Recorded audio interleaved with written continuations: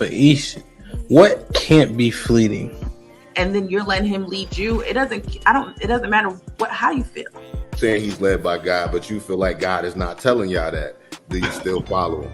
You said something interesting, Ish. You just said like men don't think the way that women do. So it almost sounds like you don't fully trust their expertise. So how could you successfully be led by So the women? majority of men don't have kids. Y'all are picking wrong. Y'all are literally picking the minority.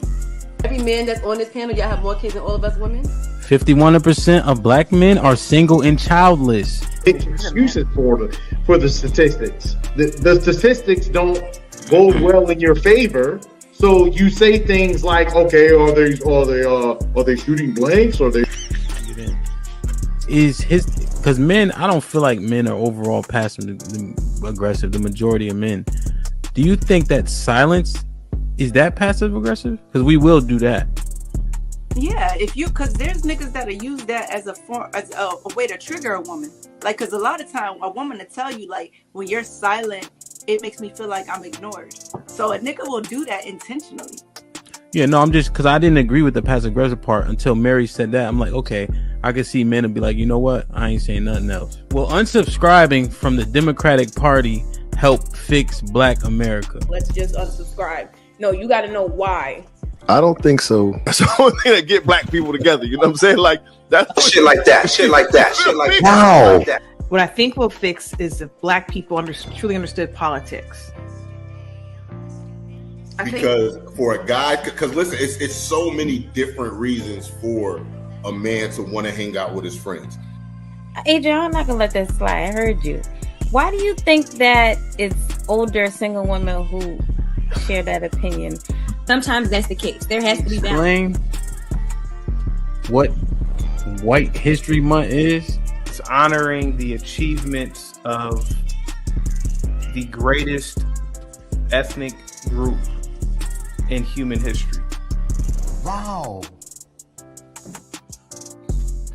I think all of that shit deserves a put him in the bathroom. Would you rather have a whore of a daughter or a gay son?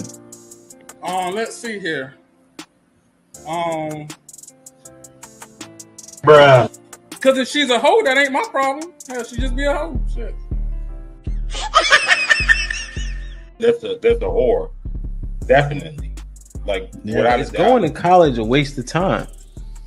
Absolutely. I wouldn't think for biology. It's ridiculous. And can I just piggyback on that? Read this for me, Q. Okay, $5 super chat from Omega Green. Depends. Go for STEM, medical or law. However, if you go for BS degrees like communications, is that supposed to be policies? Or poli-sci, political science. Poli-sci, okay. Yeah. Or criminal justice, it's wasted time. Final thought. When you take a man's time, it's like taking his money.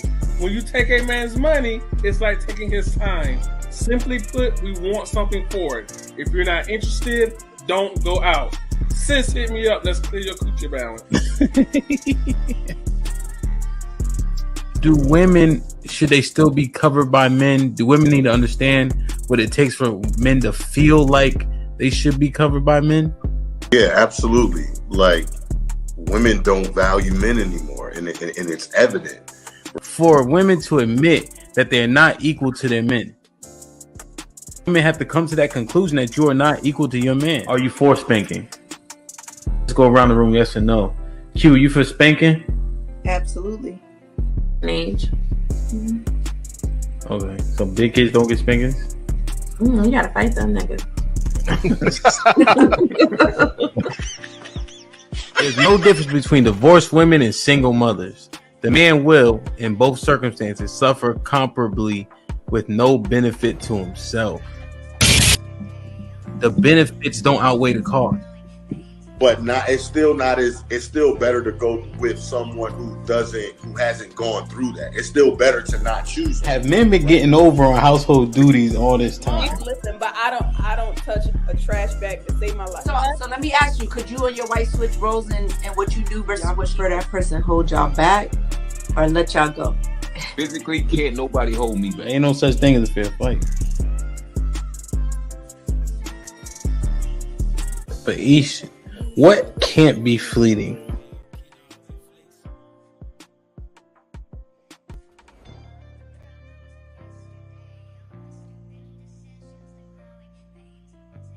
Oh, you motherfuckers. Okay. All right. I'm putting cases on all you bitches.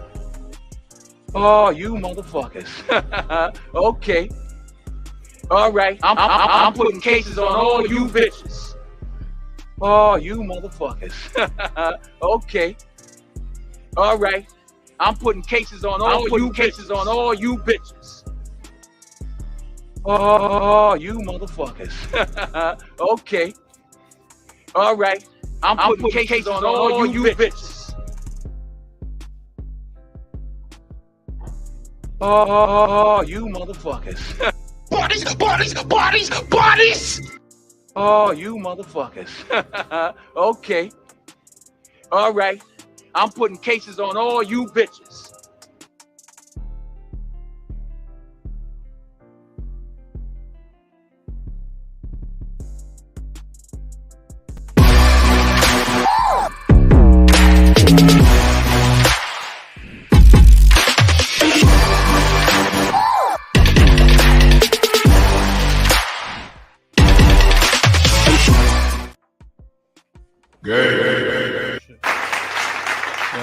Yo, we here, DJ Hampton Stampede. We in the building. What's poppin'? Hope all is well. It's Friday. For people who care about Friday, shout out to y'all. I work every day, so the shit just blends in, man. But I'm gonna get right. Shout out. We got 25 people so far. Shout out to y'all. Yeah, man. I this was bothering me, man. Let me drop the link real quick. Like, share, subscribe, tell a friend to tell a friend. Hit that like button right now if you can. That helps the channel the most. Yo, I ain't gonna lie, man. I'm feeling some type of way, man. I'm feeling a little bit irked. Josh, what's up? I'm feeling a little bit irked, man. Let me see. Oh, you motherfuckers. Okay. All right. I'm putting cases on all you bitches. So, there was a conversation happening, right? Crown Reese was popping. Josh, what up, what up, what up? Head Knox was popping. Top of the morning. Enos, what up, though? So we having a conversation, right? Let me give y'all that. Let me see what y'all think. Hey, salute. So, dude got 2 jobs, and then he has a third venture that he's working on as an entrepreneur, right? Largely dealing with other people's problems. Big Bad Bull was popping. Ro, good morning. Nah, I ain't never chilling. It ain't never all good, bro. Jesse, what up, though? He got 2 jobs, right? A third venture that he's working on as an entrepreneur, dealing with other people's problems. He has 4 kids of his own. His wife, which he married, brought her 6 hours away on a flight to where he is, got a bigger home for her and her 2 children. Their father pays $200 a month. And now they also have 2 children of their own. And she doesn't work. Think about this for a second. Think about it for a second. If you heard all of that, him being a stepfather, right? Which we frown upon, right? Honestly, we call people simps or we talk shit about them, but it's necessary, especially in our community. Or it's going to be too many single women if we eliminate them because they got a kid. Not for me, but it's still commendable, even if it is got some simp tendency or whatever to it. It's necessary. And there's some, just like when people mentor, people praise mentors all the time. for giving back and mentoring young kids up to be good because they don't have father figures. Not only is he doing that, he took those kids into his home. Flew her and the kids, went out there, married her, then brought her over here. Let me say it again. 3 jobs, all these damn kids, and she don't pay no bills. And initially, she was homeschooling her kids. So what the bills look like then? Crown Prince was popping. What would you say to this man, chat? If you heard this out loud, what would you say to him? Is that the least he could do, or is he doing the most in an honorable way? Right? So a woman says to him, Mr. Britt was popping.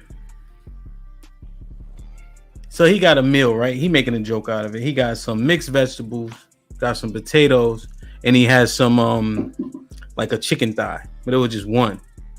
And then 2 croissants. This is his dinner he came home to.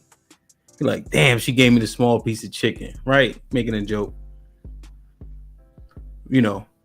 But the woman fires back and say, all them kids, you better be lucky she cooking. You better be happy she cooking. You better be lucky she cooking. You better be happy she cooking. And now the person that said this knows the background story. Does that sound like a logical response?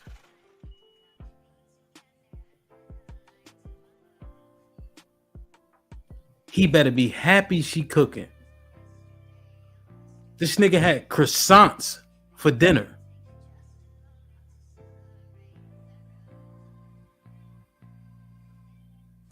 Am I bugging? This makes no sense. The reply is foolish. It's superficial, right? It doesn't make any consideration to the man who has 3 jobs, 2 kids with her, brought her 2 kids and her over here before marrying her first, and then moving in, and then getting a bigger place with his kids, and she homeschools.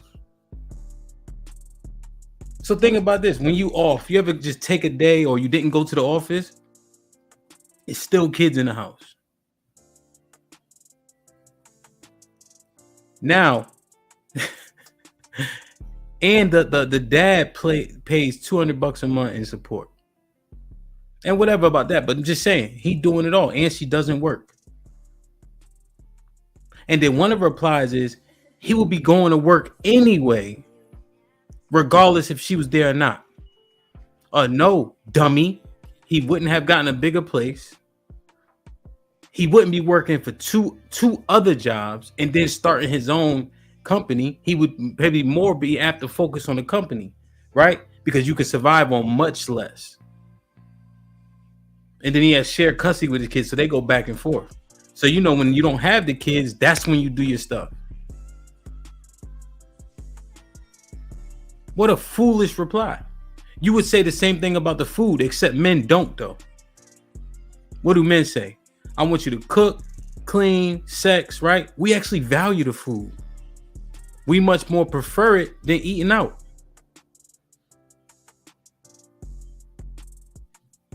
Josh, am I bugging? Mr. Britt, yo. And so I start going in on it, right? Just on the point, on the specifics. Honey bunny, that's what I'm saying. And it's common sense. Right, so we having a conversation about that, right? And the thing is, she was saying, well,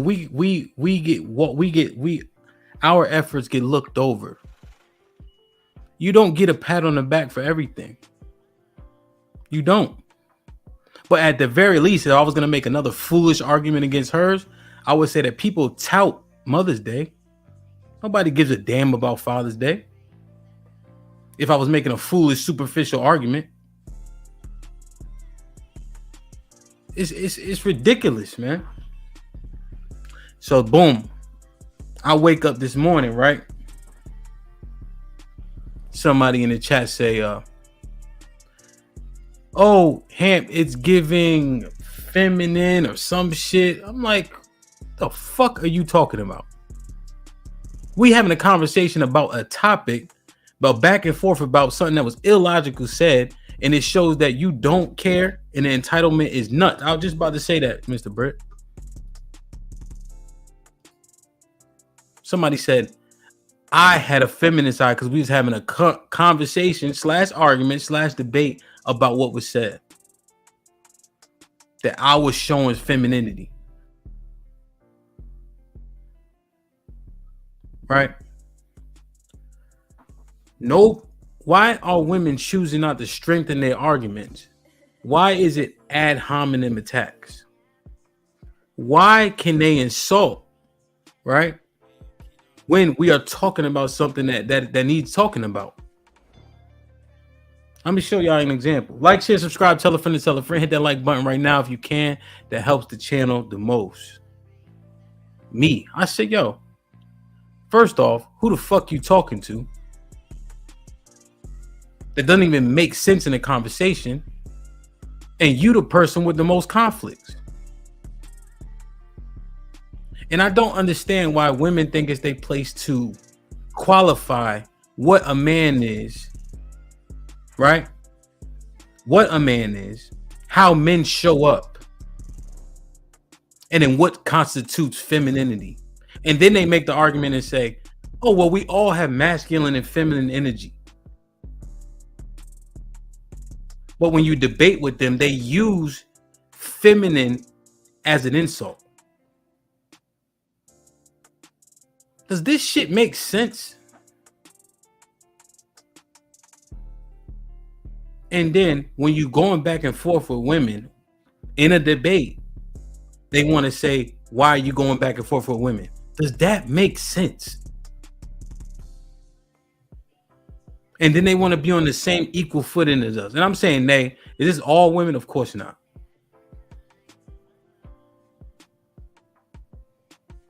Is this equal footing like a seesaw? Like when you want it to be equal, it goes up. When you don't, you go back down. Let me know if I'm bugging.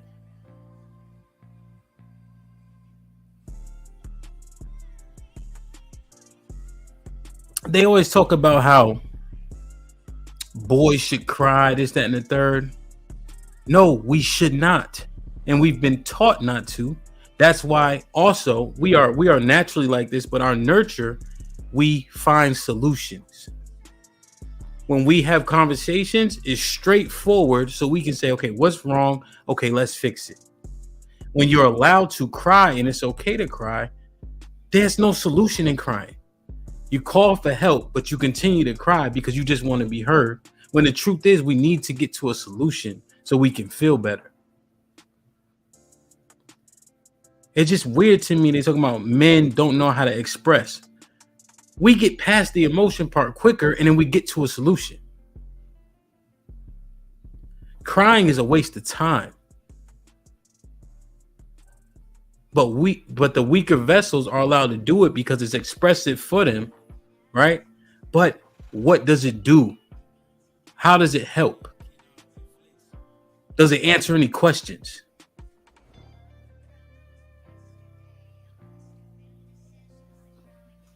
Hold on, let me get to this, y'all. What's popping, man? Happy Friday and all that. I mean, let me know if I'm bugging, cause I just is like hold on a second, man. Let me pull this up real quick. Like, share, subscribe, tell a friend and tell a friend. Hit that like button right now if you can. That helps the channel the most. So I'm listening to this, right? Oh, I'm almost there. Give me a second. All right. Let me share my screen. Oh, you motherfuckers. Okay. All right. I'm putting cases on all you bitches. So, I don't know if y'all watched this clip. Like Seinfeld was popping. Where you at in Southeast? I used to live on Benton in Minnesota, and then up 8th Street, like Southeast, but that's more like Benton Road. What's good? Seb, what up? Man, oh man. So look, did y'all watch this clip? A whole bunch of people watched this clip. Shout out to Ali, shout out to Q. CT, what's popping? You know? And I just don't understand why this is cute. All right, let me play this real quick because this is an example of unnecessary ad hominem attacks that don't make any sense. And they think this shit is cool. Top of the morning. It's real love was popping. Bodies. Wrong one. What up though? Chicago Rilla with the $5. Nah, nigga, I'ma cry. Get that shit out and keep pushing through. Salute to the 10K subs. Thank you. Yo, Rilla, this is the thing. I'm not barring men from crying. One thing, Rilla, we not gonna cry from physical pain though. Like if I break a finger, if I get hurt, I'm not crying. Did you see Mark Andrews' ankle last night? Severe, but he ain't gonna cry. He might have tears for missing the rest of the season. Let's say you about to get a contract, you get hurt, you can't fulfill your requirements and your commissions, right? Because you know NFL contracts, it'll be like 100 million, 50 million guarantee, and then there's incentives, right? So people have plans, people have families. You know, if somebody die, your kids get hurt, your kids graduate college, that's different. But you know what I mean? The pain, the trying to understand it. We can have emotions, but we gotta, like you said, get it out, keep it pushing. So we ain't crying for no damn physical pain. Love you, Rilla. Shout out to you, man. But yeah, that's why I'm like, yo. Whoops. Stop the cap. I'm putting cases on all you bitches. Yeah, man. These cases coming, bro. Cause I just. Oh, you motherfuckers. Okay. All right. I'm putting cases on all you bitches. Cause enough is enough, man. And then women be touting, oh, we so much more intelligent. Show it, prove it, argue the points. Let me see if y'all think this is a good example. Supposed to do. I'm doing what I'm supposed to do, right? But you sound very. If I'm living, that raises a family, there's no other way to get under my. So, a bunch of people watched this clip. Shout out to this clip. I think it got like 2,000 views so far. Released it a day ago or so. So Ali and Q, remember Team Fatty versus This Might Be Rich. We went over there. We had a good time. So I'm doing a recap. This is like 2 Fridays ago or Veterans Day. And so Q and Ali are supposed to recap their argument, their debate on that show. They actually just re-had the debate. Right?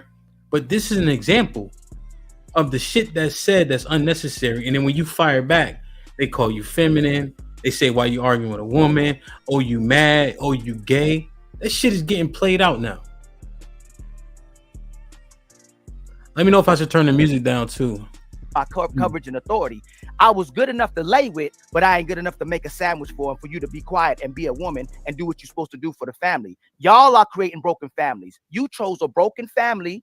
You chose to be a single mother.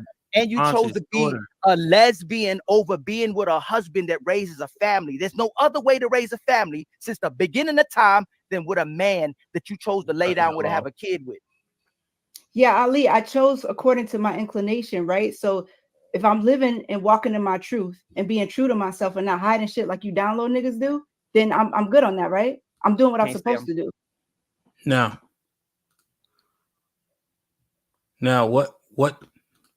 what does that do? Like you download niggas do. Right? His argument is in a homosexual household, you are missing a component that is necessary to raise a family nuclear and properly. Right? That's his stance.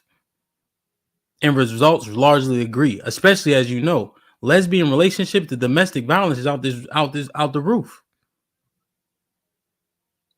But how do we get from him having an argument about what makes the best construct for kids to him being a down low nigga?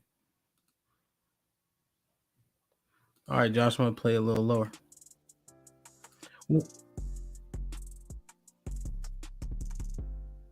What was the point of that? Let's try it again.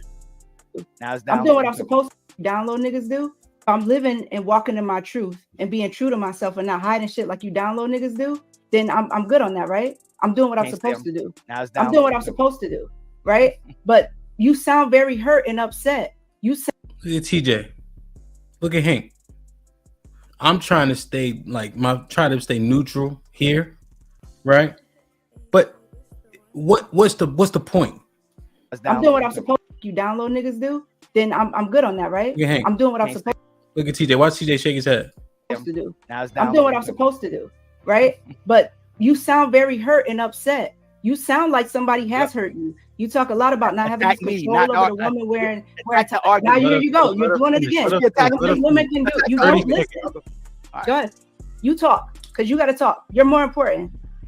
You're more important. The argument. I'm not attacking you. Attack the argument. You going at me. Attack the. Now, this is a very small example, right?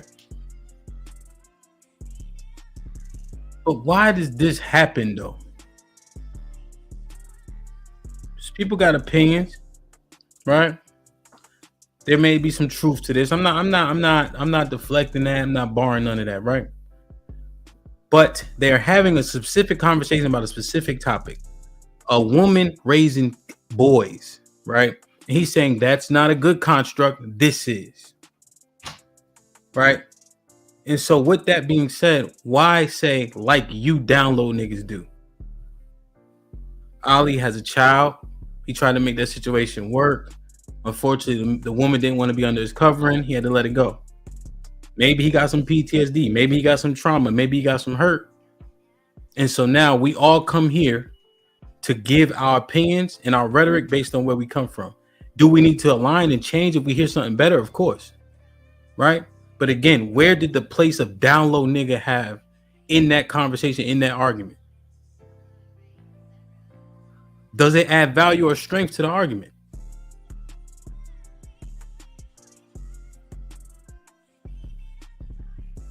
Key was sharp. I'm asking, you know what I mean? Because what he said in that instance, he didn't say anything like that for it to warrant that type of response. People use those tactics sometimes to knock people off their game in an argument, but you can take shit too far. You calling a nigga gay is like him calling you a bitch and spitting in your face. And you notice the men will argue back and forth. Very rarely are men saying bitch. Right? And I'm not saying Ali has the best decorum. I ain't saying that. But very rarely do we take it that far, especially up here, because we know it blows up. Nobody can hear anything that we said except for the word bitch. Uncle Jeff makes a great joke, but I mean, it permeates.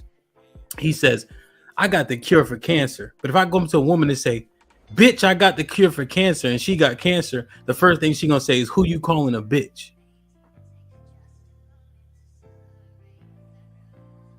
Because that's how distracting it is. So why we gotta care what else she say after she call him gay?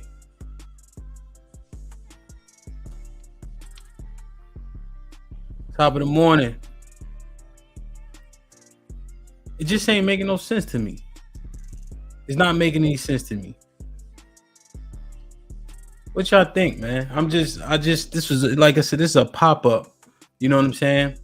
But I think people generally feel underappreciated in a lot of relationships, especially when kids come and things of that nature. But at least you can cook, and you just got done working 3 jobs in a day. he better be happy she cooked. And, and then the other crazy thing is, you say, taking care of kids, men couldn't do it, men don't want to do it. The truth is, nobody does. That's why we can't wait for kids to go to school. We can't wait for kids to go to daycare. Because who want to be around a motherfucker that can't talk and can't walk and can't feed themselves all the goddamn day? Thank God for Gracie's Corner. You kidding me? I can't see this damn. Oh, you motherfuckers. Okay. All right. I'm putting cases on all you bitches. But the truth is, in many households, men discipline, right? So when we're dealing with the kids, we only have to tell them once, right? And of course, kids don't listen, right? But think about this dynamic. If I'm home with the kids, right, and they can comprehend, like babies are babies, and I only have to tell them once, you have to tell them 4 or 5 times. Whose day is going to be more difficult? Who got to run around with the kids all day because it takes them longer to do what you ask them to do? Think about this for a second. If children are, if fathers are the discipline, right? Just functionally, I tell them once, you got to tell them 10 times. My day is gonna be a whole lot easier. And that's why the results for single father-led homes rival the results of nuclear families, because structure make things go. But women be so dragged out and tired watching the kids because the kids ain't listening to your ass until you say, what? I'm gonna tell your daddy. I'm putting cases on all you bitches. Thank you, Nick. Rush was popping, my boy, with the $5. Keep shining, King. I see you. You already know, bro. Party. Appreciate you, bro. Dada was popping with the $10 with the super sticker. I seen with the $2. Masculine energy is undefeated.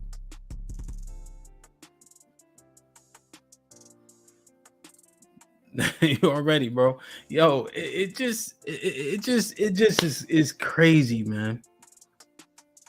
You ever hear it when women say, I was by myself, so that's why I have so much masculine energy? Do you ever hear a man say he took on feminine energy? No, you don't. Why? Because masculine energy is necessary for survival. They always try to sit here and act like it's evening out. No, it's not, my G. Right? You got women are valuable, equally valuable. But when you start talking about importance and making things go forward, you give it to us and we take it. And that shit ain't easy. To stop attacking, talking about we feminine, niggas is down low. That shit is corny as hell. And it's getting played out. If you want to have a conversation, have the conversation, or else shut the fuck up. Jordan was popping.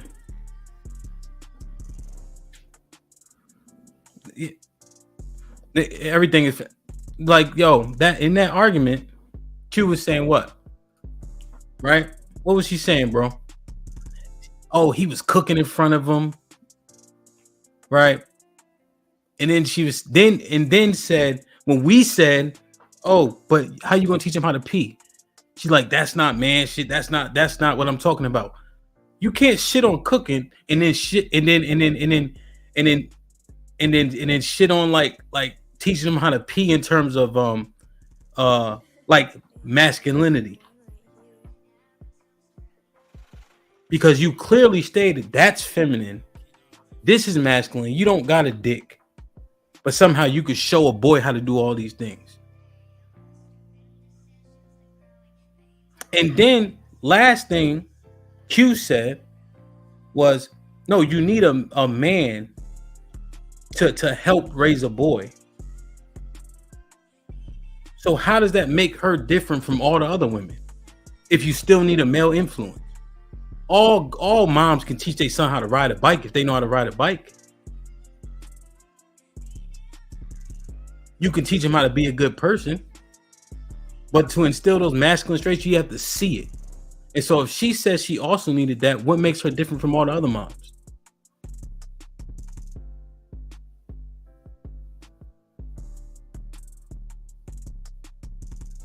I mean, this shit is crazy, man. Let me show y'all this clip real quick. So we got through the ad hominems. Shout out to Mr. White. It's just crazy, man. Yeah, I dropped the link, KP.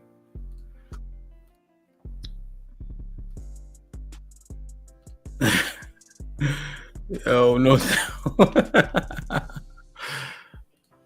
and you see, I'm not even like cussing them out. I'm just like, yo. Oh, you motherfuckers. Okay. All right. I'm putting cases on all you bitches. That's what I'm saying. It makes no sense.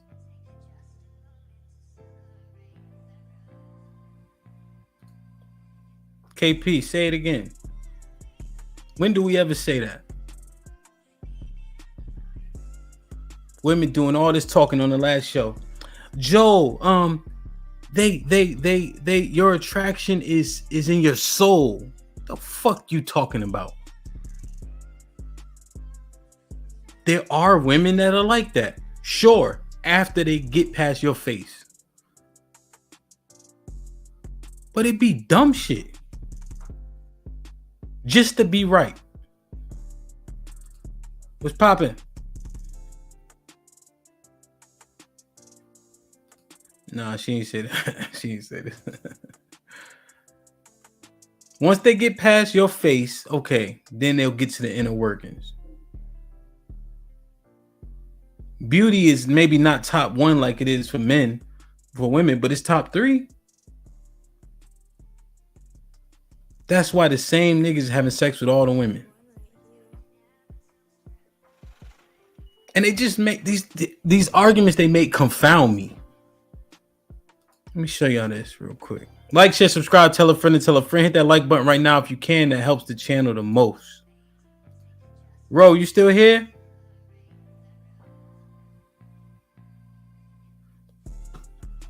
Let me see, man. I appreciate y'all. Carl Smith was popping, my boy. How you? Carl Smith with the 10 hours. Thanks for the wisdom. Hey man, if you appreciate me that much to say is wisdom, I appreciate you, bro. Honestly, man. It just, with all that getting, get understanding. I'll play it back. You know what I'm saying? And I feel like men are getting a little better at doing less of trying to win the arguments. And shout out to Mr. White. Mr. White started listening probably before any of us. Listening to what it is they saying, taking it in, pause, responding based on what was said. But what I see a lot of is people have talking points, and that's what they want to do, is talk about their talking points. And if your talking points never ever change, you ain't opening and hearing a goddamn thing. Albert Einstein said it best. Once you stop learning, you start dying. And if you up here never being wrong, something ain't right.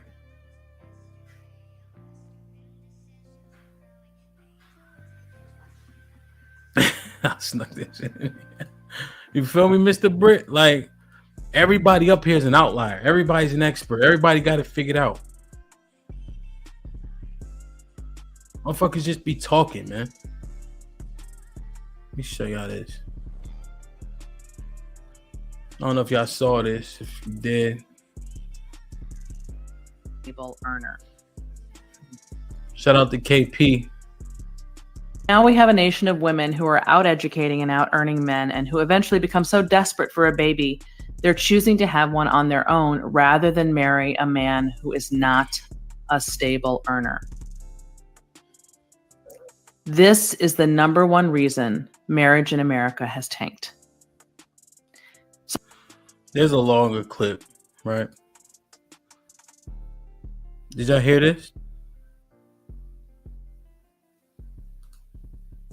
So now we have a nation of women who are out educating and out earning men and who eventually become so desperate for a baby, they're choosing to have one on their own rather than marry a man who is not a stable earner. This is the number one reason marriage in America has tanked. So,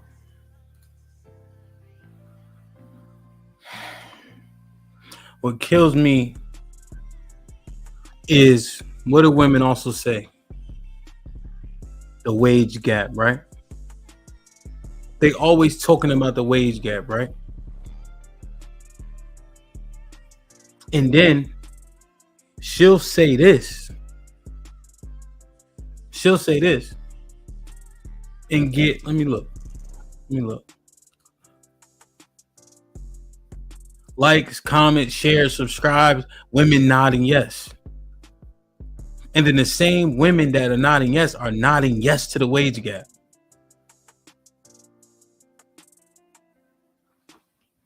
Am I bugging?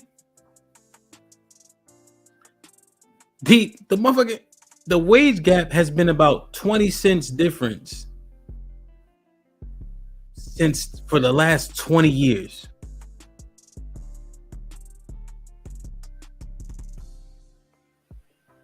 But they say shit like this. You're not out earning us. It's about 20 cents different. And every stride women take is because men open these doors. And with inflation, what fucking man? It's very few men that don't need their woman's money. So why the fuck will we be holding them back?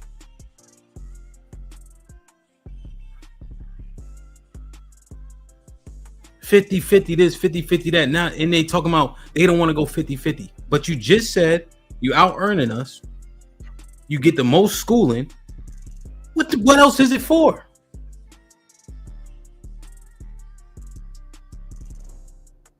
And then the wage gap, obviously, we broke that down, right? The jobs you take are largely the reason. The job that you can't or don't do are largely the reason. Having children, which is a blessing, being part-time is largely the reason. Not being a disagreeable, not asking for wages, not negotiating contracts. All these things have to matter into how much money you get. At my company that I used to work at, I was the highest paid person there in terms of operations, aside from C-suite people. Because I negotiate and I don't care. I say no and walk out the room. Because I'm also good at what it is that I do.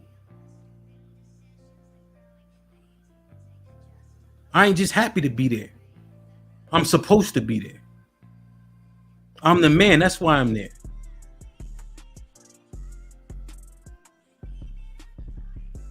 I ain't saying thank you. I'm saying you're welcome.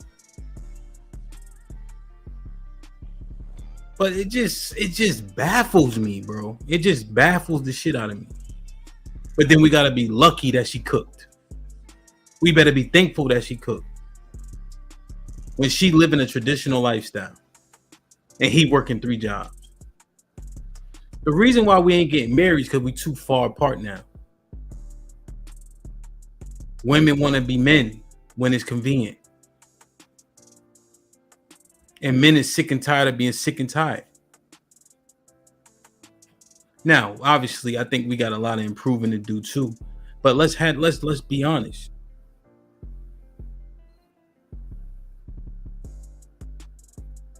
The forked tongue shit is crazy, man. Yeah, we talked about it.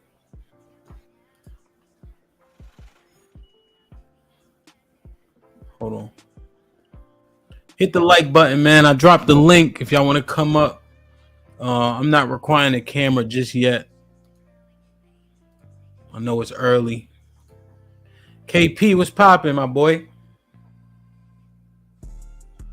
What's up? What's up? What's up? Can you hear me clear? Yes, sir. You're a little faint, but you all right. Let me turn on the music. What's good? StreamYard got a new app now, so I just downloaded that app, so that's probably what it is. Okay. What up, though?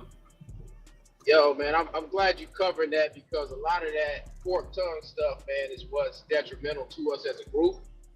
Because in a time where a recession is starting, but the news has not announced it, and our people keep refusing to acknowledge it by staying separate, how are you going to have a community?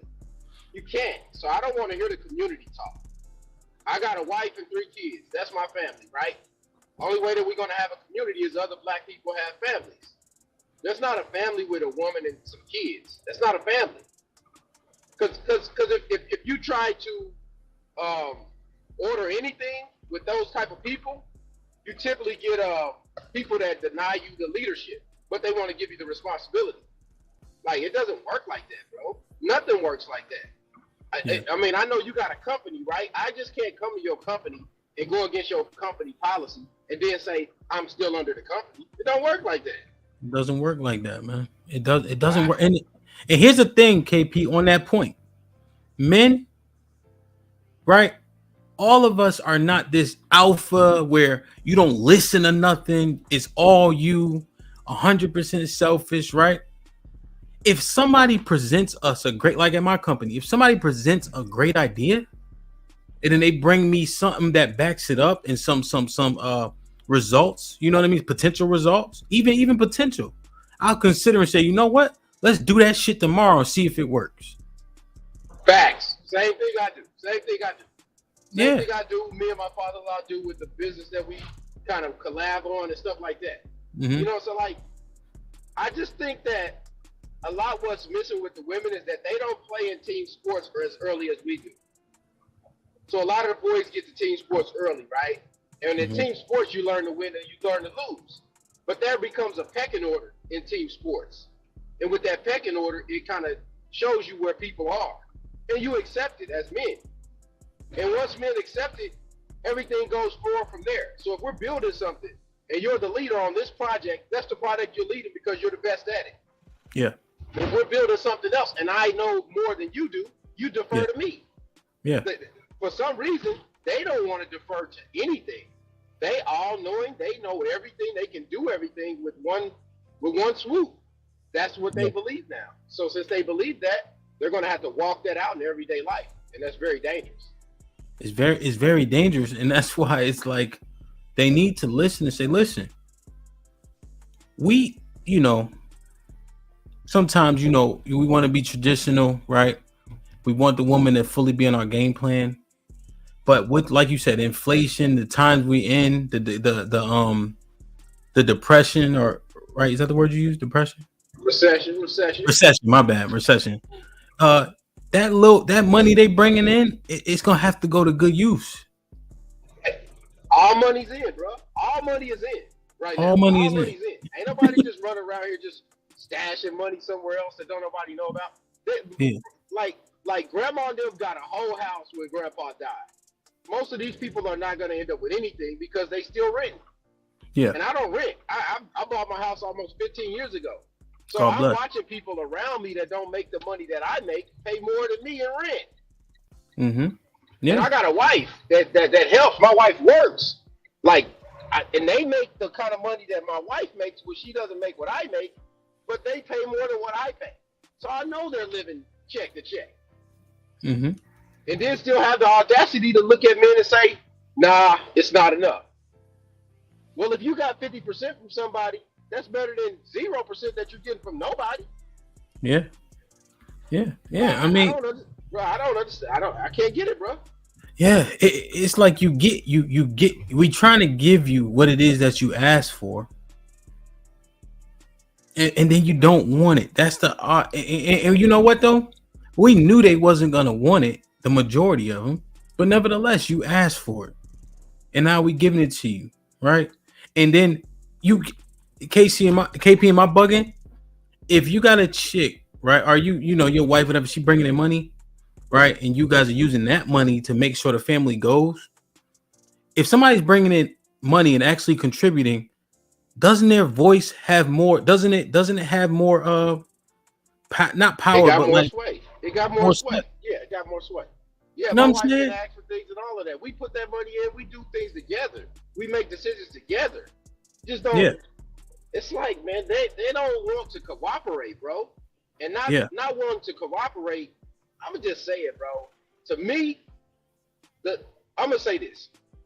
See, black men in America cannot practice white supremacy like other people can. Other people can get grafted into and be able to practice certain issues against other people. Well, black men are basically the bottom of America's pyramid scheme. And being at the bottom of that scheme is that everybody has a right to steal from you and take from you without giving you anything back. Yeah. So like, that's why people can disrespect Martin Luther King's name and not get hit in their mouth. You know what I'm saying? Malcolm X, Medgar Evers, people that really died, right? And then they'll tell you in the next breath that they respect black men. Like, wait, hold on, bro. Like, I just watched these dudes die in the 60s for us, for black people, for the progression of black people that got you your rights, and then you disrespect their name, and then you look at me in my eyes and tell me you respect me? No. Yeah. I don't believe it. I don't believe it. No, you're 100. That's just where I'm at, bro. That's just where I'm at with it. Just looking at it. And then they'll tell you the next breath, but I went to a HBCU. What? Let me see. Am I on the right board? Wow. Marcus was popping, my boy, with the $5. The thing is that women know what we're talking about about the wage gap. The problem is they want to be disingenuous about just for the sake of it. And damn, before I read that, I'm about to say something too. And just about the HBCU thing. No, I mean the HBCU. That shit was a whorehouse. That's really what it was. I mean, ain't that much pride going on. Bunch of dancing and niggas having sex and drinking E&J. I think the essence of the HBCU is, because I went to one. I think we could do a lot better, No, just but even, back on the point where your wife is, and then we're not saying it's 50-50. We saying like, you got to consider what it is that she's saying. And if there is a crossroads, then that's when we have to take it back. Okay, we can't agree to disagree because we have to make a decision. Therefore, I'm going to have to make that decision. And that's when the feminine traits in the woman comes in where say, okay, I don't fully agree, but I respect it and I'm riding with you. That's real life. You know what I'm saying? Real life. That's not, bro. in a marriage, bro, we go through those things. I'll be celebrating 15 years of marriage next year, right? God bless. And what I know is that we go through things, right? And what people discount in these relationships that they don't talk about, Hemp, is this. There will be life events that take place over the time of a marriage. And what I mean by life events, there will be other people in the family that get married and people that die. Yep. That we have to live with. That you have to do the emotional labor for your spouse for. Yeah. That you didn't think about probably when you first got married. But once you start going through it, you realize your connectivity to the other family. You know what I mean? Yeah. Yep. So, like all these people that's going to be alone, psychologically, I don't know what that's going to end up doing to them because people are going to die. We're all going to die. Yeah. Eventually. So you can play the game all you want. You can be Superman, superhero, whatever. But all I know is at the end of the day, when I need my wife and somebody dies in my family, she's there. And when she needs me, I'm there. Yo. I don't get these people, bro. Yo, spot on. My wife is an only child for her father. Pop is 75. I mean, enough said, right? It's real. You know what I'm saying? So like she makes sure he's straight. His phone, he'll come down here with us for a month. You know what I'm saying? He got to go to the doctor, right? He live in a different state. But whose responsibility is it? Who got to make sure he's straight? Like something was happening where he live at. I said, do I have to go up there and whoop somebody's ass? Because who else gonna do it? Right? And I was joking, but I was saying, just one of those situations. But 100% accurate. When you said that, it resonated. Because who gonna hold them down? Yeah, bro, because that's real, bro. In a family, you're a group setting, bro. Everybody's supposed to care about everybody else's well-being. So you care what they're doing, what's going on with them, and all of that, bro. Like, I just don't, I don't know, bro. I don't know. They can't cooperate with one person, let alone a group. You see how that works? Yeah. You can't cooperate with one person that you quote unquote claim you love or that you want to be in love with, but everything's based on terms of how you feel and whether you're happy or not in those situations and circumstances. That's not the real world, bro. I mean, going through a marriage and going through life and watching people die, because grandma's gonna die, grandpa's gonna die, auntie, uncle, cousin, all these people are gonna leave this earth, and then your bond with your wife and your children is what's gonna stand the test of time over time. Yeah. And some people are opting out of that, and then they expect people that's married to then pick up the pieces because we got it all, because we got a group. You see how that works? Yep. Nah, you're not about to play me like that, because I keep seeing it over and over, bro. That's profound. Let me read this real quick. That's a fucking profound point, bro. Kiki, what up, though? Let me read this real quick. I got you. Savage with the $5. I just would love to remind the chat a great chaotic quote. Woman's hands are the perfect size for a broom to fit in their hands. Kiki, what's poppin'? What's up? How you? I'm good. How are you? I'm doing the right thing, man. I just, it was getting on my nerves, you feel me? So we had to have that conversation. What's your perspective on anything that we mentioned? Oh, they finally got on your nerve? I try to be patient. I don't see how. Tell me why. Because they try to give a perspective on their personal experience. And they should think abroad, not just on their personal experience. And that's what I don't understand about that. What irks you the most? Like, they're just so micro? Yes. And they want to dig at you and not look at themselves. So I believe they project a lot of stuff on other people. Damn. Is that the reason for those ad hominem attacks? Like when I showed that clip? Absolutely. Absolutely. Where does it come from though? Like what projecting? Like what is happening to them? We're constantly we always see that, so that's what we're gonna project. We always see that. Like amongst women? Yes. It's nothing out here for a man to go to see an outlet or to voice their opinion. It's always a woman's opinion. Ain't no man saying nothing. Wow. And don't nobody want to listen to a man. So why do they want to look to a man for a perspective when it's always a woman? Damn. That's crazy. Shit like that. I'm telling you the truth though, bro. No, I know. The thing that bothers me though is I know 99% of everything. I ain't know that shit though. Yeah, I know how you be saying that. But you know that's the truth though, because bro, you're gonna realize it, because you might have some nephews, and you said you got all daughters, right? I got one son. Okay, so you're gonna see the difference when you treat, because there are gonna be things he gets away with that your daughter don't get away with, but that's the double standard of the sexes, bro. It's just part of it. I have two daughters and I have a son. My son is the oldest, so there are things he gets away with that the daughters won't get away with, but they get to sit in the house when he pushing snow, right? Yeah. They get to sit in the house when he cutting grass, right? Yeah. But you see, and when he cleaning the gutters and all of that type of deal. But then they'll ask me a question of why he can do this and I can't. There's a difference between the two.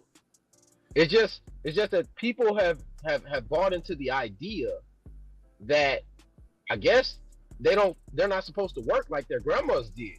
Grandma didn't work, right? Yeah. Everybody worked.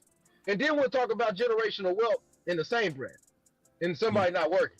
So like, are we supposed to be like super Negro Hancock or something? Yeah. And like we supposed to just get $1 million because some athletes made it? Like we supposed to be those millionaires too.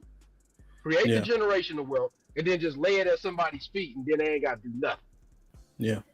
No, I don't know, bro. It's a weird thing. Cause let me read this real quick. Kasim, thank you. With the 20 ball. Shit like that. Today's modern woman is convinced that if she has a job, a house, and a car, that she doesn't mean a man. Put him in the fucking bedroom. Get him out of here. Come on. Make those things the sum of what a man does in her life. She finds out masculine light brings her joy. Damn, where'd Kiki go? I had another question for her too. Damn. Today's modern woman is convinced that if she has a job, a house, and a car, that she doesn't need a man. Making those things the sum of what a man does in her life. She finds out masculine energy brings her joy. Yeah. The touting of assets. The touting of degrees. And that's when they say, Kasim is at 100% correct, that they don't need a man. That is crazy, man. And then if they only listening to each other, our opinion doesn't matter either.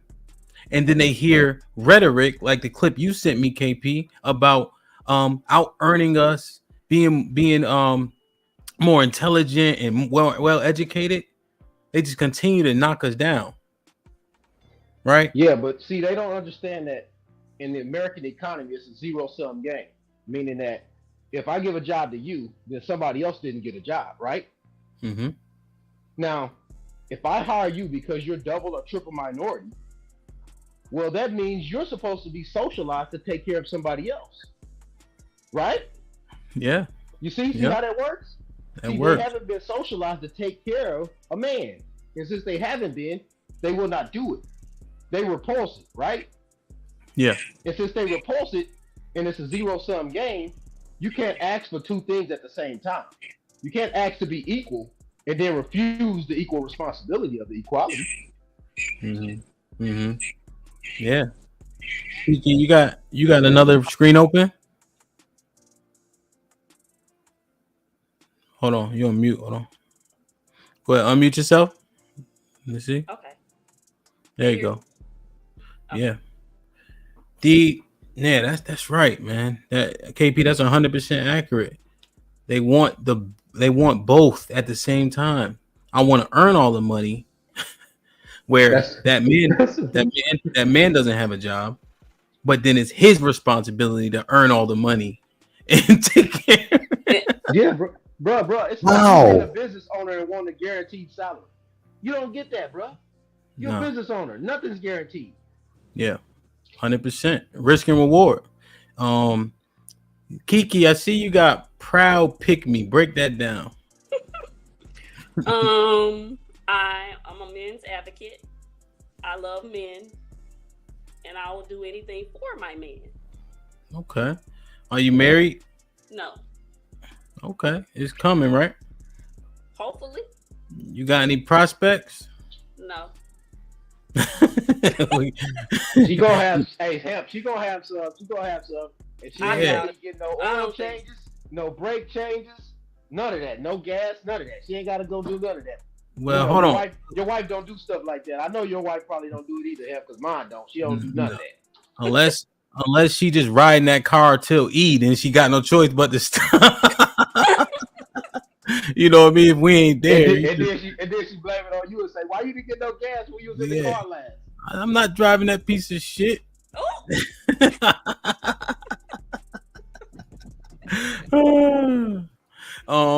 So Kiki, Gunny said, what up? What up? Kiki, so are you outside looking for prospects? Are they looking for you, or you be in the house chilling? I'll be in the house. I'm an incel.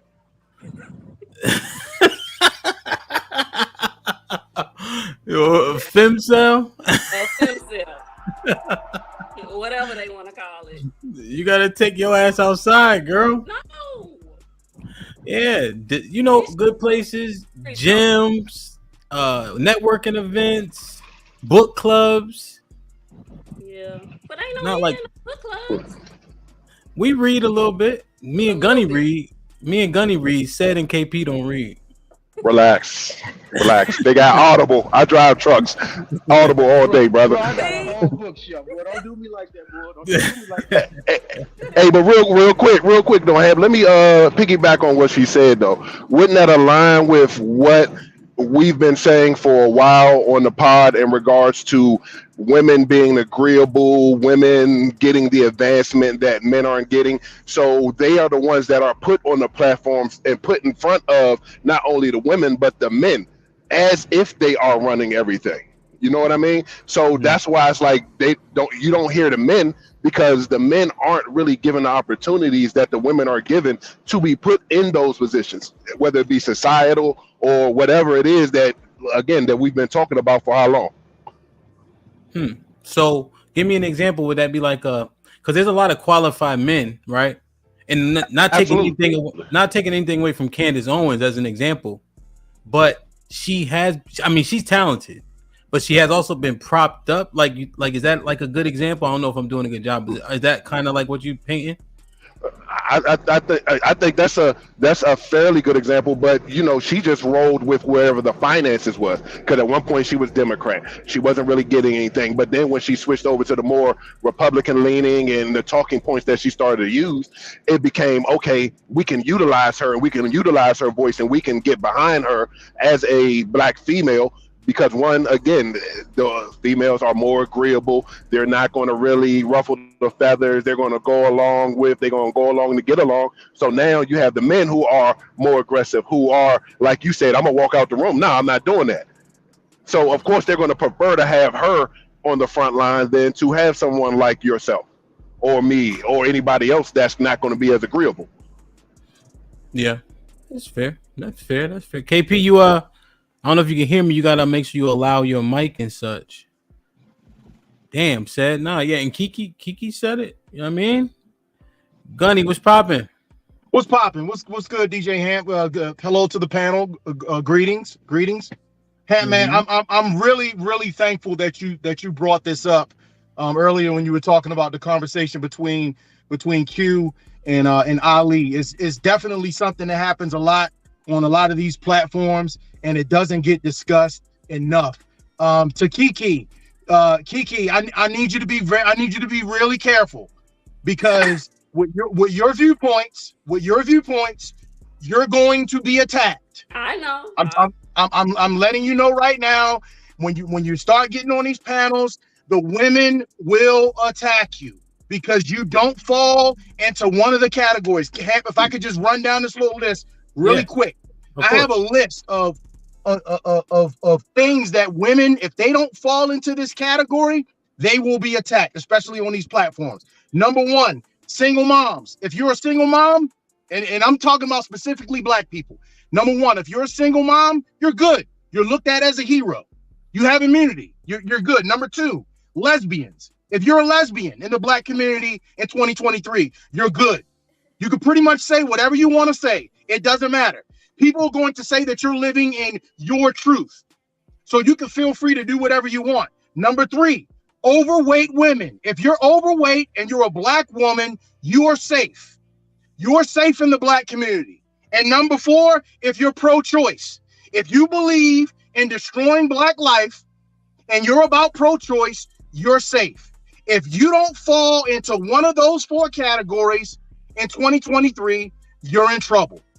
You're in trouble. We saw it on full display when Hant started off the show this morning with the conversation between Q and Hant. Q falls into the number two category. So she feels that she can pretty much say whatever she wants to say because she's safe. Liberals have fooled our people into thinking that right is wrong and wrong is right. And that's where we are. That's where we are in 2023. So Kiki, you need to be careful, because you're promoting something that's actually going to uplift the black community. That's what you're promoting. Okay. Damn. That's why I try to ghost watch and not be on panels and stuff. Well, right. But I think it's needed. I think it's necessary, and I hate the fact that it's she would be considered, Gunny, pick me or pandering. But what if she's saying the right thing? Right. Here's the thing: it doesn't matter whether she's saying the right thing or not. The fact that you asked a very important question, the same question that some of the women on these panels are going to ask her: are you married? When she said no, everything went out the window. I guarantee you, everything goes out the window. We have a woman that comes on your show. Her name is Gway, right? And she's been in a 13-year relationship, and she didn't get married. But her talking points. She espouses talking points that do nothing but uplift Black people. But you know what? To the women on the panel, it does not matter. It doesn't matter what she's saying because she was in a 13-year relationship and she never got married. Yeah. They're going to say what? They're going to say, Gunny. Go ahead, Kiki. Sorry. No credibility. That's what they're going to say, oh, well, she's saying and doing the things that men want. Why isn't she married? Right. Right. Never mind the fact that the truth is the truth, regardless of what vessel it comes from. The truth is still the truth, and it doesn't matter. Instead of looking at the words, instead of attacking, and Hamp alluded to this earlier, instead of attacking the main argument, you want to focus on all these outside things because you don't want the truth to get out, and we are absolutely tired of it. Yeah. As men, we are tired of it because we can see that there was a clear plan to distract us from the truth and talking about it. We'd rather talk about all this other nonsense that has nothing to do with the truth. Mm-hmm. Facts, Gunny. And the thing is, we in this space talking, right? There's another, and they get so offended by things that don't align, right? Right. Gunny and I have disagreed, right? Misogynist and I think we disagreed before. I disagree with Uncle Jeff, and we was kind of yelling and shouting, but we always come down and make sure everything's okay, right? But even when we disagree, we still have a decent level of decorum. Of course, not all the time, right? Right. Because even though we're not in front of each other, men understand what happens when we disagree and get too heated, right? It usually ends in something physical. Even online, we have that in our subconscious, and then it's like instantly Kiki say something, Gway say something, ad hominem, dismissive, jumping on, right? When the truth is she could be saying something that she believes that is actually beneficial, and who gives a fuck if she agrees with the men if it makes sense. Let me read these real quick. Romello said, and I need that list again too. Romello 747. Excuse my Romello was good. Shit like that. $10. The climate we live in, misogynist, what up? The climate we live in today is feminine. Most men leave the corporate environment to live in a men's friendly space. For your information, men in general make more than women. Hell yeah, that's a fact. Black America, what up though? With the $2, what we talking about? We talking about decorum, man. We talking about the truth. We talking about being honest. Stop using ad hominem attacks. If you want to argue with me and debate my point, debate my point. And women always default to these carnal tactics. They always talking about we so carnal. So that's kind of what we talking about. Black America. Shout out to you, KP with the $2. Gunnyisms, yeah. Follow Gunny on TikTok. Romello, get to the shit like that. Shout out to whoever received that. I appreciate you, man. The memberships mean a lot, man. If you really want to hold somebody down, pay full fucking price. Damn, man. It's crazy. Misogynist, what up though? Have you? Oh, go ahead, Gunny. You want to say something? No, just really quick. The thing that's mind-boggling to me, and you brought this up earlier, you fall in the category. You fall in number 2. You're a lesbian. And you live that lifestyle. That's on you. That's your thing. But how can you use that as an attack against another man when you're living that lifestyle too? Because nobody's gonna mind-boggling. That's how it works, bro. Nobody's gonna put that pressure on her because she's protected. Yeah, it's a protected class. It's I'm telling you, bro. I'm gonna say it. It's a white supremacy tactic. It's well played. It's well played and well learned. If you absolutely, brother, absolutely, 100%. That's a white supremacy tactic. The first thing that they would do to the black man is that was the first thing they did when they wanted to break down the family. They had to break down the black man, emasculate the black man, and that is the first tactic that unfortunately some of our women go towards when they disagree with the talking point. I want to emasculate that black man. I've been called gay. And it's I'm a heterosexual male. Right. I'm not gay, but it doesn't matter with some of these women because when they disrespect, when they disagree with you, you're a suspect, feminine, gay man. It's unbelievable. But they best friend is EJ Johnson. Yeah, word. Right. And the thing is, black men, we will admit that we need to do better. Overall, Gunny says it all the time. Being a whoremonger is not the move. Gunny says that we need to stop touting the fact that we got all these women and all these cheeks. Keith, you want to say something? Yeah. So why is it celebrated? Huh? Why is it celebrated? Hold on. Let me just mute Marcus real quick. Go ahead, say who is that? Let me say it again. I said, so why is it celebrated? Hormones. Because our priorities and what we prioritize are mixed up. And people, and even like with the brothers, right? Like Hebrew Israelism, right? People will latch onto the fact that in the Bible they had multiple wives, right? They often forget that you had to be able to take care of every single one of them, and they couldn't know the difference at all. And Absolutely. The truth is, polygyny is not for everybody, right? You have to also deal with every part of those women, not just their vaginas. Absolutely. You know, so we need to reset. So for me, I have one son. Hopefully, I can mold him to not do those things that I did, right? Because now my appetite's different too, right? I'm desensitized to an extent, right? And so now relationships and monogamy is more difficult. Yes. You know? Absolutely. And when you look, and I'm not getting biblical at all, but just painting the picture. When Paul went into Corinth, he was telling them niggas like, yo, you just need one wife, my nigga, because y'all up here wilding. You had sex with your dad's other wife and shit. Y'all niggas don't know what you're doing. Just get one wife, because they couldn't handle it. You know what I mean? Exactly. They can't handle it now. Yeah, and so we gotta have these conversations, right? We need to reset it if we want to take care of our community. It ain't about us, but we selfish. But see, men can say that, right? The misogynists might understand what I'm saying. They'll acknowledge. Marcus will understand what I'm saying. Acknowledge it. Even if they don't fully agree, they'll be like, okay, it makes sense to an extent. Women think they're doing good because they're getting money and having degrees, but the truth is you ain't getting married. So there's something that's not that you're not doing right. Right. And we got to make adjustments, but it's hard for a lot of women to see that we fucking up, you know, in all that many of our aspects. You know what I'm saying? Sorry for I feel like I belabored it a little bit, but just, you know, no, it just weird. Yeah.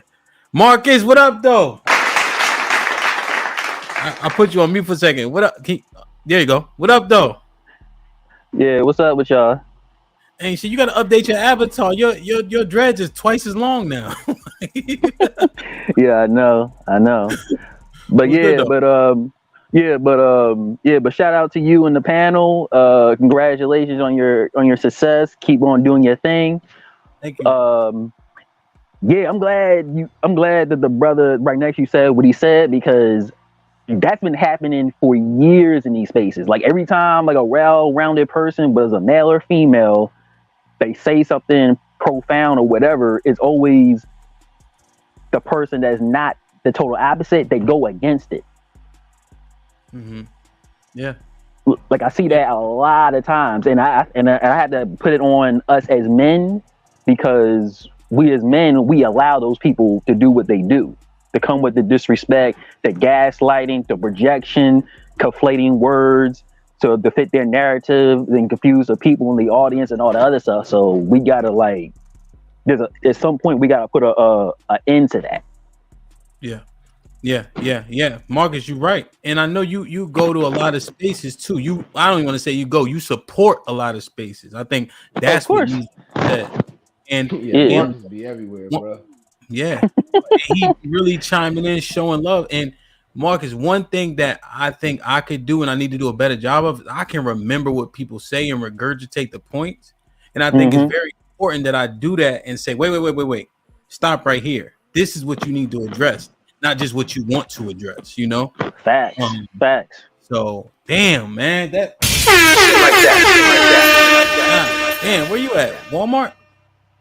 Well, I'm at work, so I'm not gonna be here. I'm gonna be here for a little bit, but I'm just wanna just talk to y'all for a little bit and get my perspective on what you were saying, because I think it's very important, because people like you, the brother right here, and the young lady over here, and well, I'm gonna say everybody on here for the most part, to me personally, is needed in these spaces, because we do need well-rounded people that are on a higher frequency that can help our people to grow and come up with solutions and all that.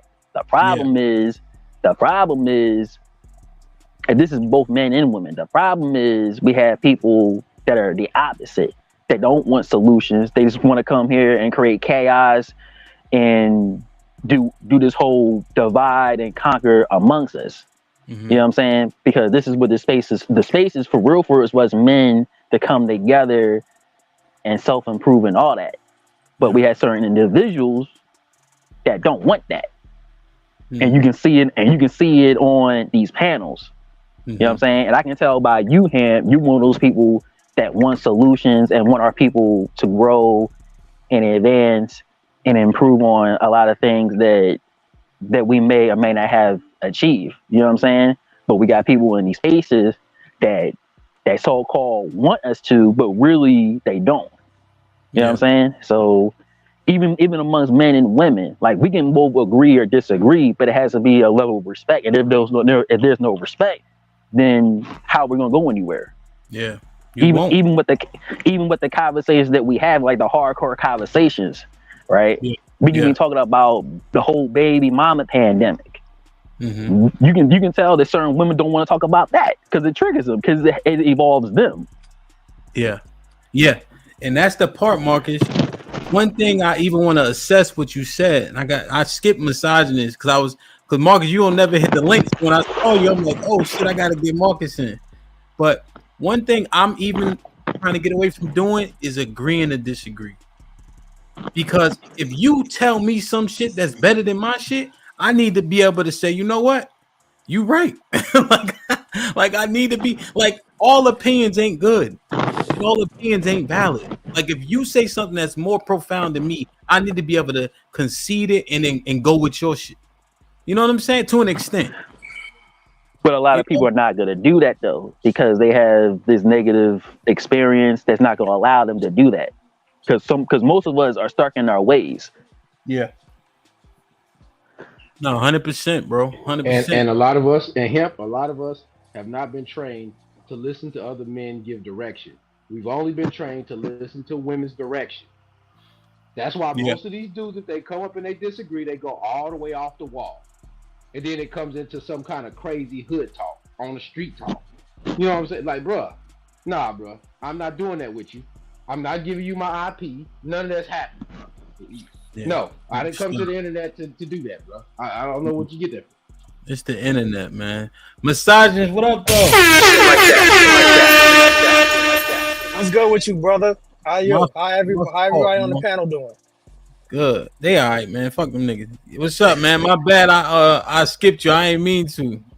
Nah, it's all good, bro. Like, I'm just vibing with the conversation, man. And Marcus, thank you for your kind words, man. You know, some of us are really not appreciated enough up here as far as the men and the women who have sound mind, who have a sound mind of character, because for the most part, Black people, for us, I say we'd rather be entertained than be educated.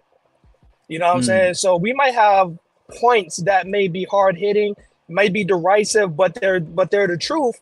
But you have people that come up here and just want to be agents of chaos, and they want to sit back and they kind of want to shit on what you're saying just for clicks and views, you know.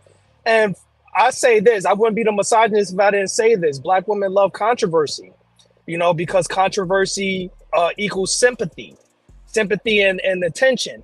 Sympathy and attention equals money and fame. This is the reason why you have a lot of our women that perpetuate Megan Thee Stallion and the Sexy Reds and the Cardi B's and the City Girls and that kind of mindset. And when we give them pushback on it, they project. They say that it goes from having, okay, well, maybe this is kind of ratchet and we shouldn't be partaking in this, you know, because we're thinking about the new generation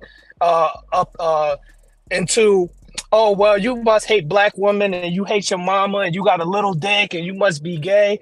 You know what I'm saying? And at one point, the conversation gets very stifled. The conversation doesn't go anywhere because the thing is, as a man, he ain't gonna want to sit up there and listen to that bullshit. He know that everything that's being said is an actual lie. So what does he do? He just shuts the conversation down. It's like, listen, you don't want to have an intelligent conversation. I'm good. And women use that as a way to say, hey, I was victorious over this man.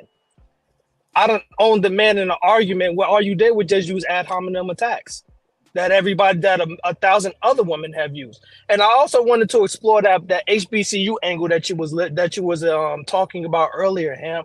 I went to a HBCU. This is going to be kind of hard for me to say, but HBCUs aren't shit nowadays. All it is partying and bullshit. You know what I'm saying? And it perpetuates the stereotypes that niggas just love to be entertained. They don't give a fuck about learning. This is the reason why the HBCU that I went to, Norfolk State, the ratio female to male was 7-1. All the staff and most of the staff and faculty were female.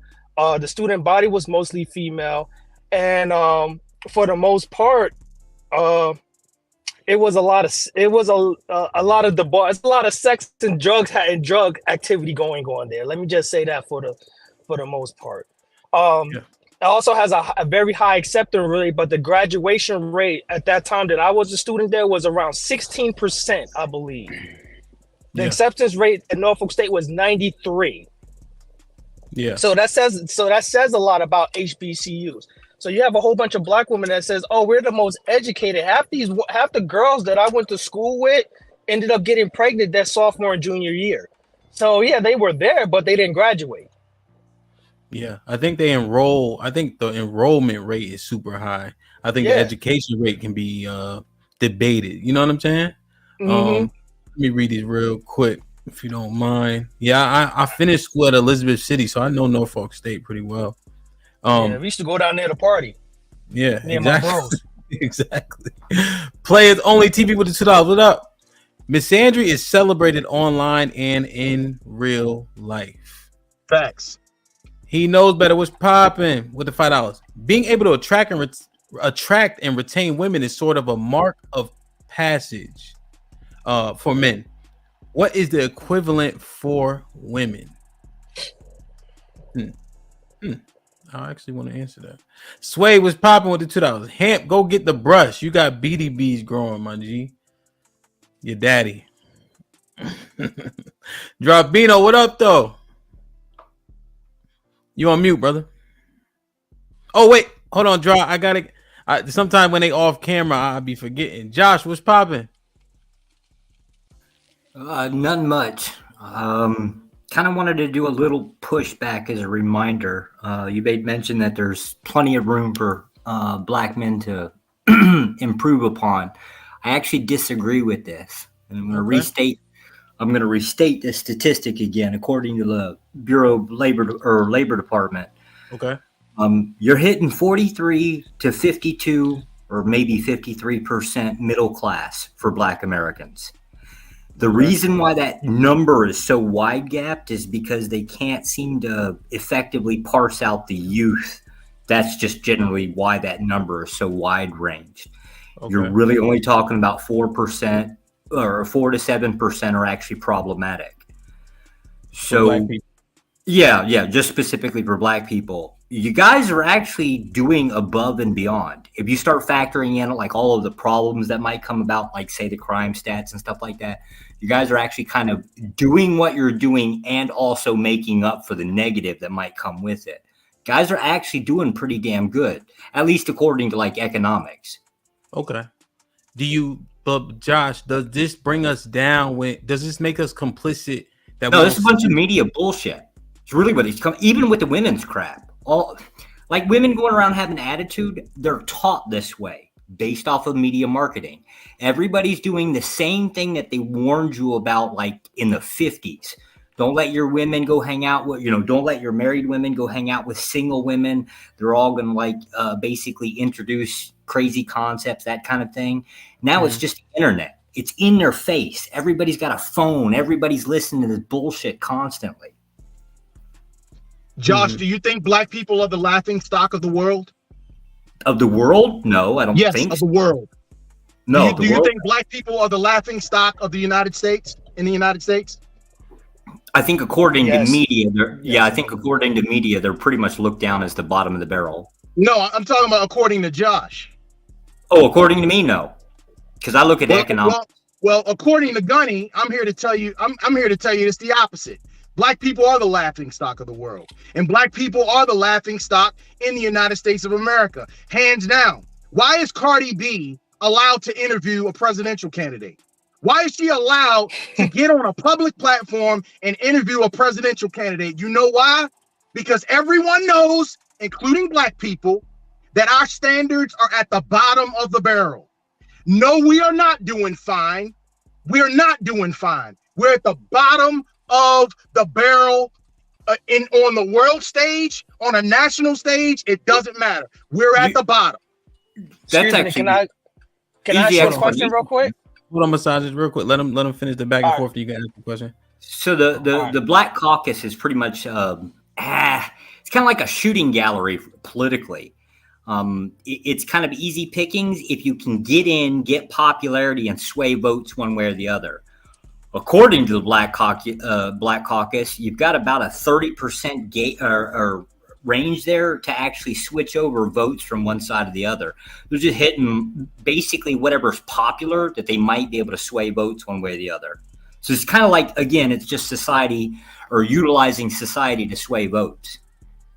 Overall, the National Black Caucus does nothing for black people. They do nothing for black people.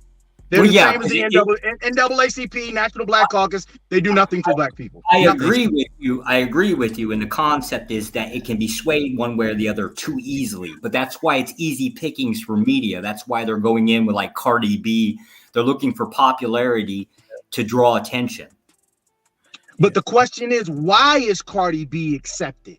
Why is it okay for this type of woman to represent women of color on a national platform? Why is that okay?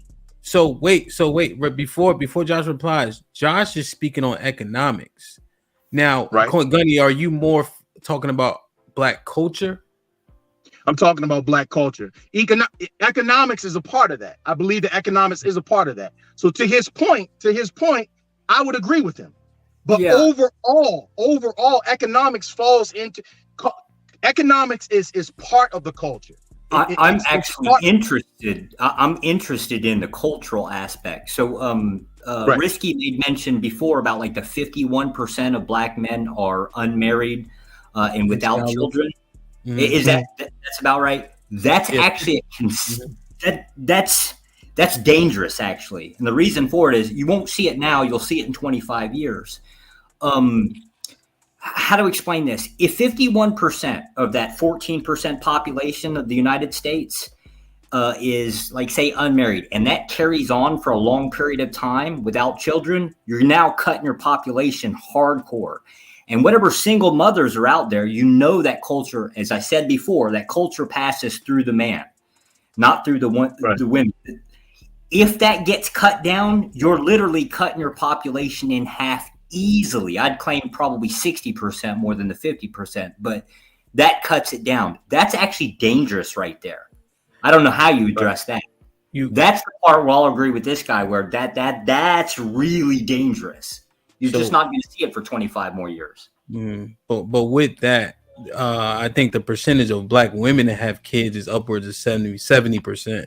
Still won't count if they're not married. The culture's not getting taught. Okay, you're talking about culture. Okay, down, right?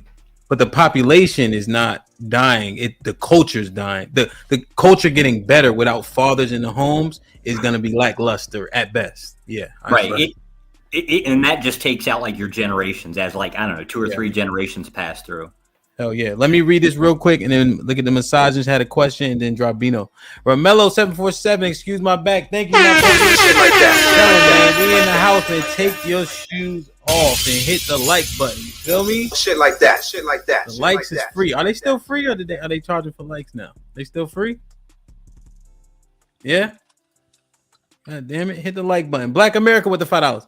economic is the only thing that matters. We have no culture. Damn. Go ahead, Massage. You had a question? Yeah, I had him a question. That the brother with the locks above next to me was That's Gunny. Yep. Yeah, he do you? Malcolm X had a statement. He said a nation cannot rise any higher than its woman. You know what I'm saying? Is do you think?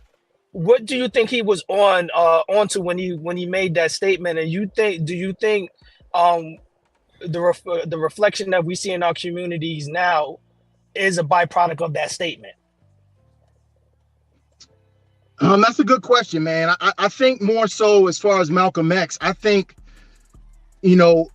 our culture right now is more so a byproduct of the statement he made about liberals, about liberals, white liberals being the most dangerous thing on the planet. I think more so than his statement about women. And I am familiar with that statement. I think the one about liberals is more indicative of the culture that we're in now. The fact that, and that's why I speak on culture so much, because I think it's very important. And I think that we have, especially on these platforms, we have the ability to make a shift based on what is culturally acceptable and what's culturally unacceptable. I think that we have more power than what we think we do, if that makes sense. No, you're right.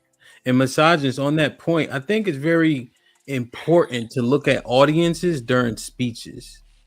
So for instance, like, again, I'm not getting biblical, just using it as a reference point. When people read a lot of Paul's letters, they take the letter and apply it to everybody. But he writes specific letters to specific not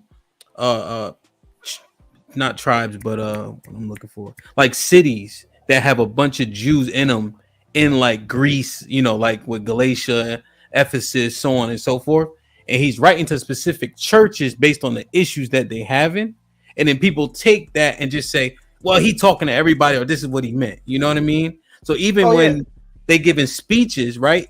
If he talking to a bunch of women at that time, he's saying, you guys come up under this umbrella, learn the tenets of Islam, right?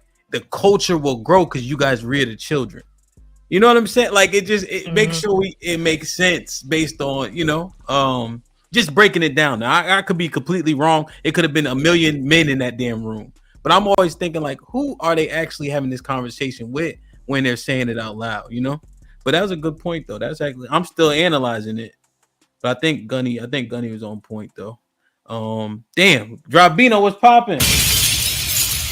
How you doing? I'm doing the right thing, man. What's popping? Nothing much, man. Just got I thought I had like 30 minutes I only got like 10 minutes to be up here. Friday, gotta go to Juma.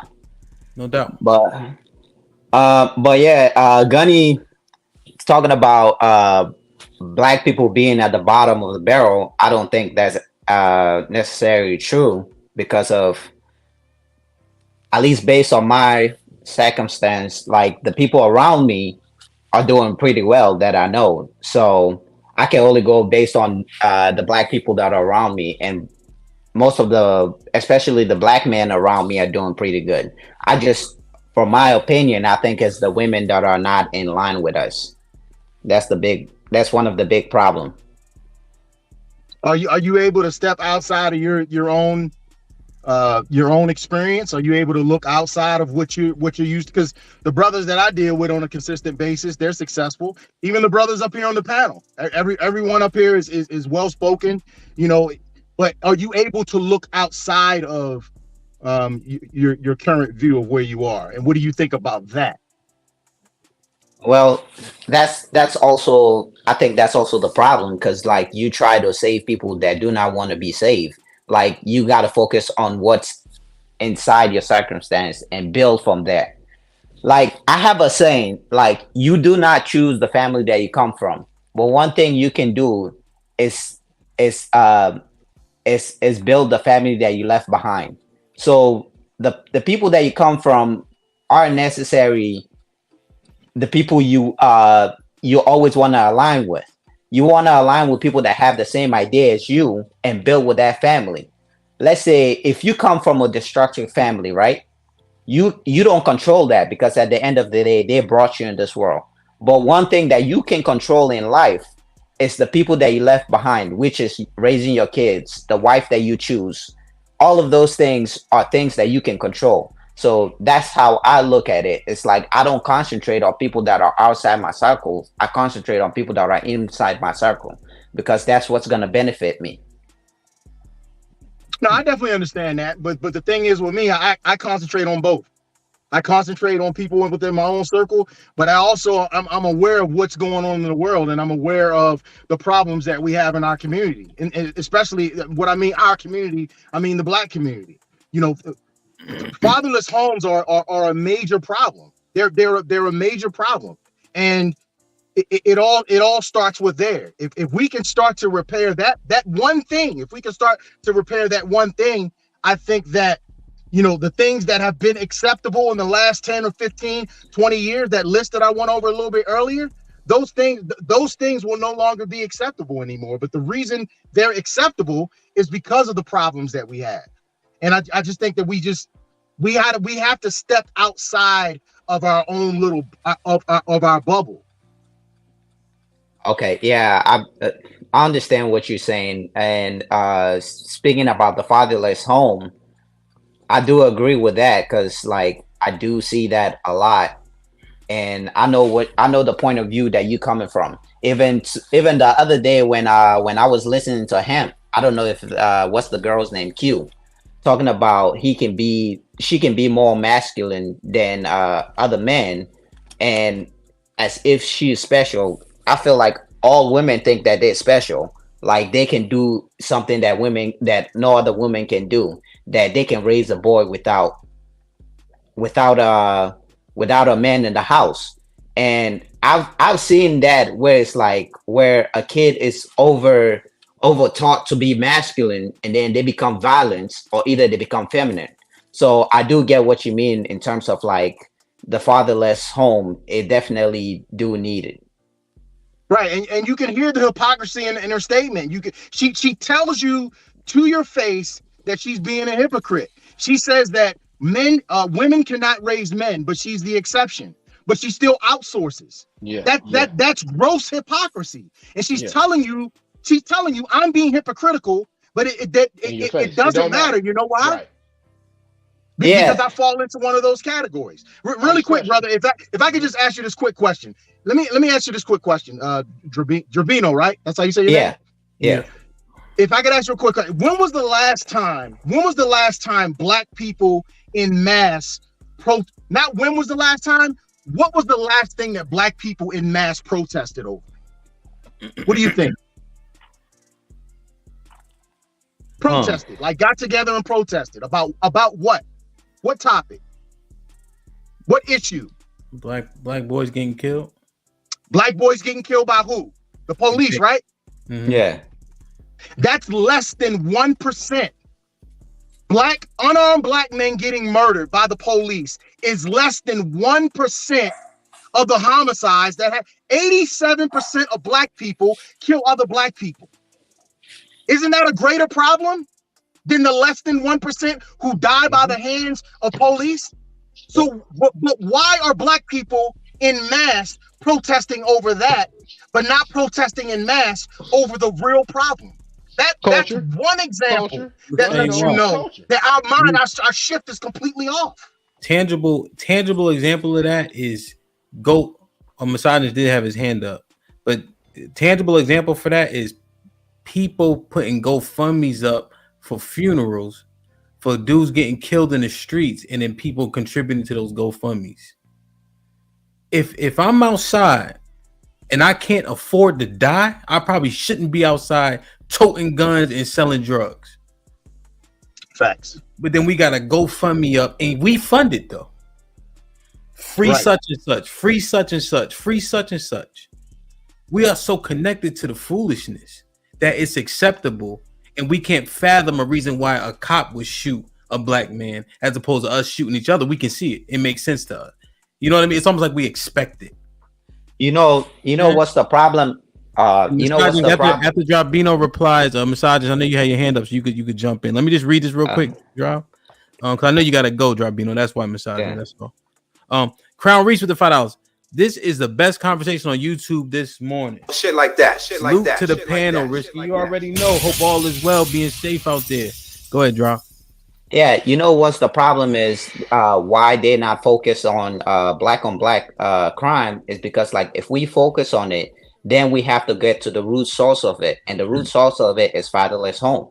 And so what's the best way is to deflect from it and said, oh, that is the boogeyman, instead of actually focusing on who is actually the one that is harming us the most because of like let's say for Q, like, oh, like think that I have to be over masculine to my son for him to become a man. Where it's like sometimes you can just look, you can see your kids acting up, and then you already know. Because like there's one thing, my little brother, when he was little, simple things that that my dad used to talk to him. Like he would come, like he saw my mom putting on a towel that goes up like this. So he would tell him, boys don't do that. Boys put their towel down. It doesn't seem much, but it's little kids have sponge. Their brain is more like sponge. So when you tell him little things like that, he was trying to see, okay, so what do I need to do in order to be a man? So it's like those little things, like you might not see that as something that is very big, but it's like little things that are teaching him how to be a man step by step. Like you just take it as a joke, or you see the kid just acting up, and then as like me, I'm very quiet right now, but when I used to be little, I was very active and always moving.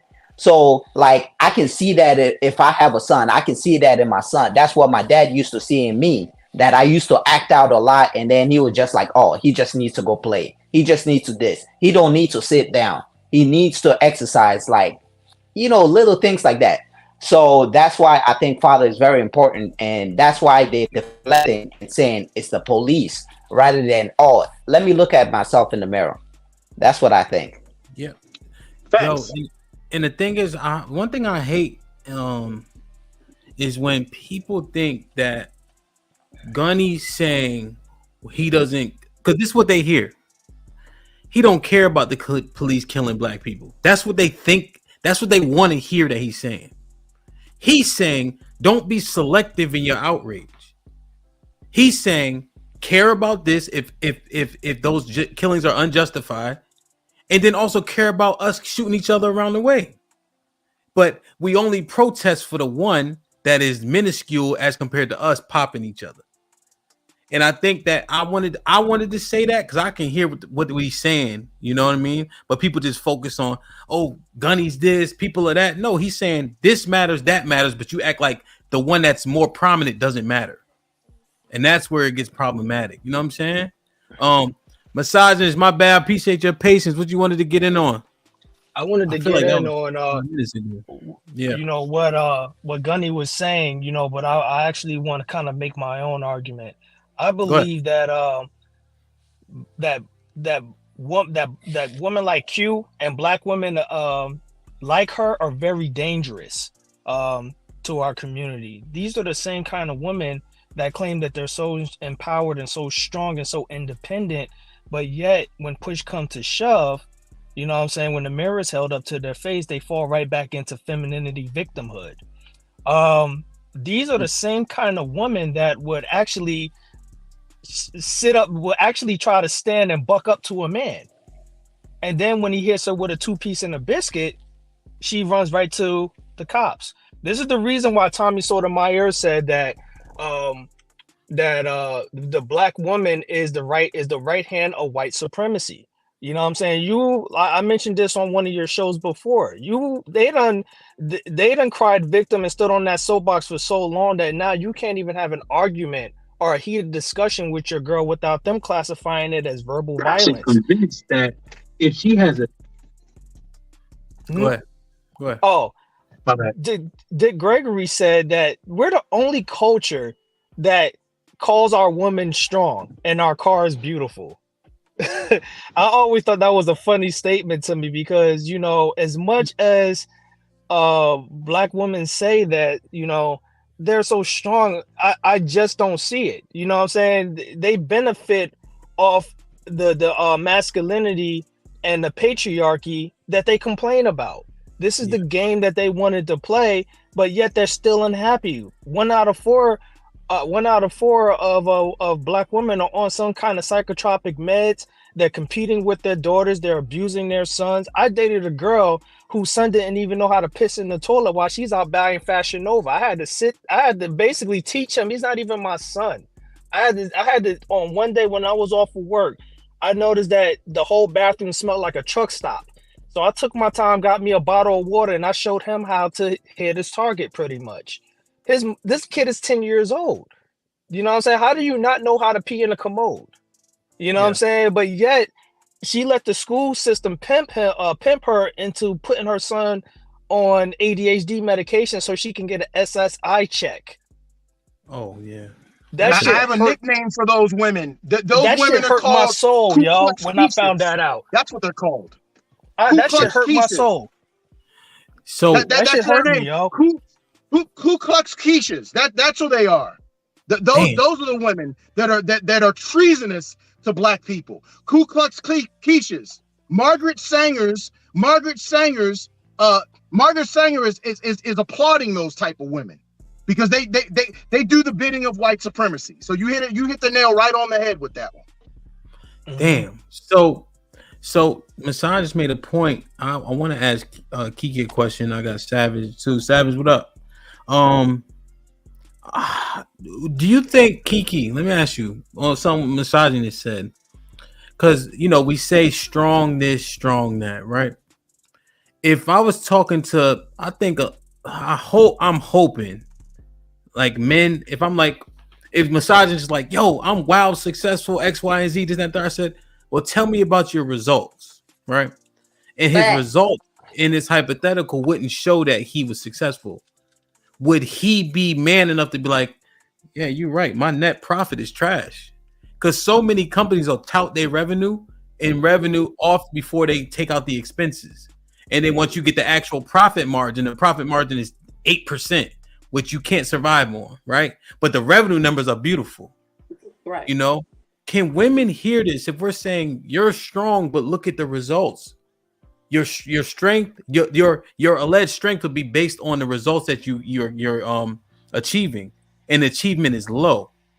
Can women hear that, or do they think we are trying to insult them? No, that's an insult, and they don't care about the results because they're making money and they're more successful than you. Alleged to be, right? But in actuality, like I've never understood. I'm trying to understand why women are saying they should still have the kids when the numbers show that men having the kids is better for the children. Also, these women actually abuse children more than men. I think the number is actually 221,000 to 163,000. It's and old people. Resentment. Resentment. But Kiki, why can't they hear that? So if they look at the numbers and it says, yo, send son with his father because the numbers show he'll be better off, why isn't this happening? The check, bro. You think they're about to give up that child support, bro? Hold on. We got Kiki here. We can use her brain to get some understanding. I know what y'all gonna say. I talk to y'all all the time. Go ahead, Kiki. What you said is too logical. It doesn't matter. We getting money and we look good. That other shit is that's bullshit. They don't care about that. As long as they getting their money, looking good, that's all that matters. So how did you come to a more logical and reasonable understanding about things? My results. I don't have the results. Did you now? If I'm getting too into it, let me know. Just scream pineapples or some other gay shit. Okay. Did you have a father? She always got the worst internet in the world. My father died when I was 16. Okay, all right. God bless. Your internet's terrible. Yeah. God bless the dead. Okay, so 16. Did you grow up in a nuclear situation? My mother did marry a man, but he didn't want us and he didn't want her. Damn. Okay. So I'm just trying to figure out, like, when was did you always have this like, what makes you know that it's good to align with your men? I didn't find this out until I started listening to Kevin Samuels, and that was about 3 years ago. And what was the what? Go ahead. My bad. Go ahead. Sorry, I was doing everything wrong. I thought I was doing it right. I was independent. I was making money, and I didn't have the results. I didn't have no man. Well, I had, men. Yeah. However, I wasn't getting married. I was getting a man, but I didn't get the end result of being married. Okay. What field you in, if you don't mind me asking? I don't want to say. Okay, no, it's all good. Yeah, I figured you was selling drugs or something, but whatever. Okay. Can I say something, Hell? You ain't on OnlyFans, are you? I don't think she was. I don't know. She. Now, y'all want to say something? You want to say something to Kiki Black America? Because I got because these answers are very important to me. So when I clip this, I want this all to be in one section. Yeah, I do. Go ahead, ask her a question. Miss Kiki, I'm sorry, this is gonna sound harsh. Did you realize that men just wanted to have sex with you and not be with you? Actually, is that what? Did you realize that men just wanted to either have sex with you and lay up and not actually make you their woman and be with you? Yes, I figured that out too. Okay. So in other words, it's hitting the wall. Well, right, because when you were younger and making money, you had all the attention, and once you get over 40, us people that get over 40, once we get over 40, them likes slow down, that attention slows down. Hold on, Black America. Hold on, let me. All right. So wait. So hold on. So you saying you hit the wall, or was it Kevin Samuels? Both. Damn. And now, by wall, to Black America's point, are you saying age or just go ahead? Well, I would say I didn't know I was hitting the wall until Kevin Samuels mentioned it. I'll say that. Okay. Are you see right? Okay. See, my thing count. My thing count is women don't realize, bro. Like, you young right now, and I don't. Women don't realize after 44, it's a wrap, bro. 44, 40-year-old Holly Berry look way better than this 50-year-old Holly Berry. After 44, women, it's not that they're ugly, it's just that they're no longer attractive. No, I know those points. I know. But what I don't get an opportunity to do is talk to women who largely align with men and will admit certain things. So that's what I'm trying to hear, because when we say it, they don't give a fuck. Kiki just told us that. And I guess when she says it, potentially because they're going to call her a pick me, they don't give a fuck either. But at least she can say it. So, Kiki, just to clarify, are you over 44? Yes. You don't look like it, but damn. Okay, all right. Nah, not to me. Damn. So okay, so it was a combination of things. Do you think that you would have heard Kevin Samuels the same way when you were 30? Because I think maybe that's what Black America might be alluding to also. I don't know, because I had a strong independent mama and I was listening to her. So I probably would have been receptive to him, because she was telling me, don't worry about a man. All he wants is sex. And that's it. Okay. So I probably would have gave some pushback to Kevin, because that ain't what my mama said. Okay. So what Black America is saying is 100, almost 100% valid, because if it wasn't for that wall, Kevin Samuels would have been brushed off. Right. Correct. Damn. Correct. Hey, Black America, I don't care what they say about you. You all right with me? God. Damn. And I think it's very important to to talk about the wall and what the wall is. The wall is the point where you realize that you've been sold a lie. Absolutely. That's what the wall is. Absolutely. Damn. Savage.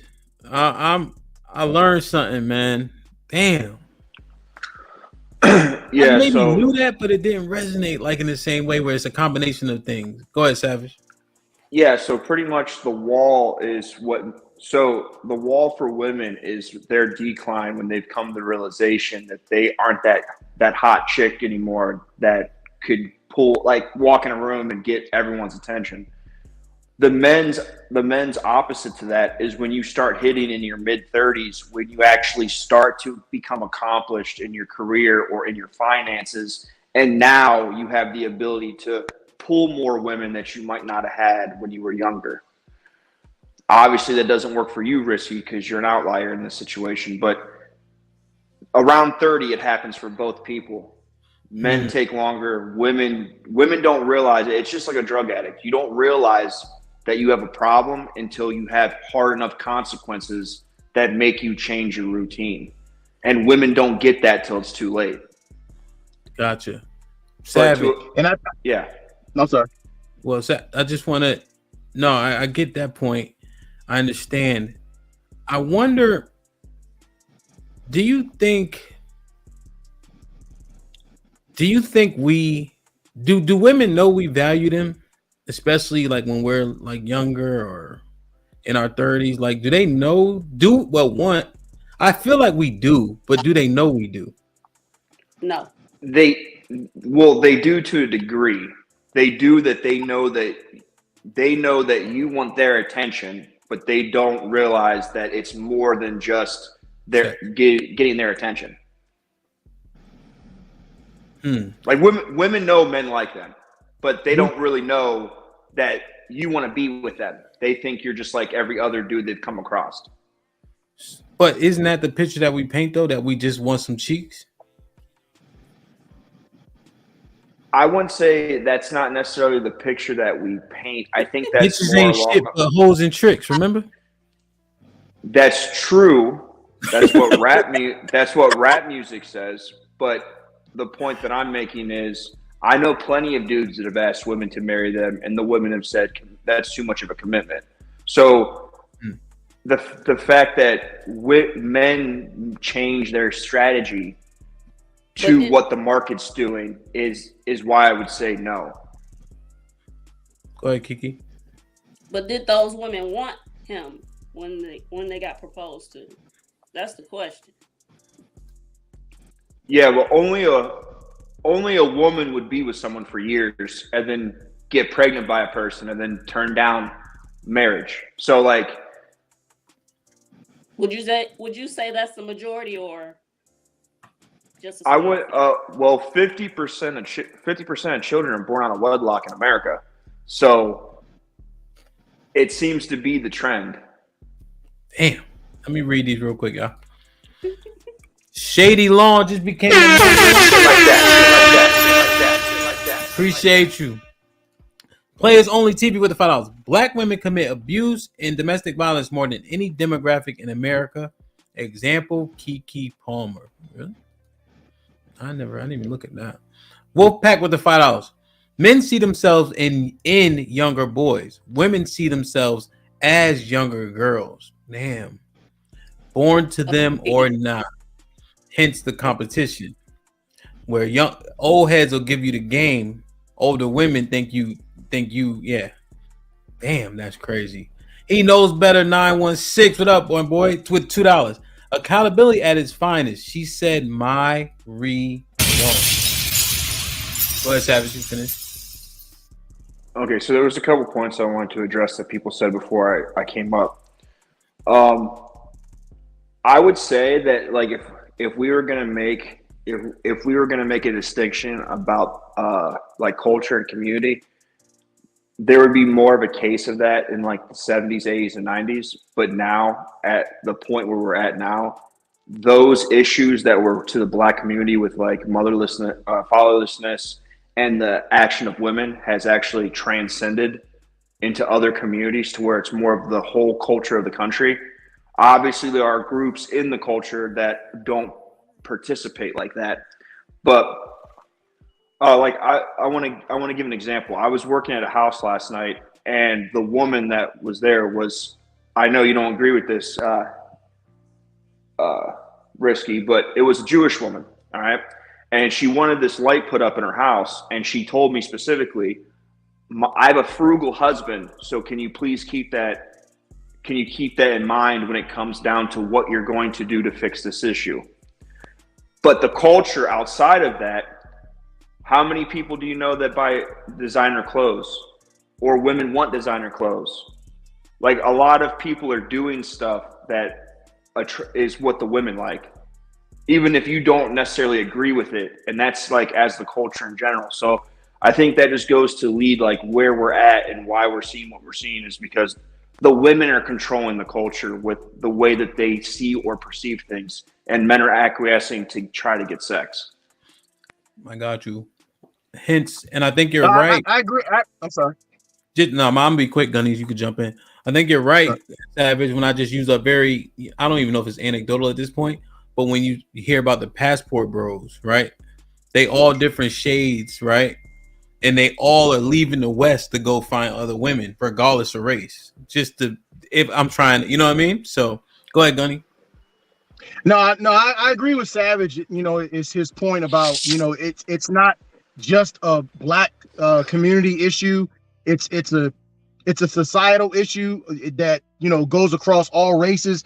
But I think the thing that black people have to be careful of is because we really have to pay attention, because on their way to the top, people step on black people. For instance, black and brown. Brown people are not, they're not concerned about black people.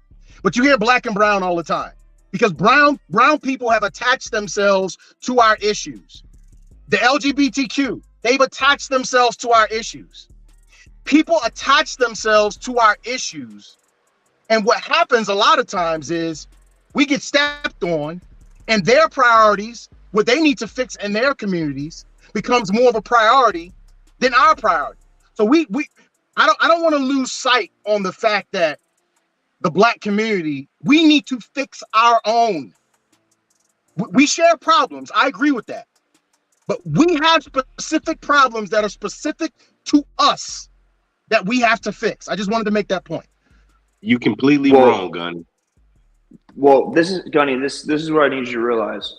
The reason that the black community's problems aren't getting solved is because the women, which goes back to the culture, your guys' women are selling out your guys' needs with their voting and the things that they support. That's why when a black man that's a criminal gets shot and someone says he was unarmed, they protest. But when you get killed by the mugger, they don't. It's the women that are pushing these movements to protest. It's these women that are voting for these things. So the biggest voting block in all groups are the women. So you're going to see the bills be pushed towards them. So you're right, but your women are selling you guys out. If they weren't, then fatherlessness wouldn't be such a huge problem in the black community, because the women would agree that that was an issue and they would do things to help move that forward. But instead, they shame, they call you guys inferior, they say you're down low, you're gay, you're in prison. They say all these talking points to combat the issue instead of being in line to fix the problem. The reason that I bring up it is a cultural issue is because a lot of the problem that we have is us like-minded guys aren't sacrificing the things that we need to sacrifice to make the change. I'll give you an example. There are a lot of I see a lot of Christian people on YouTube that have channels that are all about the Bible, but I see them wearing name brand clothes. Or like, I see people that believe something, but they're not sacrificing that thing to get the message across. Like our generation, like me and Risky, we should start running for offices. We should start doing things to make the change, because a lot of the power is in the older generations that aren't related to the problems that we're dealing with. So like as business owners, as men, we should start doing the things to try to change that. And once we start doing those things, the women they'll move to that. It's cool to be a guy on like, you could be successful all you want and come on here and say, you know, women suck. Women aren't going to take that seriously. But when you sacrifice some money or whatever it is that you have to benefit the community as a whole without asking them to come to you, they're going to then be drawn to that. Yeah, on That's that fair point. That's a fair Black point. America, I know you had sound like you had some pushback for Gunny. I just Savage on that point. I'm just trying to make things connect. We were having a conversation on Tuesday, I believe, and it was some older guys telling the younger guys that define themselves as incels how to get women, and they were saying stuff like, take a shower and put cologne on and yada. And I'm like, this ain't the 70s. You know what I'm saying? Like, how many Instagrams have you gotten when you try to ask for a phone number? They never even been in that type of world. You know what I mean? Like, they didn't have bottle war. There's cats pouring out $200 bottles of liquor to prove a point. This is a different ball game. So the old school jive turkey shit is not going to resonate today. You know what I'm saying? Just in terms of what you said. Black America, you there? Yes, sir. You said Gunny was absolutely incorrect. What was that about? The problem is, Gunny, are you pro-black? Would you consider yourself I don't know pro-black?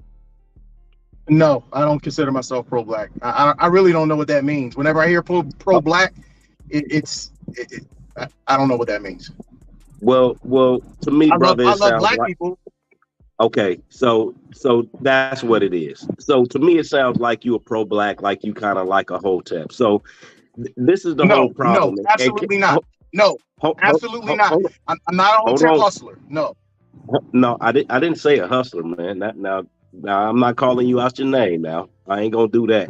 This is what the problem is, okay? And this goes into Savage's also, because where he's completely wrong, and I'm gonna explain it to you. If you're talking about the Mexicans, because Hemp, you and DJ Hemp was in Texas. I don't know where you guys live. I live in Vegas. If you're talking about Latinos, when you see them, usually it's about 5 to 10 people live in the house. Okay. They are under some sort of structure. They have a community. Black people, we have no community, bro. If somebody, white, black, yellow, or green, ran up in your house, you're going to do something to them. Mexicans are not that way. They have a better connectivity in between one another. You see what I mean? Even though you have some MS-13s beefing with some 28th Streets or some Sanchucos or something like that, they don't operate the same way that us as black people operate as far as gang banging and community. You go into a Mexican neighborhood and they having quinceañeras for their daughters. The whole neighborhood is partying until 1 o'clock in the morning. Okay, black people, it'll turn into a grown folks party, and some kind of travesty will happen. We no longer have a community because our women, and goes to Savage, it's not because of what the women are voting for. It's because our women, Savage, won't get behind us as the men. You see what I mean? Because on Ice Cube went on Cocktails with Queens, and he had that contract for Black America. The black women on that show said that black women are separate from black people. If our women, the ones we love, are black women, if they don't get behind us, that's why all of these brothers are going and being passport bros. Like I say, I got 3 women. Okay, it's not easy dealing with 24 different personalities. Okay, because they all got about 8 personalities by themselves. If a woman is not going to get on your page, then there is absolutely no way that you can move forward. And that's where Malcolm X came up with the term, a nation can rise no higher than its woman. Well, if the woman is the basis and the foundation of the nation, that means somebody else has to be doing that work. It's like when a woman goes and cries abuse, she has to go to other men to stop a man from whooping on her ass. She can't go to another woman because another woman can't stop anything. You see what I mean? So they use us as crash test dummies, or men. They use men as crash test dummies. It ultimately comes down to it's the man's fault. If DJ Hemp is out with Q and she gets into it, she knows he's going to have her back. We got to stop it, because if that's not your broad, hey, if you big enough to talk up, you big enough to put them up. You know what I mean? Get your knuckles wet. Get in the circle, knock that chip off your shoulder. It's our fault as men, because we keep on and we consistently get behind our women in doing, I'm going to say a bad word, fuck shit. Stacey Abrams down in Atlanta, ran for governor a couple of times. She did not win because she wasn't smart. She lost because she was ugly and unattractive and fat. And nobody want to look at that on a regular basis, bro. Beyonce, I don't know how smart she is, but if she would run for office, people would vote for her just because she's Beyonce and she's beautiful. It goes back to what you were saying about Cardi B. There are no attractive, smart women in our community that is doing the same thing that somebody like Cardi B is doing with the gravitas and the pull that she has over the younger women. It doesn't matter what a woman says. Oprah Winfrey could tell them anything that she wants, but she is no longer pretty enough and doesn't have the clout needed to say anything to these young women anymore. These women, they're very social, and that's all they look at is beauty and social standards. Candace Owens, respectfully, Candace Owens is young and attractive. Her voice, her talking points don't resonate with a lot of black women. Why is that? That's contrary to your point. I mean, that's a factor, of course. Attraction is a factor, but she's young and attractive. Yeah, I'll be right, but she's married to a white man. Okay, she's living in a glass house. She's wearing glass slippers, bro. These broads can't see her from where she's. Excuse me, are you talking about Kamala Harris or are you talking about Candace Owens? I'm talking about Candace Owens. Candace Owens is married to a white man. Oh, I thought you were talking about Kamala Harris, the vice president, that's also married to a white man and live in a glass house, but resonates, and the one that's an AKA that resonates with black women. My bad. But most of us black people, and I'll let Miss Kiki answer this. Most of us black people don't even consider Kamala Harris black, bro. Like, I don't even know if you do, but her daddy was Jamaican and her mama was a damn Hindu Indian. She ain't black. I'm a nigga. I don't think Jamaicans is black, especially not no damn Indians. We are black Americans. I'm not a Jamaican. I'm not an African American. I'm not in the diaspora. I'm an American that is black. You understand what I'm saying? So we don't consider Kamala Harris black. That's why her polling numbers was shit. All right, what's the N word? All right, let's let what's Kiki the N go. word? Let's let Kiki go, bro. Yeah, Kiki. I'm sorry. And then also that another point, even if we don't consider Kamala Harris, real quick, is that judge. What was that judge that just got? Was it the Supreme Court, right? Ketanji Brown. She has a white. Ketanji Brown. She has a white husband, Superhero. She's a and it superhero. seemed like she was supported. So just since we having that argument back and forth, Kiki, go ahead. I didn't support her. I got you, Savvy. I didn't support her, nor did I support Kamala because they tried to push her on us because she is an AKA and she went to Howard. So,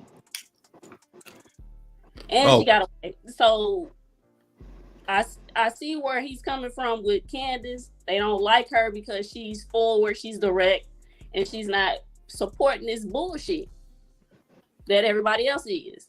Yeah. Yeah. Sav, you want to chime in? Gunny, were you able to reply? No, I really like all of his talking point. Black America, I don't see anything that I disagree with. It's a complex issue. So I think that Savage made some valid points, and Black America made some valid points. You can't just say cut and dry. These people are to blame or these people are to blame. It's a complicated issue. Yeah, it's primarily we all share the blame around here. Okay, so well, when do we get to say who's to blame, brother? Like, I mean, you have to point a damn finger and say that, yeah, this person is to blame. That, when I came up here the other day, I was saying about the line of delineation. Like, where do we actually draw a physical line and say, hey, this person is actually to blame? We need to start putting the blame. When I went to prison by myself. I didn't say, oh yeah, I was getting my work from this person or that person. So if you gonna give me 25 years to life, homeboy, you make sure you spread that around to the essays too. I went and did that myself because I was to blame for my actions. You see what I mean? That's all about being a stand-up dude. If I pop somebody, I popped them. That's it. We can't say. Okay, I'm sorry to cut you short. I gotta go back to work from my lunch break, but to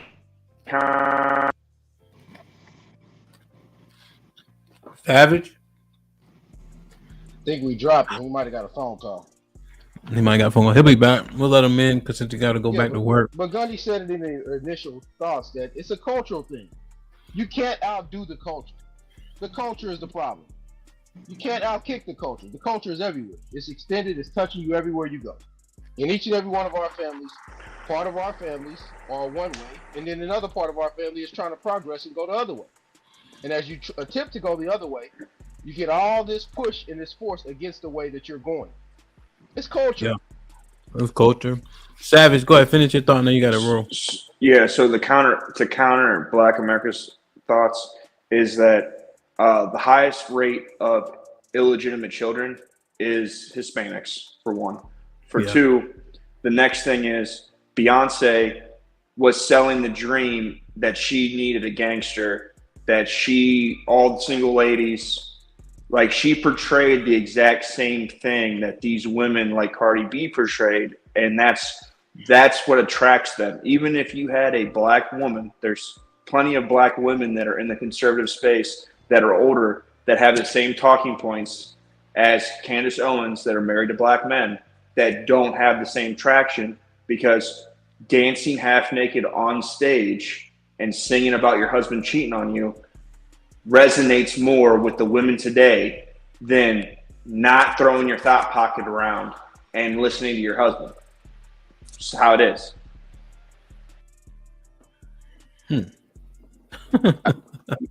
But see, that goes back to my thing that I said about Latinos in the first place. Yeah, they are having kids. They're breeding right now, bro, and it's nothing wrong with that. We need to be doing the same thing. But the difference is they have an abuela at the house, they have a mom, they have an opa, they have a mother, a grandmother, and a grandfather, and then the dad come by sometimes, and then they got 6 other nieces and nephews at the house. They have a family unit, so somebody is always there watching or being able to tend to the kid. I'm on the streets all the time, bro. Like I say, you guys talk about, I'm a street dude. So I'm out in the streets all the time with the homeless people, with these children and things like that.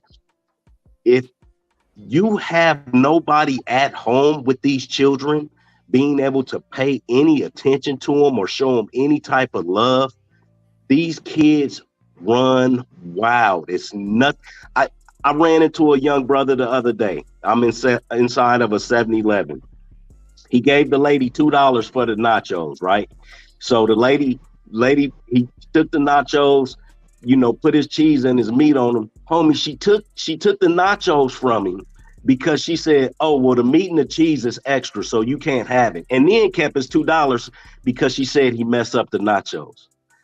And I asked her, I said, "Why would you do that?" I said, "Have you ate something today?" He was like, "No, bro, I ain't even ate nothing today." This could be this young man, he was about 13, 14, his only meal of the day. You see what I mean? This young man's only meal of the day. And somebody is going to take it from him. If you got a house with 6, 7 people, somebody's cooking. Grandma kept us fed. You know what I mean? She might have kicked our ass sometimes, but grandma kept us fed. She kept us in line, even if it was some nasty grits in the morning or milk from the cow. We had something to eat. So my whole thing about it is they have a community and we don't. You have these single mothers in our so-called community that are trying to do this shit by themselves, and they don't understand that holding hands with somebody and getting along for the younger people is what. You're breaking up. Well, so Black America, then you agree with me. Then you just made my point. All those things that you named about the Hispanic community, them having the boilers and all this other stuff, you're saying the exact same thing that I said. Why are we the ones that say black and brown when brown people don't have the same issues as black people? Let's stop saying that, and let's stop attaching ourselves to other groups. And we have the strength and the ability to fix ourselves. We don't need to latch on to anyone. Trust me, they latch on to us with no problem. But we don't need to latch on to any other group. We have the strength to fix it ourselves. You just made my point. Yeah, I mean, he seemed like he agreed. Hank, what up, though? What's going on, big brother? What's happening tonight? Everything's everything. Savage with the $2. Poor people live together. Let me say a couple things. I want to know, you agree or disagree, all right, on the panel, and in the chat, put a 1 if you agree, 2 if you disagree. Black single mothers cannot do it alone. No, they can't. I mean, I agree with that. Agree. Single mothers need to stop saying they can do it alone. Agree. Single mothers need to admit that having a man with them to rear a child would be better for them and the child. Agree. Facts. Black men. That's not you, Mark. Is that you? That noise? Oh, my fault. I'll mute. My bad. Yeah, that's all. Just go like this, Marcus. Go like 1 to 2. Black men need to do more in the communities in terms of trying to help these little boys see a different way. For sure. It takes a village to raise a child. Yes. The absence of fathers is the biggest hindrance for the black community. Yes. Men got to do a better job, although it may be impossible, to put these women in their place. No. Okay. I think Gunny's trying to say something. He keep putting the 1 up. No, he because they had just I said 1 or 2. No, I agree with him. That's why I'm putting the 1 up. Yeah. Okay. Black men, the state of our community ultimately is on us. Yes.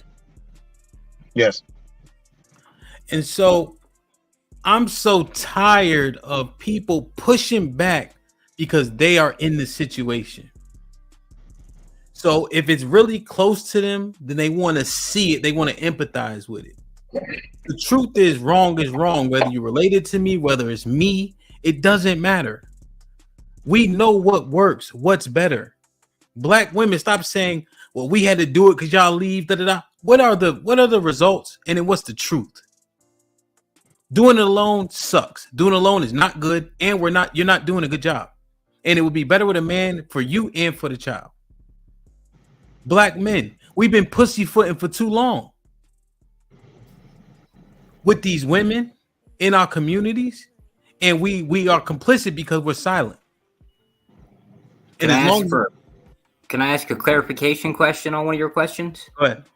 You said black men ought to do something to deal with black women.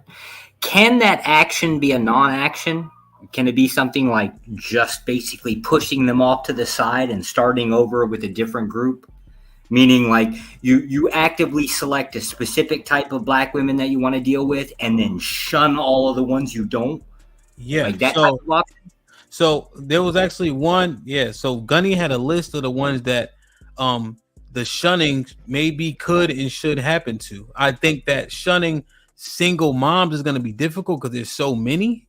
But yeah, Josh, like Uncle Jeff said it. If Kiki's presenting as such now, like where are those women? You know? Now here's wherein lies the issue though. If it takes Kevin Samuels, God bless the dead, and the wall to combine, then it's a little bit later in life that women are kind of coming into the truth like, yo, I'm bugging. So yes, Josh, but that might eliminate a whole lot of options, you know, and I'm not particularly for divesting. So that's not something I push. I think black people should be with black people, white, so on and so forth.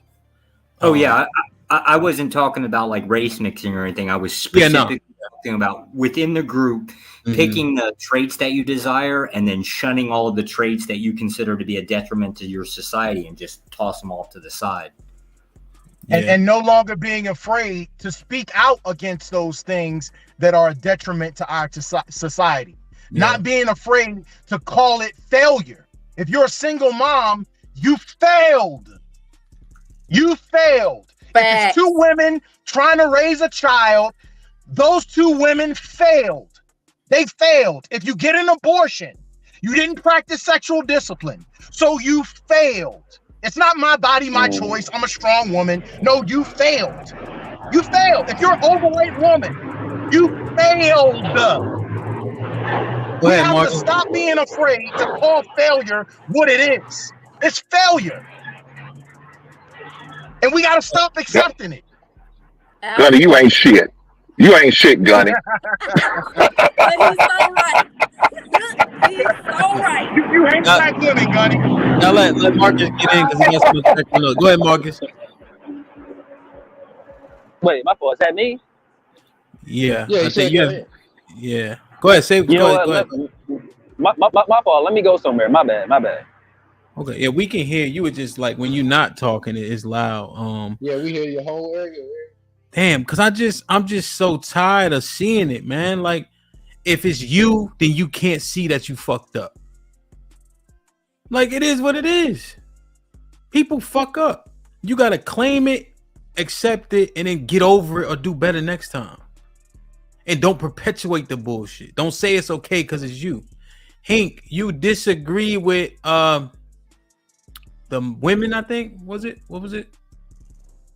I think it was something about the correction of women or something. Yeah, getting them in line, yeah. Yeah.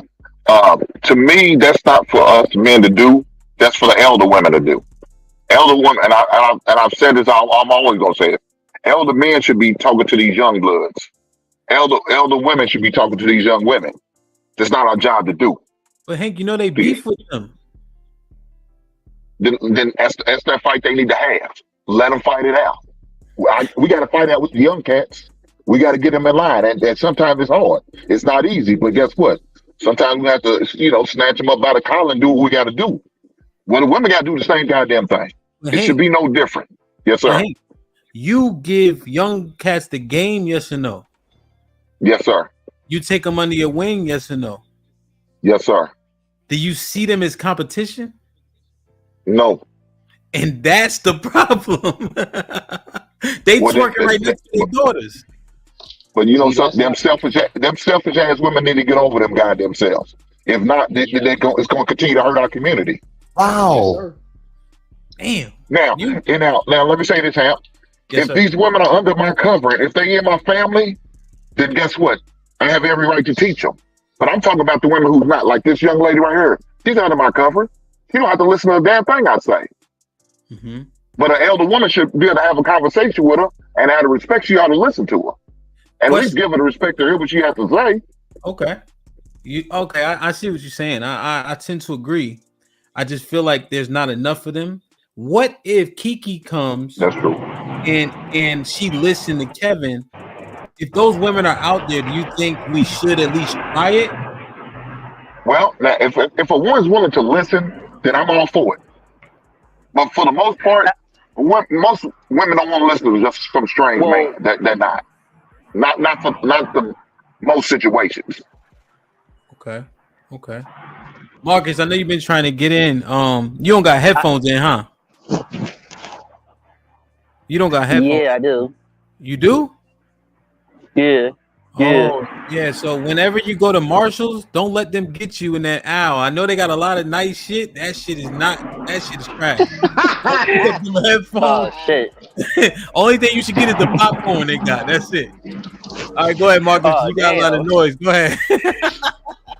All right. I won't be here that long, but I'm just enjoying myself with y'all. But let me ask the fella. Well, I want Kiki to answer this too. What do y'all think of this whole my body, my choice? Kiki can go first. Bullshit. That gives them a reason to say no when they really don't want to say no. No, what you mean? No, like what? No, what do you mean? Like, say, well, when what's her name? Amber Rose said when she sleep with somebody and she's in the process of sleeping with somebody, and then say, "Nah, I don't want to do it." Like that. Does that make sense? I think so. Yeah. You saying they use it as she's changing the level of consent in the middle of it. That's what she's saying. You're right. Like what? During sex, they consented to sex where basically nobody was wearing protection. They got pregnant, and then they're gonna say, "My body, my choice." So basically, I want to be able to kill somebody. That's just what it is, bro. Oh. If I can be a murderer and I go to jail, I would too. Okay, so they using it as birth control.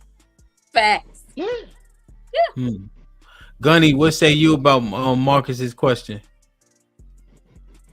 I think it's an excuse to be irresponsible, and a lot of times these same women, they use once again the less than 1% of women who are abused. I don't want to say the wrong thing on your platform, but you guys understand what I'm saying. They use that as an example for the other 99%.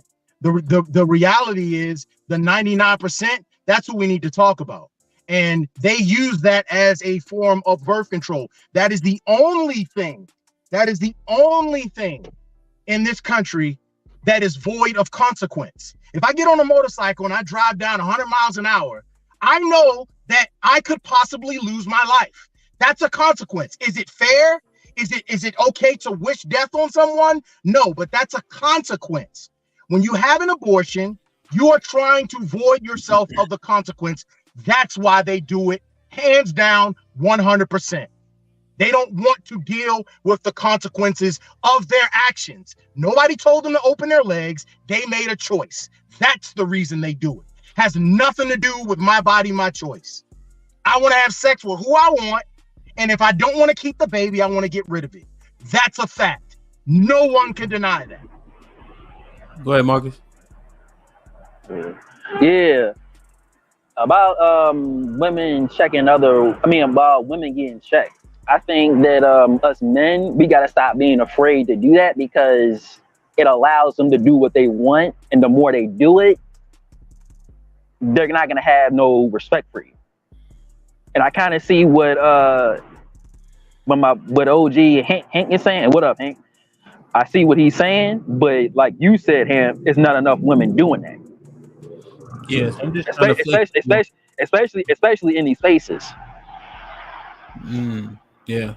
Go ahead, Marcus. Well, you know, so Marcus, I don't think it's about fear, because men are not afraid to say what they want to say. It's just about the effectiveness. Are we getting the results from doing that? That's the problem. More than likely, they'll listen to other women. Now, it depends on the type of woman, but they'll listen to more women than they will us more men, unless they have some type of attraction to us. Then that's the exception. But if they don't, most of them ain't gonna listen to other men. Not for the most part. Yeah, we've seen that. Marcus, I muted you again just because of the background. You can unmute though. Say what you want to say. My bad. It's all good. I'm on my lunch break, so my bad about the noise and all that. But I agree with what you're saying, Hank. But for what I've seen over the years in these spaces, like from what I've seen from like Lucky or Courtney or Q, not Q on here, the Island Girl Q. Every time I see women like them doing their thing and all this and that, it's like they're the ones that get the most pushback. I mean, like every time they say something logical or whatever, especially aligning with men, those are the ones that get shamed and all this and that. So it's like, what are we doing? You think? Hold on one second. Black America with the $5. I'm not pro-life. I don't believe life is for everyone. Damn.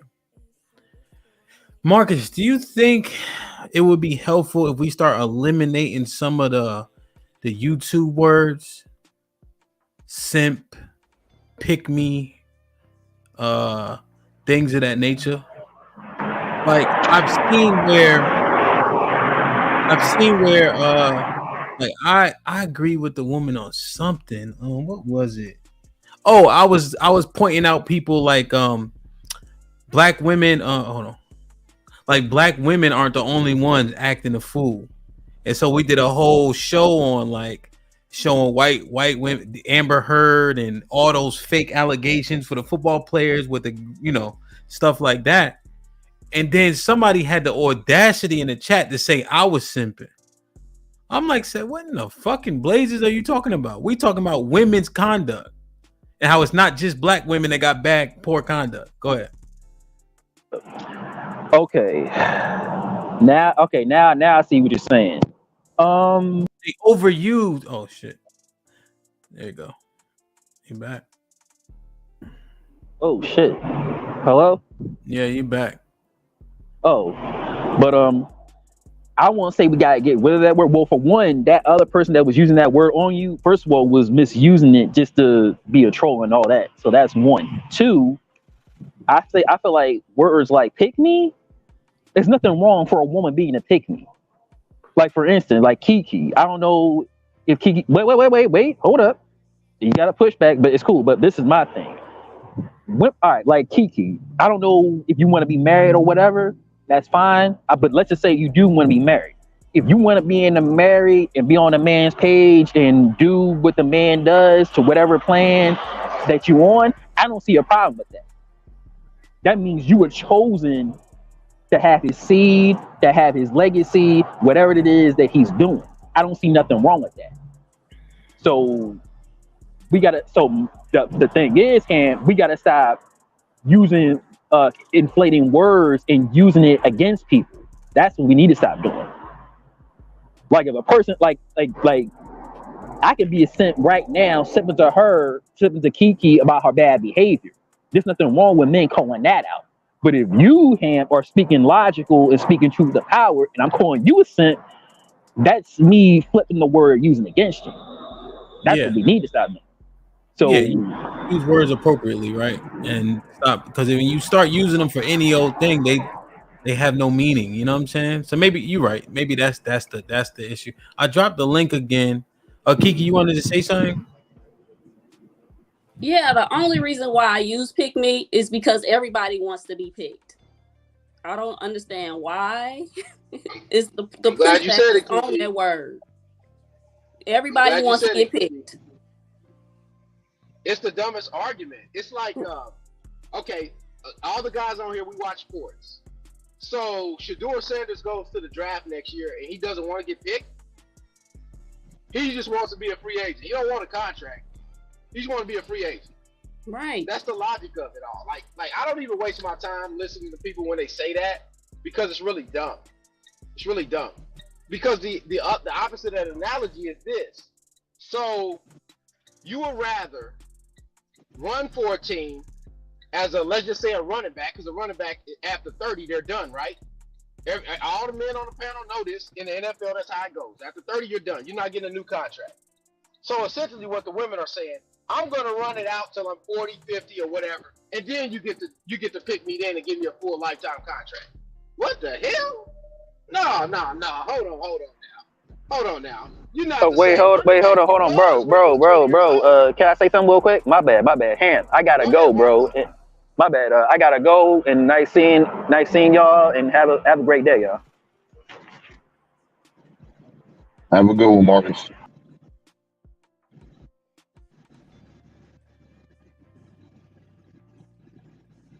Go ahead, KP. Yeah, because that's essentially what's being said. Essentially, it's like so for them to discredit a woman that's saying that she wants to be picked, they're essentially saying be a woman that don't want to be picked. What kind of sense is that? Be a woman that don't want to be picked, and then sit around here all day and then be wondering who's going to protect you, who's going to provide for you, who's going to take care of you. Like I said earlier, it might have been earlier before you came on, Hink or Gunny. Essentially, I'm a married man, so I've been married for a while. In marriages, you experience life and death together. You experience weddings together. You experience the funerals together of your family that you marry into. And when you experience that, that changes you and it changes your outlook on things. These people are essentially saying they don't want families and they don't want anything to do with what that means. So since that's the case, then they just have to go it alone. And if they go it alone, good luck, good riddance. I'm going to take care of my wife and my children. That's what I'm going to take care of. That's what it's going to be. Yeah. No, 100%. Can y'all hear me? Yeah. Yeah, you're clear. Okay. I just Hink, if you were telling men what we need to improve on, what are those things? What are those things? Because if all these women ain't listening, right? Because what Kiki's saying, they listen to women and they think that their accomplishments are proving that they're doing a good job. So if they're not listening, and now we revert our attention to the men, what will we tell them that we need to change and do better in order to make these improvements? One of the things I'm gonna tell them is be the best version of you can of yourself, whatever that looks like.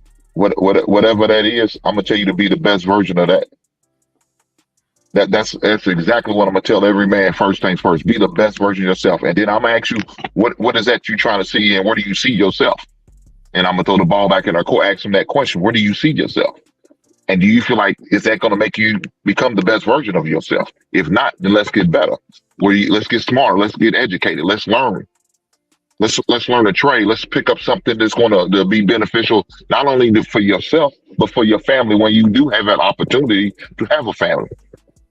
Learn little traits and trends that you need to learn. You know what I'm saying? Find you an elder, older, your grandfather, hopefully your father. First thing first. But if father's not in your life, get an uncle, a cousin, an older brother if need be, and talk to them, have conversations with them, and just learn a little bit about life. I know it might be what they consider old fashioned, but guess what? Some of them old fashioned traits still works in 2023. Yeah. And learn how to communicate, man. Learn how to hold a conversation. That's another thing. Make sure you look a man in the eye. Don't look down. Don't look around. You look a man square in the eye. You never look down. What the hell are you looking down for? Mm-hmm. Carry yourself as a man. How to walk, how to dress. Yeah. You know what I'm saying? Make sure you come right. Yeah. Let me read these real quick. Savage with the $2. Poor people live together. He sent this when Black America was talking about the Latino families, how everybody's in one house and such. Black America with the $5. I'm not pro-life. I don't believe life is for everyone. Jay Rillo with the $2. Salute to the panel in the chat. Great convo. Thank you, my brother. Players Only TV. What up, though? To be honest, most people should have been swallowed. Wow. It's crazy. I think I would tell him, especially my son and etc. Like, we gotta channel that energy differently. Like, I know there's men out there saying, rack up 50 bodies and etc. And I'm gonna sound hypocritical, but I'm gonna push him, advise him, recommend him to go a different way with it. In terms of just being a whoremonger. I think that easier said than done. I think he's gonna be one of them guys, but just different things that make a man's value. And hopefully we can reverse body count being one of them. Because I'm not sure what we gain. Like, how fruitful is it actually, as opposed to the feeling and then telling your boys you smash such and such? Yeah. Another thing is, I think we need to don't look at taking L's as losses. Look at them as lessons. That's what I teach my son. Look at the L's as lessons and not losses. As long as it doesn't cost you your freedom or your life, you got a chance to redeem yourself and make up. Yeah. So move as such. Yeah. No, that's righteous. Go ahead, Kiki. And then Gunny and Masandis, my question was, what do we tell men to make some changes to better our community, since it's alleged that the women aren't listening? Go ahead, Kiki. Do anyone on the panel believe in arranged marriage? If it's gonna help be successful, I'm all for it. Yeah, I don't know. I don't know. I can't. No comment on that one. I can't really say. That's a good question. Never really thought. Looking at the stats, it doesn't look bad. It's hard to speak against it. Let me just say that. Yeah, but why do you ask that, though, man? Because my son gave me pushback on that for my daughter and my son. He was like, "No, you can't force me to be with somebody I don't even know," and all this crap. Yeah, and I can see why he would give you the pushback on it, because the thing is that in other countries and in places where arranged marriages, that's the norm. They're groomed for that. You know what I'm saying? The men and the women are groomed for that. It's something that they expect growing up, as opposed to here in the United States. Our men and our women, we're not training them for that. So I can understand the pushback. In theory, I think it's a good idea, but do I think that it'll work in this country, especially for Black people, as far as our culture is concerned? No, I don't think it'll work. I don't think it'll work. As strong as feminism is in this country, nah, that's not gonna happen. Is it because we're selfish? That's part of the reason why. That's part of the reason why. But feminism has such a stronghold on, and once again, just talking about black people, feminism has such a stronghold on Black women.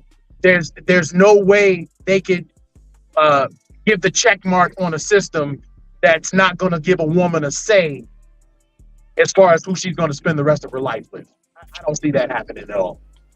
Agreed. Just to kind of clarify that point a little bit more, is if it is the case, example like feminism, right? And then you've got families getting together to like arrange marriages for children.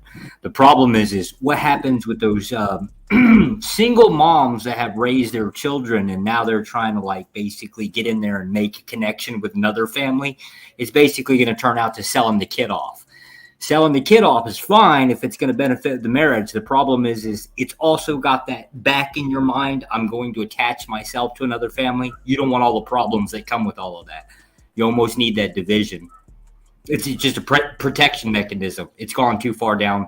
Our society, and this includes for white people too, has gone too far down this path that it's ever going to be turned back that way. Not with any like bridging. This is why kind of Gunny, if you ever, because I got to go here, it's like almost 1 o'clock in the morning for me. if you ever get a chance, I'd like to hear a list of traits. Another panel some other time, just put this in the back of your head. I'd like to hear a list of traits of what you would expect from women in our society to be like marriage material. I'd actually like to go down that idea path of like a division within the community where men start looking for specifically these type of women and these type of family values and what you could push out. So like if you had the option to divide, what would be the thing that you would covet? You know, what would be the most beneficial in there? I'd actually like to explore that idea. Yeah, that's a good question, Josh. That's a hell of a question. That's a great question. Instantly, Josh, I know you gotta go. I think beauty for most men is number one. I think beauty might need to drop a little bit. I know easier said than done, but beauty might need to drop a couple rungs. Like if there's a totem pole, if you ever seen that meme, the dude said, I know she don't look all that good, but at least she loyal or something like that. He said it like in the picture with his wife. I don't know if somebody just memed it because the lady wasn't super attractive. But imagine if like loyalty, respect, and all that was jumped over beauty a couple rungs. How many women out there that could be submissive and feminine are out there, but they just not pretty enough. I know for a fact I had chicks that was just not pretty enough. But they had great like attributes overall. I agree with that. You know, again, easier said than done, right? Because your man smirking at you and shit, like, yo, you got this barilla, but she got all the other traits. Just as a, once we make that list, I guess, So it's ironic that you say that, Hamp. Because all the women that's on Instagram or on social media flaunting all their cash and prizes are beautiful in a classic sense, but all of them are single. They're looking for a sponsor. I can say from experience that, the women that actually treated me really well I can say that they were below average. I could say that. You know what I'm saying? And that wasn't really a bad thing, you know what I'm saying? Because their heart, their personality, their values, their morals, their structure made them beautiful. Yeah, that's what I'm thinking. We picking wrong. And some of us get blessed or lucky, whatever when you get one that has all of it, but like, damn, you know what I mean? And then the dopamine hits on Instagram have the below average ones thinking they above average too, and then that's a problem, but 95% of the chat on the panel, people be average as hell. I think the quicker people understand that, I think the better off we'll be overall, man. But golly, it just I don't know if you guys were here earlier. Kiki was on earlier. Hank, I don't know if you were on. I think Misogynist was on. I'm not sure. I know Josh was here. I think Gunny was here. But I initially opened up with this. Shout out to everybody in the chat. Apologize if this is redundant, but I just want to reset it. I was having a conversation, right? Hank, Gunny, I don't know if you guys heard me. Everybody in the chat. There's a man. He got 2 jobs working for other people. One entrepreneurial endeavor that takes up a lot of time, as you guys know, if you try to start anything. He has a wife. She has 2 kids. He married her, then brought her back from Arizona to the East Coast to be here. And he has 3 other kids of his own. He got a bigger place because he brought this whole family together. Their father only pays $200 a month for these 2 kids, and they live 6 hours away via plane. And she doesn't work. And the 2 kids are homeschooled, hers. And somebody told this man that he put up a little funny, like about a plate she left him for dinner. It was mashed potatoes, mixed vegetables, 2 croissants, and a chicken thigh. He's like, damn, she gave me a little piece of chicken. Kind of joking, you know what I mean? Somebody had the audacity to tell this man doing all these things with this woman that he better be happy or lucky that she even cooked because she got to take care of the kids. Oh shoot, they got 2 other kids too. They got 2 kids together. Yeah. What's up with women and making So a man hold on. plate of food? So you talking man? about What's up with she that got shit? 7 kids? She has 2. They got 2 together. He has 3. So yeah, all the kids. But the kids go to school. All of them go. Now all of them go. Now it's only the baby staying home, because it was just too much. But she don't pay no bills. He got the bigger place, married her first just to keep, to do it right, essentially. Her kids, her over here, talk to the father, she divorced, father of those kids about what the standards are. He pays his $200 a month, cool. He got 2 jobs plus his entrepreneurial endeavor. And he was told by a woman, you better be happy she cooked for you. The woman that said that, is she married? Yes, she's married. Mm-hmm. So the woman that said that he should be lucky is married. Yeah. It doesn't matter what that heifer say, man. It doesn't matter what that heifer say. I would have told the heifer, stay in your goddamn business. Go suck on your man's balls, make him happy. Get the fuck out of my relationship. Ain't got nothing to do with her. If he feels like he deserves another, he wanted the chicken breast instead of the chicken thigh, so be it. Give that man the chicken breast. If he want that chicken thigh, then chicken. Now, to me, the chicken thigh better. I like dark meat like I like my women, but it is what it is. The point that bothered me was, you lucky she cooked. You better be happy she even cooked. Like he got 3 jobs. That's crazy. Yeah, she can go kick rocks, That's man. insanity. That's insanity. Let me ask you. Can I ask a question? Can I ask a question? Just using statistics for a second. Well, we already rehashed the point that 51% of Black men are married and childless, right? 70% of women, Black women, are single mothers. Is it safe to say that throughout all of their soapboxing, with Black women talking about we're settling, we refuse to settle and stuff like that, is it safe to say that men are actually settling for them? For women? Yeah. Is it safe to say that we're getting an unfair deal while they're crying that it's unfair? Not if you get the right one, you won't. If you get the right woman, you're not settling at all. You coming up. If you get the right woman. Now, if you do like what Hamp said, we need to start stepping down on this, lowering some of our beauty standards. So now I'm not going to take this 8, 9, or 10. I'm gonna settle for this 7 or 6.5 or 5.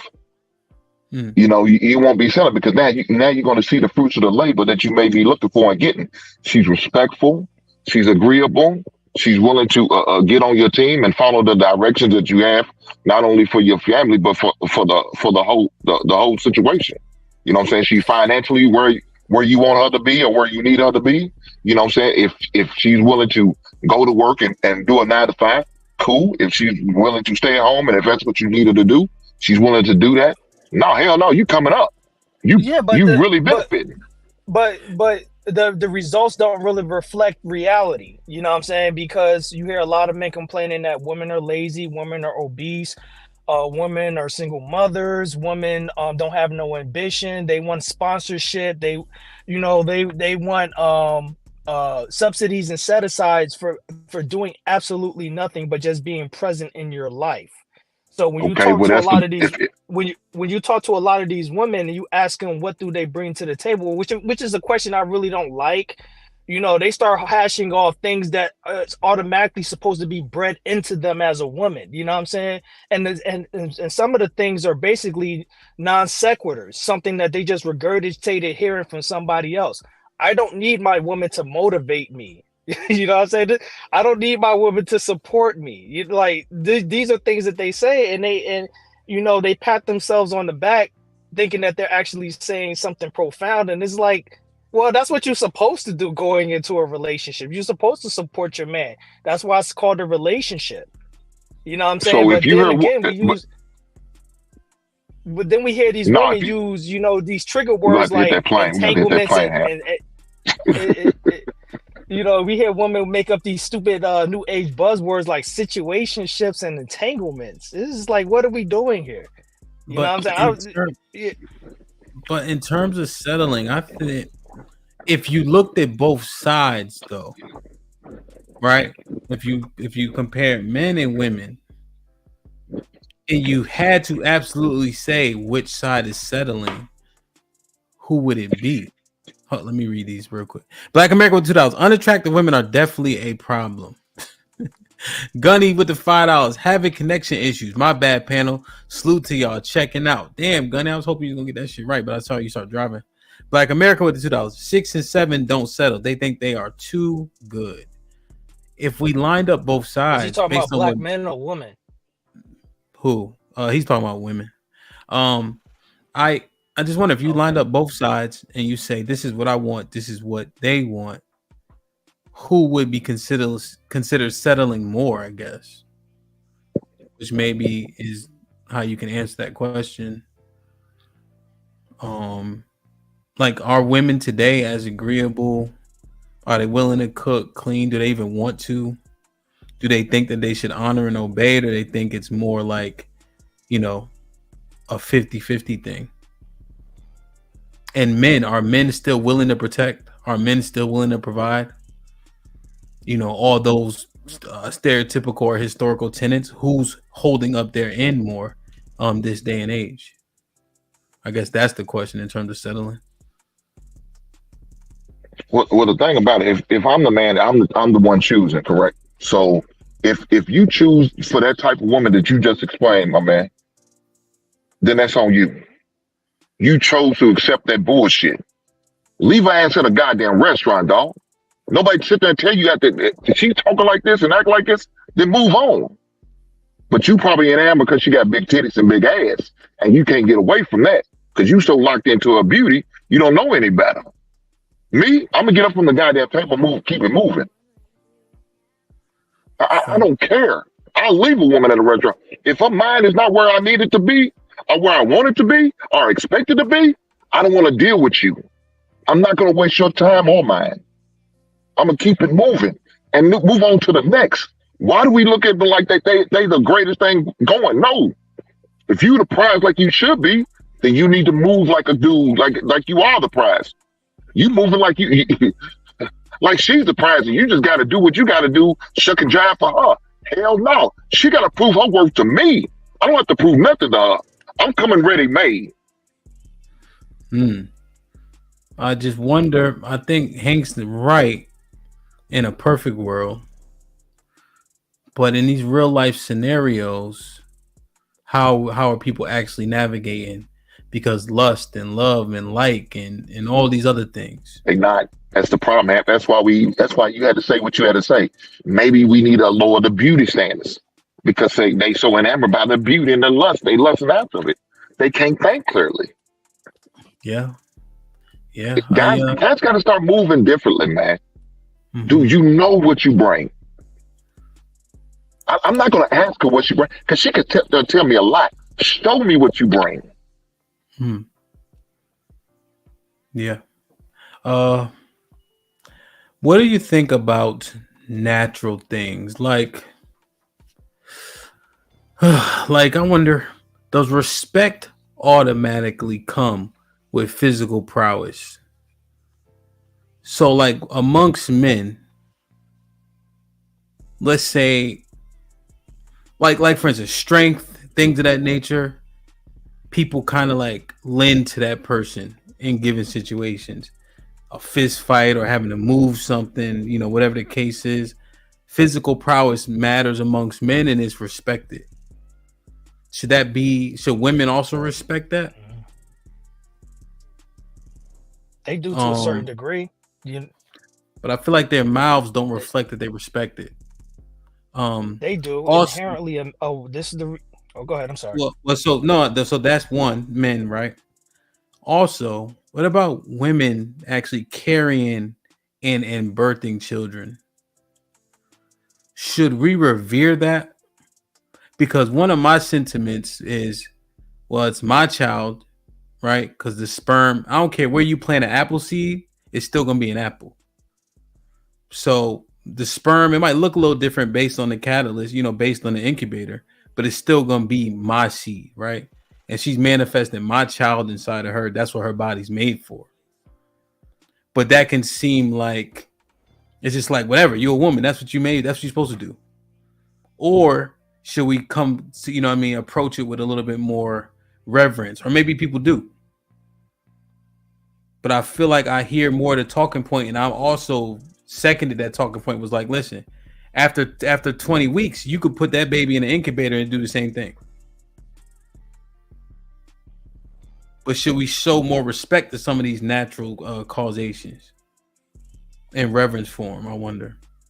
Because I feel like we missing each other so much. There's so much lack of respect. We like, fuck these bitches. They like, fuck these niggas. And maybe it's rhetorical. Maybe I don't know what the fuck I'm talking about or asking. I just thought of it just now.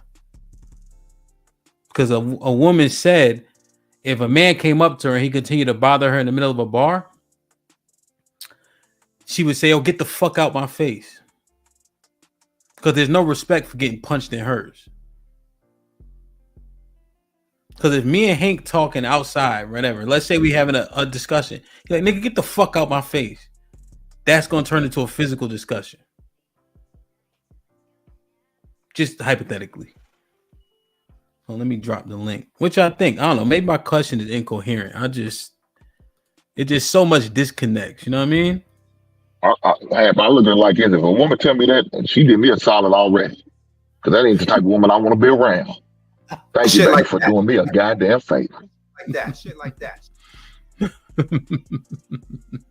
Talk like she ain't got no goddamn sense. Some other man gonna suffer though. Shit like Some that. man's gonna suffer with her ass.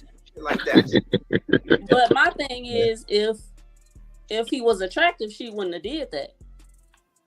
That's my thing. If he wasn't doing what she wanted him to do, she wouldn't have did that to him. Yeah, she would have let him sit there and do whatever he talked to her, all that, buy drinks, all that. Kiki, you ever heard it when if it's Flavor Flav is harassment, if it's Idris Elba is courting. Hello. Right. Hello.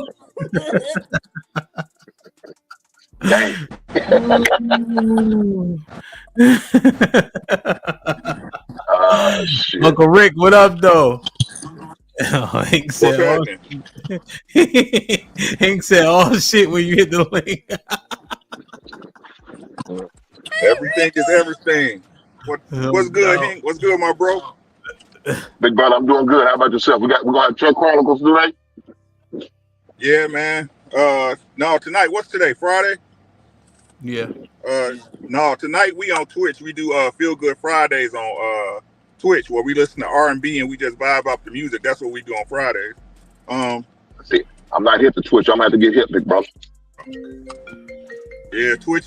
They don't copyright it till after the stream's over, so you can play music on Twitch and don't get dinged on it. So, word. Yeah. Rick, you been listening in? Yeah, man. I wanted to answer your questions on the pregnancy. Like, it's the problem is, again, this is just my opinion. I ain't nobody. I'm some dude on YouTube, right? Is that people? It's not that they doing it, right? Again, it's what a woman's body's supposed to do, right? She was built here as she was fertile and blessed by the Most High God to bear children, right? It's the fact that she's doing it for you, right? This is what's wrong with people. People don't appreciate people no more, right? It's the same with the good man scenario. Oh, yeah, it's what a man's supposed to do. He's supposed to take care of his woman, but who doing it for you? Who doing it for you, right? How many women out here bearing your child, right?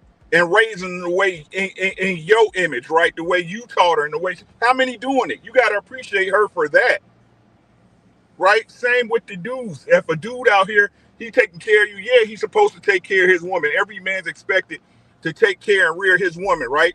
But who doing it for you? People think everybody, Y'all act like good people, good men and women are disposable. Y'all act like y'all promise good people in y'all life. You are not. All y'all think y'all good, but can't keep a good person around you. Somebody help me with this here. That's why I keep saying about YouTube, bro. YouTube is I've never seen so many elevated, smart, rich black people in one space in my entire life. But can't none of y'all keep nobody.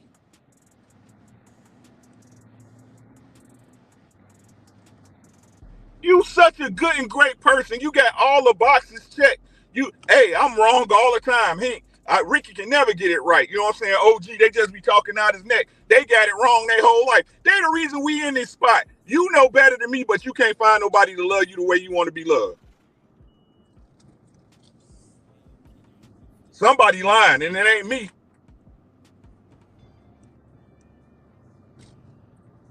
They're doing it for you.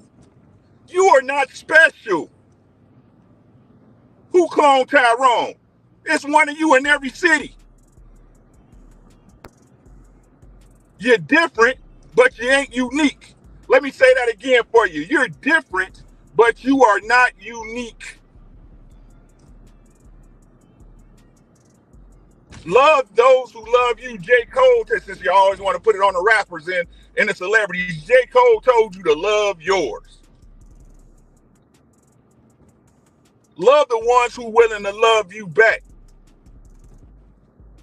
But I guess y'all gonna keep shooting for the good looks and the big booties, right? And the girls, y'all gonna keep shooting for the dudes who don't give a fuck about you, who'll fuck you and your mama and your grandmama and your daughter, right?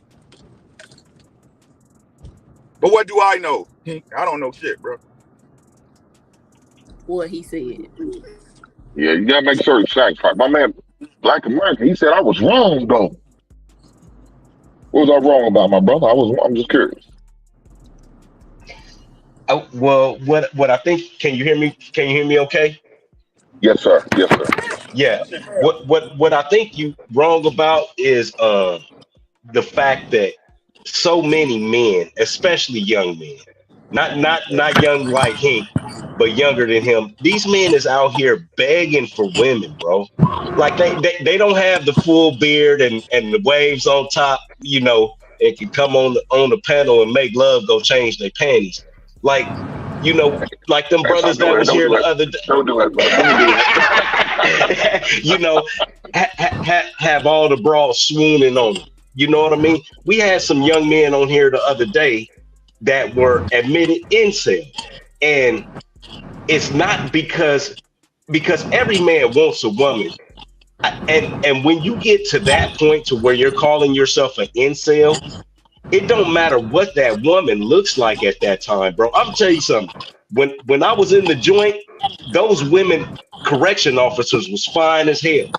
When I got out, I was like, oh my God, what was I looking at and dreaming about? Like, so these young men, you know, the new stats are like a third of young men in between like 18 and 30 haven't even had sex or haven't had sex within 1 year.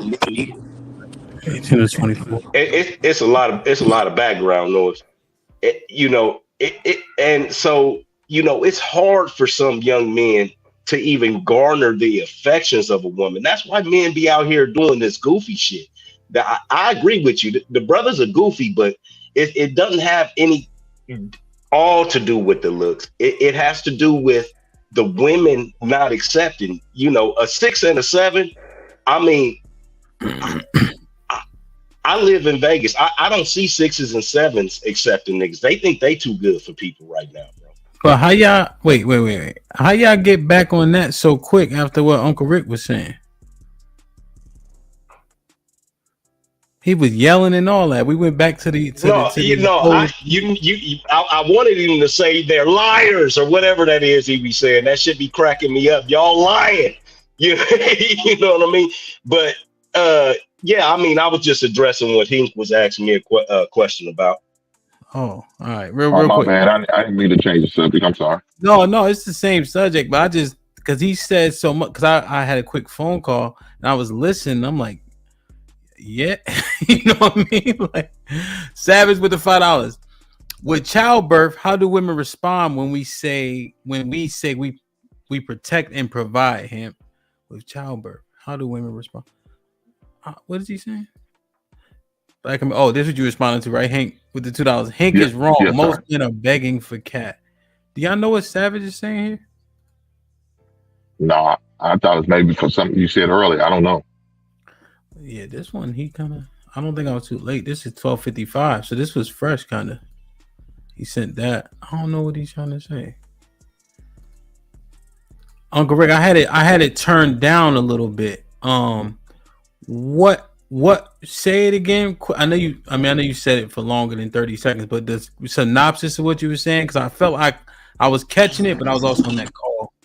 Oh, it was like the problem is that we understand, like we the smartest dummies on the planet, right? We understand that, you know, a man is supposed to protect and provide. He has to be a man worth his salt, right? A woman is supposed to carry and rear your children and teach your children in the way. And everybody's that's capable of doing it, capable of doing it. But it's the fact that they're doing it for you is where the reverence should be coming in. Okay. Right? You gotta appreciate people for what they provide to you, whether it's something they supposed to do or not. You could be out here doing it by yourself. Look, I don't subscribe to a 50-50 relationship, right? Because I understand the nature of most women, right? But 50% of rent is better than you paying 100% of it. Yeah. Facts. Right? It's somebody. I don't care if somebody's. If you wash my dishes and we both eating, I could be the one washing the dishes still. It's the fact that they're doing it for you that's special, but everybody think they special. So when somebody do something for them, it's what everybody just supposed to do. You see what I'm saying? I see what you're saying. Yeah. You're not special. None of you are special. I understand that's what your mama and daddy told you when you was in kindergarten and you colored inside the lines. I understand that. Yeah. Rick, I don't know what you're talking about. I'm special. My Big Mama said I was special now. Right? People don't listen to what I'm saying, y'all, and I mean this with the utmost respect. Don't nobody owe you shit. Don't nobody owe you nothing. Like, contrary to popular belief, once your mama, your daddy nutted in your mama and she pushed you out, they don't really owe you shit either. Right? You here in the game. You are here to play the game. And everybody's not going to have the opportunity to have their parents show them the way of the Wu-Tang, or I had this and that. That's not the way life works. You play the hand you dealt. Plain and simple, man. Stop expecting people to do shit for you that you won't do for your goddamn self. Yeah. And then think you some type of cat. You ain't no cat. Everybody fucked up in their own way. Every single one of y'all got y'all fuck ups. Every single one of y'all. Oh, such and such. Your mate irritating. You irritating. That's why y'all together. Yeah. Like, I wonder what this point is trying to convey. Like, what does this mean? Is this a good thing, bad thing, or it just is? Kiki, when you read a point like this, what do you think the connotation of it is? I don't know what she's talking about. They don't. No, they don't. The OnStar system is not active. To activate. I don't know. I don't. So you disagree, regardless of what the sentiment is. Yes. The connotation is. The men you deal with require a lot of energy. Thank you. That's what you should be saying. Most men are very low maintenance. I don't get this. Where do these y'all be irritating me for real? You know what I'm saying? This stuff been irritating me all week, right? Most men don't ask y'all for nothing. Most men don't ask for nothing. And then when y'all do, it's not like y'all get him what he want anyway. I asked for a Sony TV. You bring me a Sony TV.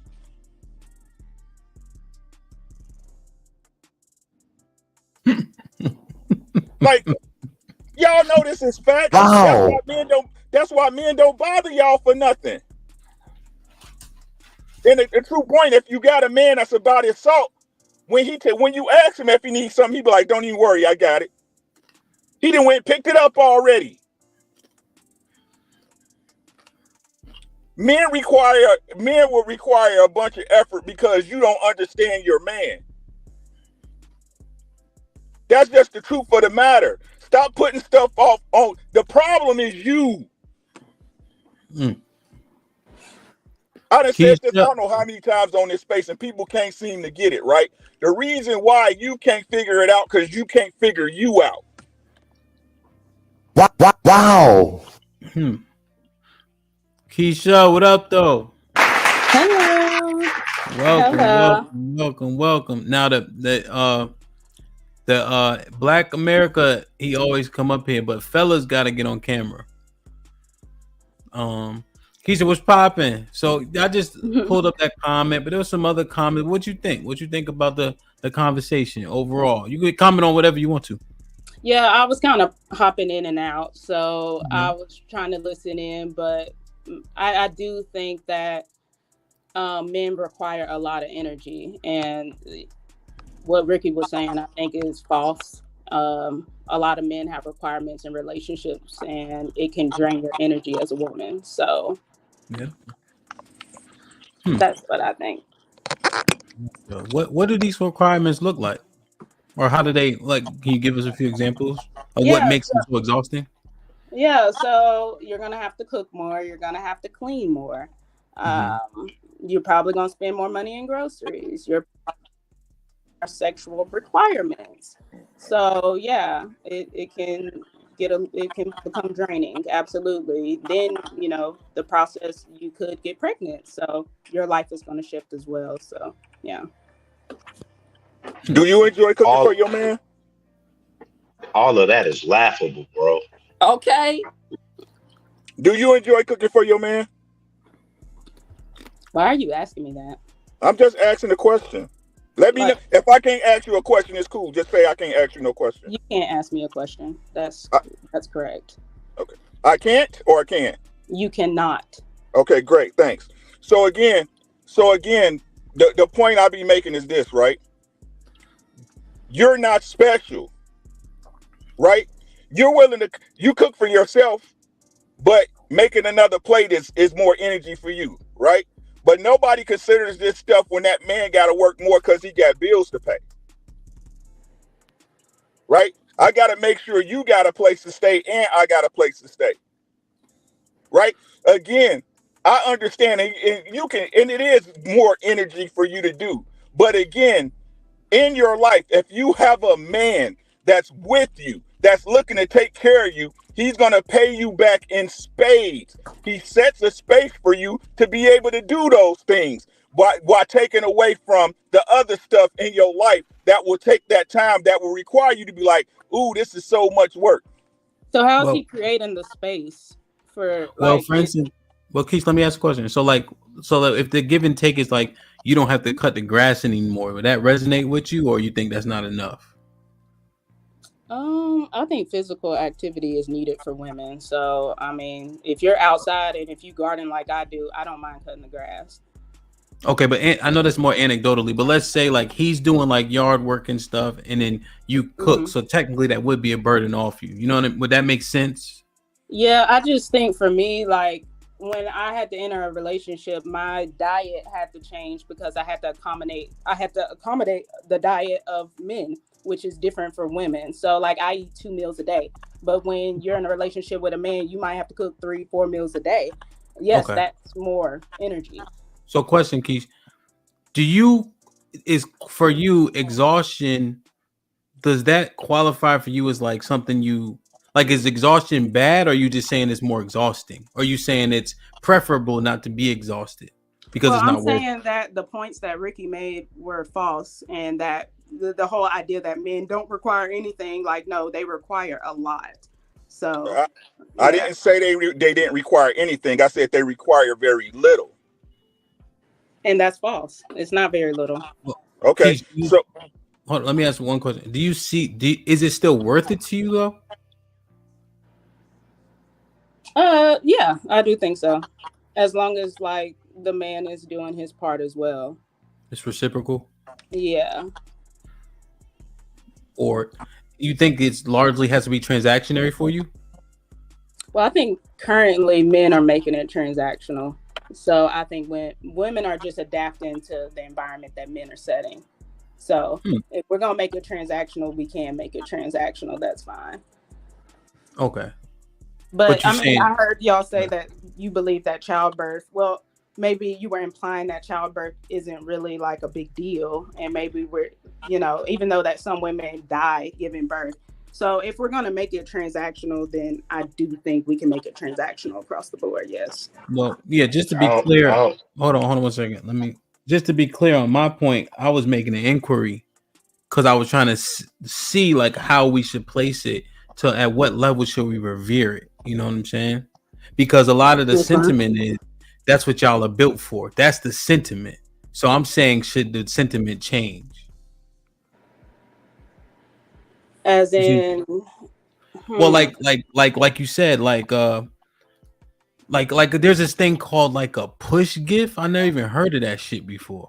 Oh yeah, yeah. But I'm like, ain't this some regular? This is what women do.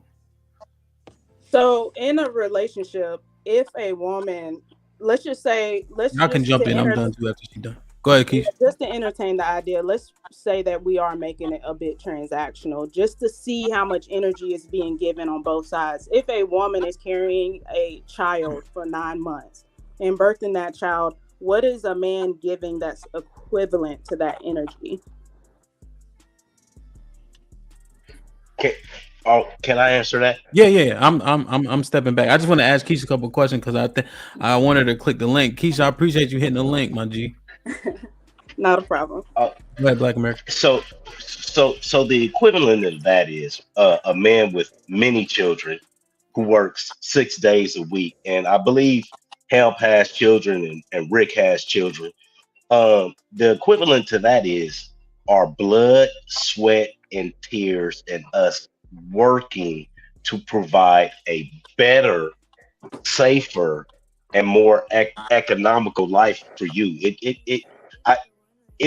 It seems like you probably make good money, so you're not worried about a man and him bringing in money.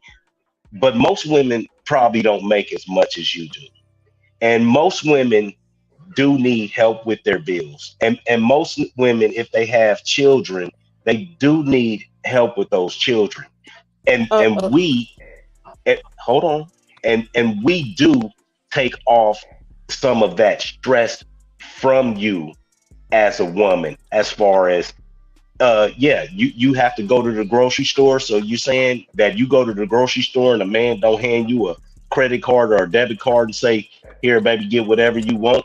Or you say the light bill is due and the man don't hand you that money? Like, so I think it kind of goes back to maybe what Ricky was saying is it could be that you're the problem. Like, I don't know you, but I mean, I know a lot of dudes, and even the homeless men will give up their last cigarette to the lady who they with on the street, or go steal a honey bun so the girl can eat. You know what I mean? So and that's just what men do. Let her respond. Okay. Yeah. So he said that men give their blood, sweat, and tears. So I just wanted to elaborate on that, because we do have some men who do, like, they have jobs such as being content creators where they sit in front of a camera and they're literally not shedding blood, sweat, or tears. So I do have to ask, in those cases where men are like sitting at desk jobs and things like that and providing, 50% of the income, not 100%, what's the equivalence to the energy that's being given? Let me read these real quick. I like, hey, at least she concise as hell though. I appreciate that. Let me read these real quick. Sway with the $2. Hemp, Keisha is a troll. Trust me, bro. I don't think so. She ain't say nothing trollish. Unless she just talking shit. She seemed like she's serious. Oh, not a troll. American First Rifleman with the $5. Salute. Mr. Britt with the $2. The emotional investment into women is unmatched. Hey, now that might be a good point. Sway produced with the $2. She enjoys arguing in bad faith. Tiresome. Yep. Savage with the $2. Men die at work every day. Although Keisha did just rebut that with, I think she was talking directly to me and nobody else. Keisha, I work hard too, goddammit. I don't just sit here all day. Well, no, not just you, but I mean, No, like, I'm talking shit. Oh, okay. Fatty. Hey, look, I can't. I'm almost done. I can't sit here and let her get away with that, man. I had to Savage get back on. $2. Men die. Oh, I read this one. No Cupcakes on podcast with the $2. Translation: I can't get the man I want. Cope. Savage Recovery with the $5. 23-year-old young man I know just died last week on a job. He got electrocuted, burned 60% of his body. Now, everybody want to reply to Keisha, but you gotta keep your responses concise. I know Uncle Rick, it's only right because he was having a back and forth. He gotta go first. AFR and misogynist. I'm thinking a number from 1 through 10. What is it? 7. It's 5. So who's closer? Misogynist. All right, then misogynist and then AFR. All right. Keisha, can you restate that last point if you don't mind? The last point, yeah. So I wanted to know if a woman is giving birth, she's carrying the child, she's cooking, she's cleaning. What is the equivalent energy that men are given in the relationship on a daily basis? And I don't want blood, sweat, and tears because that's not the reality for most men. So. Uncle Rick. What a man gives, again, I speak from the point of a husband and wife. If y'all out here dating and just living together, you don't really count. I give my wife my life. Everything I do is for the betterment of my home and my wife. I know y'all don't believe it because, y'all believe the police on time like they not reactionary, right? I'm willing to die for my wife. Right? I'm willing to die for what I believe in. I put energy and life into my wife so she can live better. Thank God it's reciprocated. Now, again, I understand most men are not about that, right? So stop dating most men. Okay, can you elaborate on how you put energy and life back into your wife? No, because I don't answer your questions because you don't answer mine, remember? Oh, okay. Wow. All right. Let's get another answer, Keisha. Is that cool? Can we get another answer? Yeah, that will work. All right. Let's get an answer from misogynist, nice and concise, and an answer from AFR, which probably won't be concise, but I know he'll try. Oh my God. Y'all need to really stop with that energy stuff. Energy is reciprocal. You know what I'm saying? It's tit for tat. Women kind of use that word and it's become trite and y'all use it out of context so much. You know what I'm saying? And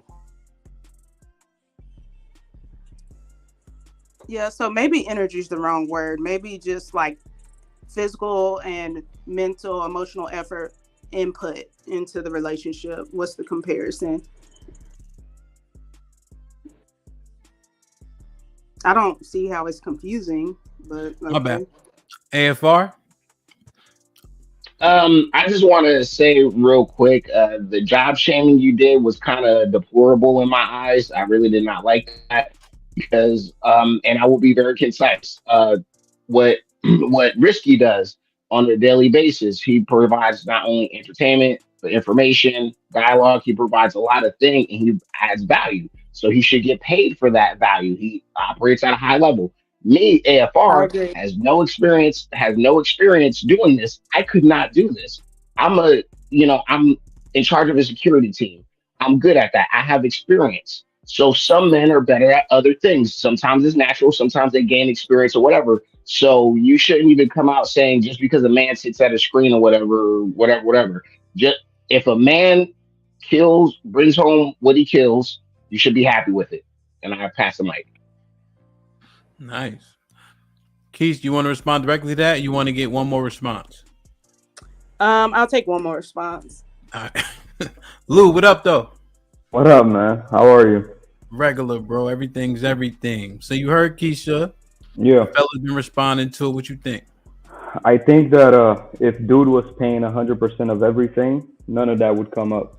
Because that's the only thing that matters at the end of the day, right? It's like, if you're not paying 100% of the bills, she's gonna want all these other things that she can't even speculate or be truthful about, because money is almost number one in everyone's lives. It's just a fact. So I think if you were paying for everything, that wouldn't even come up at all. I can't disagree with that. Okay. What about AFR's point on the shaming of men not doing physical work anymore? Well, I just think that's an emotional stance. I wasn't shaming. I was responding to I don't know what Blood, his sweat, name and was. tears. Yeah, blood, sweat, and tears. I wasn't trying to take a shot or anything like that. And if I wanted to, it wouldn't be you, because I have enough enemies in this space, unfortunately. But yeah, that wasn't a shot, and I respect the work that you do. So. Oh yeah. No, I was just joking. Shit. I actually own a moving company, so I do. Yeah, physical. you got other stuff going on. So. Yeah, no. Oh, okay. Yeah, but you're saying, when men are saying they putting pain in, you saying, let's be honest, a lot of people do work desk jobs. Mm-hmm. A lot of times they have robots for that. You know what I mean? So, I mean, I think that's a fair, I think it's a fair assessment. I think the blood, sweat, and tears is always figurative, though. I think it's just time, hours, brain power, managing people for me, Keisha, is the hardest part. If I could just go out there and pick up all the boxes myself, I would, because they get on my damn nerves. You know what I mean? Like, it's just personalities. Like, they get sick. I'm like, why are you getting sick, bro? You got bills. You know what I'm saying? Like my dog died. I said, how many dogs you got? You know what I'm saying? Yo, fuck you, Ham. Y'all, fuck what Ham saying. Use your sick time, nigga. Fuck out of here. Fuck out of here, nigga. You got bills. Shit. You better use that sick time. Fuck. Listen, Rick, I tell them we don't have a job on Sunday. Take Sunday off. You can have Sunday off. Hey, you running a slavery camp, ain't you, brother? Goodness. One time, one of the guys fell off the back of the truck, and I heard them talking outside. They like, don't tell him. He don't give a fuck. I'm like, let me just add this though. But if a chick does work a desk job and she makes 10,000 more than you and you're a mover, she does think she's better than you. So there's that dynamic as well. Although you're working way harder than she is. Now, if you're a person like me, I used to do mortgages, so I'm behind the desk. But by myself, I generate millions and millions and millions of dollars a year for the economy closing loans. So there's all sorts of different speculations you can make. But if a chick makes 7,000 more than you, she does think she's better than you, and that's just a fact. Like, no matter what job you do. Interesting point you just brought up. Keisha, let me ask you, and Kiki, if you don't mind. I gotta get AJ, what up though? In world class, what's popping? Keisha, is physical synonymous with hard? Elaborate on that. So, like, for instance, like my guys, right? They think because they do the physical work, unless I have to go if it's something more high level or whatever. They're like, man, you doing this, that, and the third. I said, well, how you get paid? How do we get jobs? Who does the sales? Blah. I said, you think because you work physically, you working harder than me. But when your day is over, it's done. I'm still answering phone calls for the shit you broke. You know what I'm saying? So does physical always mean hard? Is just physical? Am I making sense? Yeah, that makes sense. I think that's a good question. I would say physical equals hard, but I do understand the mental aspect as well. I still don't think the effort is balanced though, regardless. If a woman is physically, putting herself through childbirth, working, cleaning, cooking, then physically that energy should be matched in a relationship.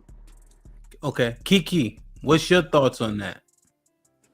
On what? On what she said? Yeah. So because childbirth, they say, is the closest a woman gets to dying. So Right. I don't know how I'm gonna match that unless I jump in front of a bullet for my wife. And I'm not being sarcastic. I'm being that like, how the fuck I'm gonna get there? But go ahead, Kiki. Go ahead.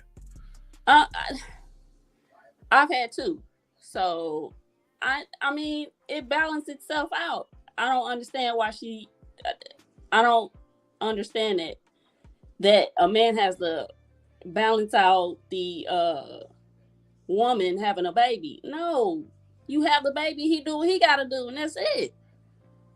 And that's how the balance come together. He do what he have to do, and she has the baby, and she do what she has to do. Okay, so I have a question about that. So when he does what he has to do, and maybe in 20 years he decides, okay, I don't want to be with you anymore. That's an extreme. What does he need to do? Are you sure that's an extreme for current day? Yes. Okay. No further questions. I mean, women can do the same thing though. She can You decide, leave I don't wanna too. You leave after 20 years too. So what's the difference? I don't agree with that. But what if? Hold on, Hank. Hold on, Hank. What if? Pick me through that. I don't care. What if it worked out exactly like it's supposed to? Both adults were in a relationship that was loving and giving. Chill out. It was loving and giving, and you was married to somebody for 50 years and had a legacy of grandchildren and things. Again, y'all always want to go to the negative narrative. Who would you be without negativity? It feels like y'all are trying to convince me to like. I'm not trying to convince nothing. I'm just analyzing what you're saying. But what you're saying doesn't line up with statistics. You're just talking to hear yourself speak like you always do. Have these long drawn out monologues, not saying anything. What I'm telling you is the statistics state differently, and y'all talk about it all the time on these panels. Like, stop. I think the truth of the matter is someone's gonna have to work harder, right? And the women are not the ones that want to work harder. That's just like this conversation can end there. Like they do not want to be the ones putting in more effort in anything. In the family life, at work, they just don't want to do it. They just don't. Like, I think most human beings want to do what's advantageous for them, right? Let me ask a question, and then I got to get AJ's sentiments on this as well. Keith, does this make sense that if you have a man's child, right, and then the equivalency is that you can stay home and rear that child while he goes out and work, would you then say, okay, he's meeting me at that level I'm looking for? Does that resonate? I guess kind of what Lou was saying. No, that wouldn't completely be an equal of trade for me, because some men don't do anything at work, if we're being honest. So I'm not. But I'm saying, but you would equate it just to his money, making sure that you didn't have to work and everybody was taken care of, even if he at work sleep.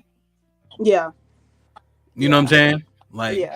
Because I think you're right. I don't think nobody work 8 hours. Like, I think motherfuckers be bullshitting at their desk watching YouTube. They listening to us. What kind of work do you guys think men do? Well, just all. I mean, we're talking about all men. So if you working physically, that's one thing. If you're driving, it is what it is. But if you're at an office, you may be chilling for some time. I mean, that's fair to say. Who does most of the office jobs? Yeah, what does it matter? What type of job? He has to get out of the comforts of his own home, go to work, and do what he got to do. While you could lay there until our child wakes up, and then you can start doing what you need to do. But I gotta get up I gotta be at work at 6:30, 7 o'clock, 8 o'clock in the morning.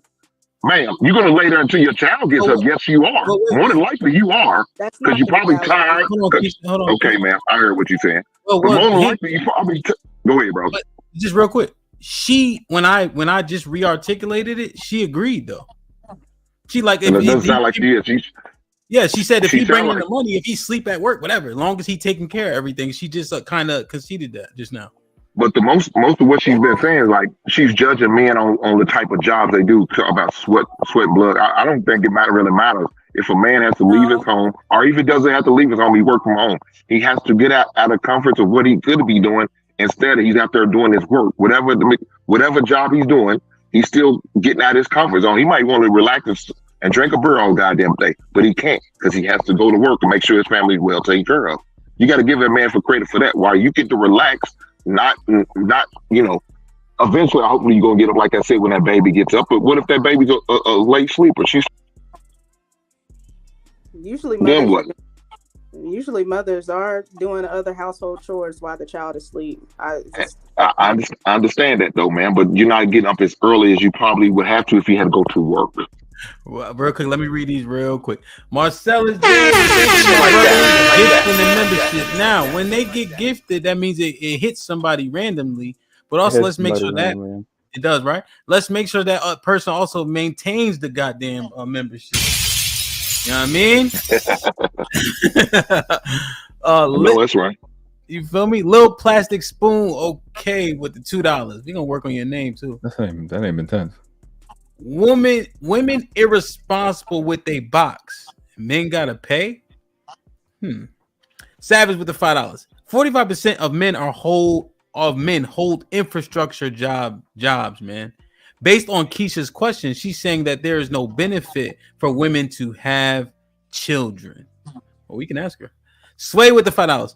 Do men not help with chores and raising the child in 50-50s? Conflating different men's talking points is bad faith. Hurt people. Sway with the $2. If no children are involved, then what? It's a good question, actually. I like Savage that question. It is right. Savage with the $2. The stats say women leave more in all ways. Sway with the $2. What's the ratio to yearly birth to baby deletions? I gotta look at that. I don't know. Can somebody look that up? MBK Steve with the $2. Most men don't work desk jobs. Let's be honest. Yeah, it might, I think there's some truth. Again, we just making sure we had a conversation in good faith, regardless of the talking points. It's okay to acknowledge, and then we can get to the facts. Go ahead, Luke. I just want to add, isn't the name of the game to hit and not get hit? So it's kind of like the Floyd Mayweather effect, right? They'll complain that Floyd Mayweather fights in a certain way and he does things in a certain way, but he gets most of the money. So when you say, blood, sweat, and tears, if I'm a mortgage loan officer and I close 5 deals a month and I want to take a vacation for 3 weeks, that shouldn't diminish how much of a man I am because I'm smarter and I understand how the game is played and I use a cheat code. So I'm confused about her point when it comes to working hard and all of this. So, well, I think brawn is respected. I think how you get money is respected. So if I'm a brawn is respected, but if you don't make enough, then it's still not respected. So you have to have brawn and you have to have all the money. So you have to be an angel, perfect demigod. Well, I'm just acknowledging. I'm just thinking through what you said. Even when you use Floyd, I much rather watch Mike. I much rather watch a bruiser. There's something to it. But that's the point. That's the point. But he still makes most of the money, though, right? Either way, he's still caking. Yeah, he's still caking. Of course. Yeah. No, 100%. Damn, Keith, did you want to? Well, let me see. AJ, what did you want to address? I mean, nothing really, man. I just think that her perception is kind of crazy. But all in all, I think women in general, they're going to complain about anything. They just want to complain about something, really. Because if you make a lot of money and you're living the easy life, she's still going to pick something to complain about. If she ain't got to work, she's going to complain about something. So I think women are just can't be satisfied. Point blank, period. They're just going to complain about something. So we just going to have to take it on the chin and just do what we do. Damn. Keisha, that true? No, I think men confuse what I'm trying to. I'm actually just want men to acknowledge the energy that women put in relationships. Because, like I said, I was responding to what Ricky said, and he said that men require very little, and I said that's a lie. Women have to give more energy in relationships, and that's No, a they fact. don't. Men are the ones who sorry y'all. Uh So Keisha, what energy are you talking about? Because I don't think we've gone over that yet. Okay, so I think we decided to start off with physical, right? So we can address all the elements, physical, emotional, all that. So let's start with physical. So physically, in a relationship, a woman will likely have to have sex, probably more than her sex drive to satisfy his sex drive. Then you're also going to have children. So your body is going to be altered in that process, and you could die. So you're risking your life.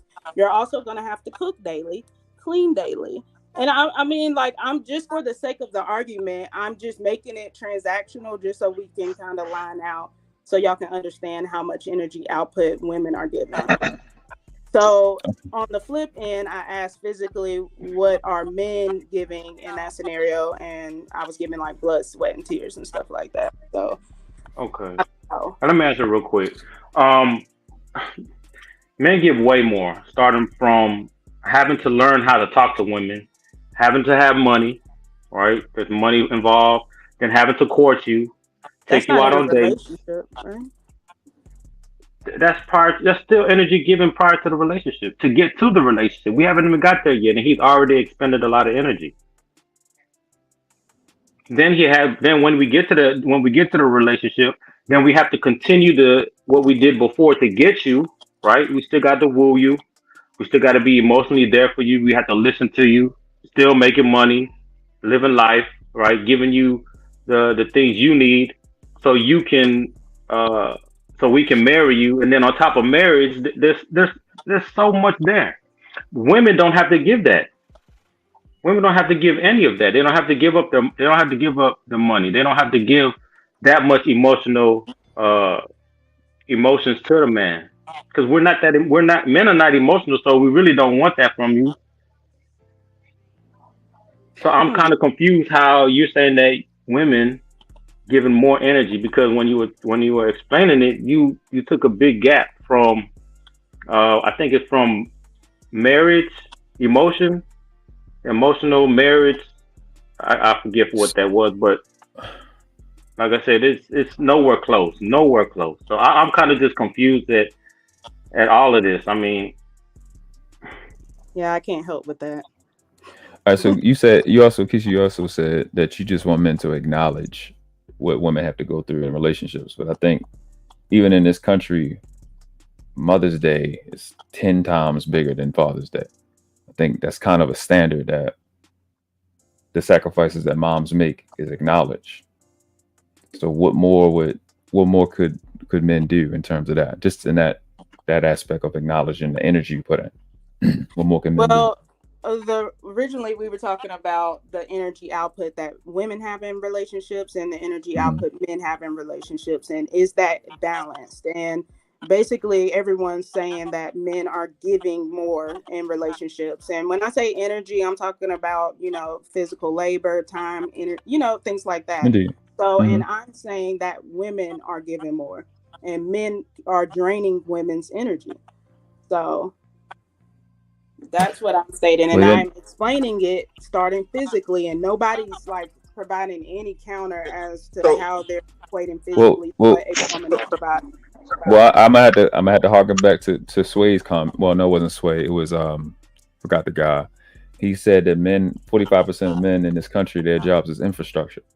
Like I don't remember the last time I rolled by and it was people digging ditches, picking rocks up out of holes, and it was women over there. Like when you mention and you say that women could die in childbirth, that's energy. Men can die every day, leaving the house doing skyscraper work, doing trash duties. Those guys make a lot of money, but those trash men putting themselves at risk, taking home diseases every day. Like that risk that you're taking is energy, because these guys are afraid they're not gonna come home. The military people that are here, there's a lot of people in the military that could just be called at any time of the day. So a lot of the risks are being taken about not the jobs that women also can do, but the jobs that men do that women don't want to do. That's a lot of risk. Goes back to the conversation you were having before about guys not doing shit. he's still in that transition, from, especially with respect to what's expected by women. For you to take care of everything, for men to take care of everything, 40 hours or more, you got to work a week. Every time I leave the house and crack that threshold, my life at risk. Whether you drive trucks, you got to get on it. You commute. Your life is at risk. Like Hamp was saying, I'm sorry. You know, you can't. That guy may not come home. You know what I'm saying? Like that guy may not be able to.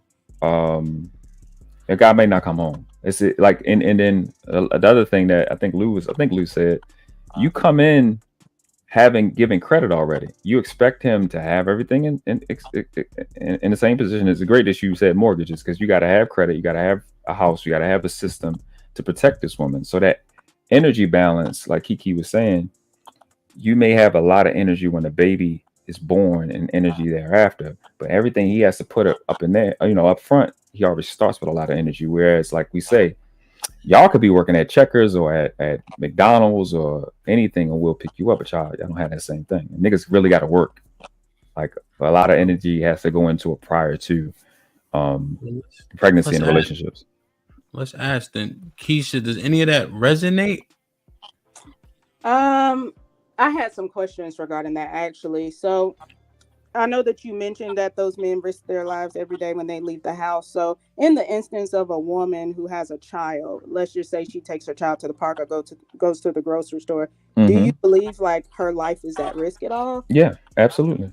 Okay, Yes, because there are times the the man won't be there and it will just be her and the child, and I do feel like a lot of women are vulnerable at those points in time. So Keisha, I don't think that's a... Go ahead. No, I was just saying on that point, 99% of kids are kidnapped when they with their mommy. Right. You know what I'm saying? So yeah, and that's 100%. a genuine fear for a lot of women when they have children. Like they develop this anxiety of protecting them, and you know the world is an evil place, so they're risking their lives too every day. Well, but I see. Those are distinct risks, though. You know, that risk is for recreation, for self-development. His risk is for y'all to exist. So what if, You know? Yeah, she didn't understand why you said that, Him. She didn't. That total point. The total point of women and children and being vulnerable is if there is a man there and a man is in the picture, it kind of blocks you. It puts a fence up, a guard up. Yeah, that's a deterrent. That's a fact. It covers all that. I got a 6-year-old. I got kids ranging from 30 to 6 years old. Nothing's ever happened to them, but I know people that things have happened to their children because there's no man there in the house or present. Yeah. So to re-articulate the point, Keisha, that's my fault for not being clear. When a man leaves, the danger is present. When a woman leaves without her man, the danger is present. Her danger can be alleviated with that man being present at the park or at the grocery store. I think there's a distinct difference there. What you think about that? So what about in cases when she is at home with the child by herself, the man is working, and the child could slip in the pool, could hit their head, get a concussion? Like these things actually happen to where the child. Why wasn't you doing your damn job by watching my son? Why wasn't you doing your goddamn job? That's the woman's fault. But those aren't dangerous situations. Those are accidents, and there's some slight negligence there. Okay. So you weren't doing your damn job. Get on your job. I need your switcher and watch my son. I do think that creates an element of sort of fear with women who stay at home, and when they're with the child, that can kind of be equated to the man's role. Yeah, most of y'all are not keeping kids at home. Most of y'all probably put them in daycare, even though you stay at home. That's how lazy y'all are. Let's keep it real, man. Y'all not doing this shit. Y'all not homeschooling. Y'all sending your kids to school for 8 hours like overpriced J car. Y'all not doing anything like that. Half of y'all are not doing this. So quit making it sound like y'all out here all slaving and doing this on. No, half of y'all heifers can't cook worth shit. Can't boil water. Talk about what you gonna do at home all day. You putting plus where you ain't putting a goddamn thing in. You ain't doing shit. This is the level of a woman who doesn't appreciate a goddamn man. No, fuck that world class. This is a woman who doesn't appreciate a goddamn man and what a man stands for, what he does. If you don't appreciate man, don't get your goddamn man. Take your ass on over to the other side where they appreciate you. You go lick each other's twat, and y'all be happy together. Well, yeah. So My bad, Ham. My bad. No, it's all good. Let me let the point marinate for a second. So Keisha, in terms of the fear, my sentiment is that women are fear-based just in what they do every day. A small example is women buy particular cars because these cars are more reliable, because they don't break down. I think women make decisions and go through life predicating their decisions off of fear. So that wouldn't be anything new in my estimation, because you guys don't have the same brawn and you know the different protection that we have just from being men. Think I'm off there? No, I can agree to that point, but also I do think there's a high level of risk involved in being a mother. There's a high level of risk that I think can be equated to the level of risk that men experience outside as well. But and I could. And now, I want to get her sentiments on Hank. Are we just talking about after? And then you got it, work class. Are we just talking about black men and black women, or is this like a broad? Because it's hard to talk about everybody. The nuances get very expansive when we start talking about all culture. But I think we can do Western might kind of Western relationships might be encompassed here. But when we start trying to talk about everybody, it gets tougher. Damn, somebody snoring and shit. No, that's windshield wipers. World class, what were you trying to say? My bad. Because Hank went off, and then I just want to say this one thing. I think a lot of the energy conversation, because I've heard that before, a lot of it has to do with the way women are feeling. They're talking about their feelings when they're talking about energy. So they're bringing up things like risk and fear, and what I had to do. They're talking about how they feel, which is like a hidden tax and that nobody can count. So I really can't tick the tat with you and go, men put out the same energy, because I don't have the same feelings you have, because I don't have the same fears. When I see a dude coming down the street, granted, yeah, I may be worried about him, but it's a chances I can handle. I'm 5'11". I'm not short. You know what I'm saying? I'm very well skilled. I'm not worried. You, on the other hand, with your little boy, you being a woman, not y'all know our panel, of course you're gonna be worried about that. You know what I'm saying? So I think that's a part of the conversation that women are not being transparent about, is about how I feel and how they add that into it, because we know they do it in relationships. That's like a hidden tax. That's a good point. That's a solid point. I think I've removed my feelings from the conversation. I feel like the men have responded more emotional than I have. I've asked for transactional, like clear. I've been direct, and I don't know how else to communicate it. So. But it wasn't just you weren't even willing to answer Rick's question. So how are you being transparent? How is that transparent, man? Well, if I could, right? Well, I was trying to speak. I'm my bad. Go ahead, Rick. My bad, y'all. Keisha, I think maybe my first comment, very first when I came on, maybe was a little emotional. Maybe I got a little triggered because I thought you meant something that maybe you didn't or whatever. But most of the men here have been pretty concise. And one comment I will say about the men versus women dichotomy is, let's just be honest. Men of different, like, and I'll use my example. Okay, I do armed security as a living, but also I am in charge of people, so I have to physically put myself out there in where I'm at, where it's a high likely place to get robbed and firefights and stuff like that.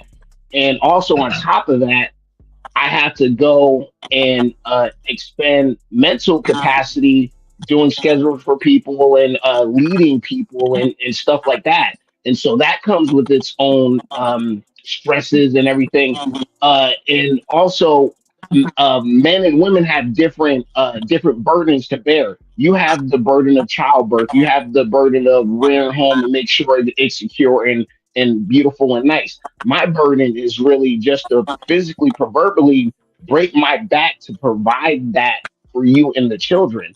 Like, everybody knows that. So literally people are under their assumption that I'm there to die for the betterment of my family if need be.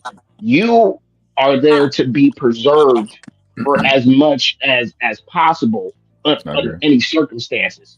So I'll pass the mic. Right. So in your scenario, you're talking about women who the man is providing 100% in the home, correct? Because now we're shifting, because that's not the reality. It could be, well, if it's 50, well, the thing about it is it doesn't have to be 50-50, because if it's 50-50, then obviously, y'all got a certain thing. But the thing about it, inherently, the man has more, not only risk, but they face more inherent danger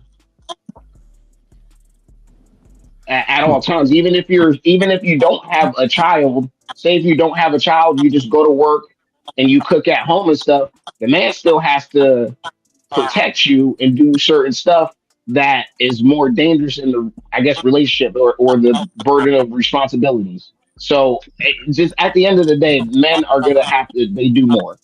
It doesn't diminish women. It doesn't make it less important, but we just have to be honest. There's a reason why the men have the mantle of responsibility and leadership. And that's what's currently occurring, is what you're saying? No, because a society has changed for several reasons. Let me read these super chats real quick.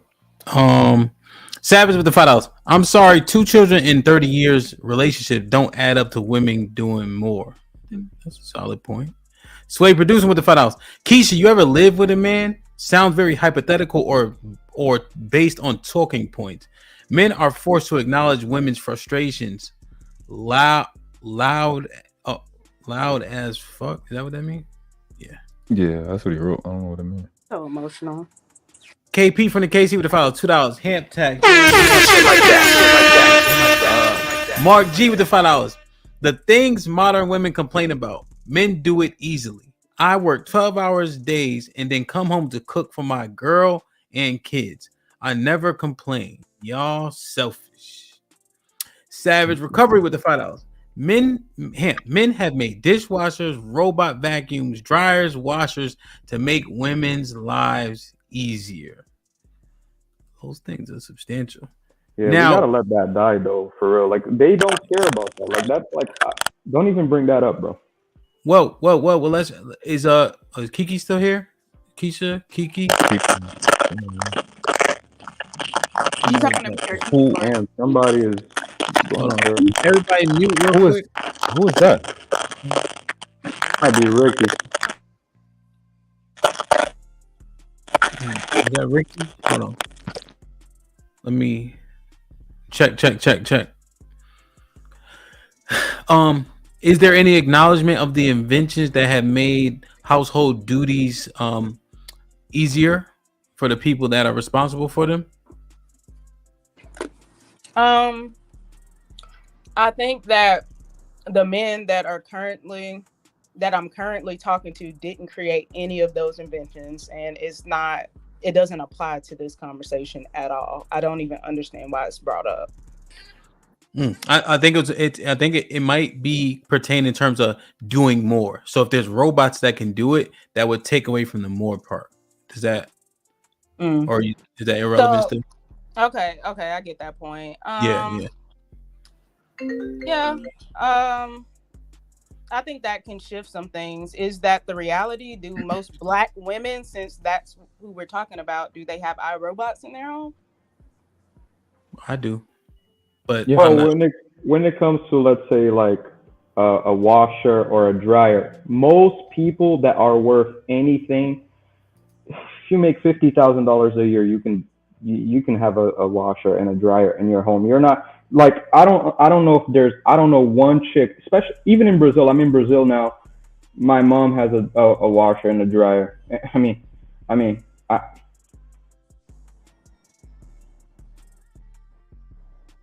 don't know. I think Keisha, are you trolling? Like somebody said that earlier, but no, she's not trolling. I'm not trolling.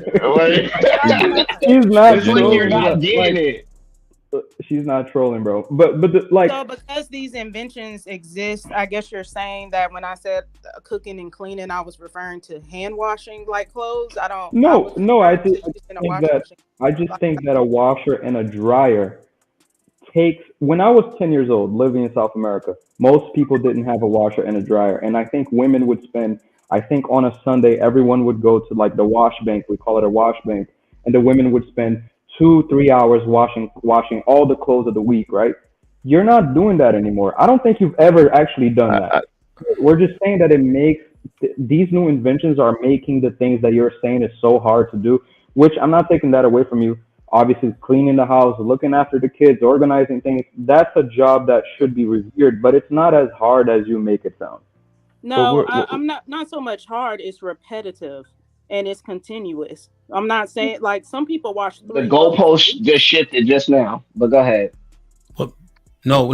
The argument is more. We're more. So she's remember we saying were arguing. repetitive. Yeah. So because AFR, remember you said hard or whatever, it's just that we have more shit to do. So she's talking about volume here. So it might pertain. The thing about it is, like Lou has just been saying, her time has been liberated to give her more time to do what she wants to do, whether it's hanging more with the kids if she has kids or whatever. An example like Mad Men or whatever. I saw a little bit of that show. Instead of doing great and wonderful things, these chicks started, flirting with the salesman and taking pills and doing stuff during the day. You know what I'm saying? Because they didn't have to vacuum for as much as they had to do and wash clothes as much as they did. So, like, I'm just saying, like, women So now we're 50 talking years about ago women in had the to do more. workforce. I'm just Like- saying, women before had to do more. You have to do less. We didn't even way get less. Kiki And you didn't even have to give do the other less woman's as a a point of man. view. What are you talking about? Well, Kiki happened? didn't even get to chime in on for women in terms of the machines either. Kiki with the machines. Kiki got the worst machine. I think if we keep it right. Hold on. Go ahead. Hold on. Kiki back. Kiki back. Sorry. Kiki, can you hear us? Put him in the fucking bed. Get him out of here. Come on. She need a new machine. She need a new machine. Yeah. Can you hear me? Yes. Okay. What was the question? I'm sorry. The machines. God damn it, Kiki. All right, Kiki, just fake keep listening. That's all. He ain't even listening. Now, does Keisha's point combat it with we don't need to use a pickaxe because we got jackhammers?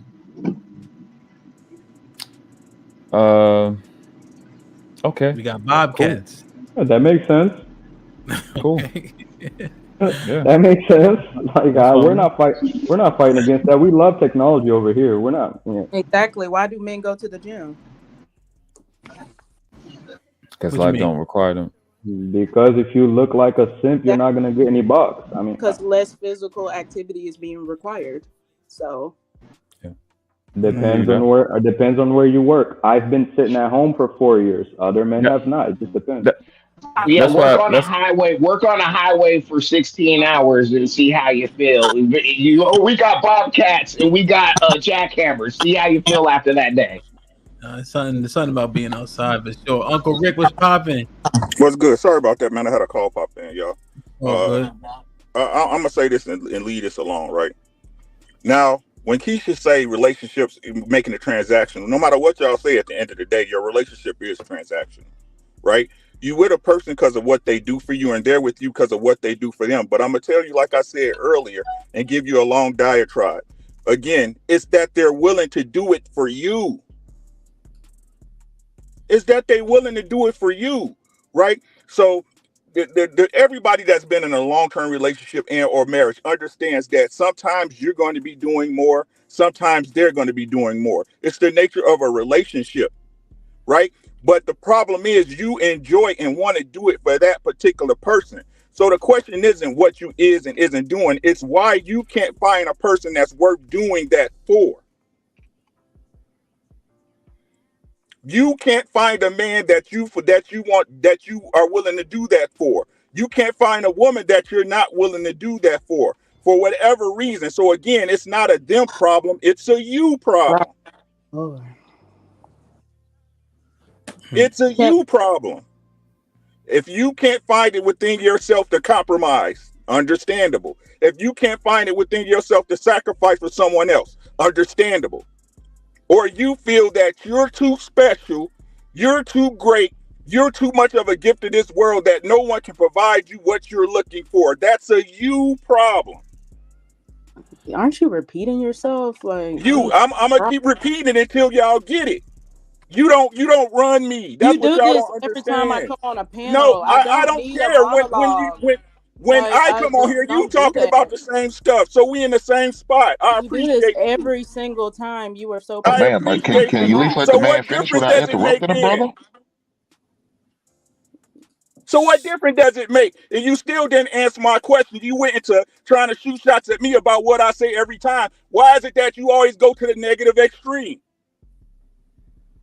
Because we've had previous experiences before that were negative. So Okay, man, this is obvious. So You you don't base appreciate, all your man. life on the negative Don't worry things about that happen, correct? Well, I think most smart people. You base all your decisions off what's negative, correct? So that would make you a negative person. So you wonder why negative stuff keep coming your way, correct? No, that's not the case. Right, because it's never you. It's never stay you. lonely. It's Stay always lonely, the heifer. people Stay around lonely. you. It's always the people that you choose to bring into your Stop cycle making it that give you personal. negative energy. Maintain your masculine frame. Stop. You making don't control me. Stop making it personal. You don't control me. Chill out. No. Relax. Go tell your man what to do. Stop making it personal. Relax. Go tell your man what to do. Okay, we can continue. That's what I thought. It must be tough being lonely. Savage. Being feminine.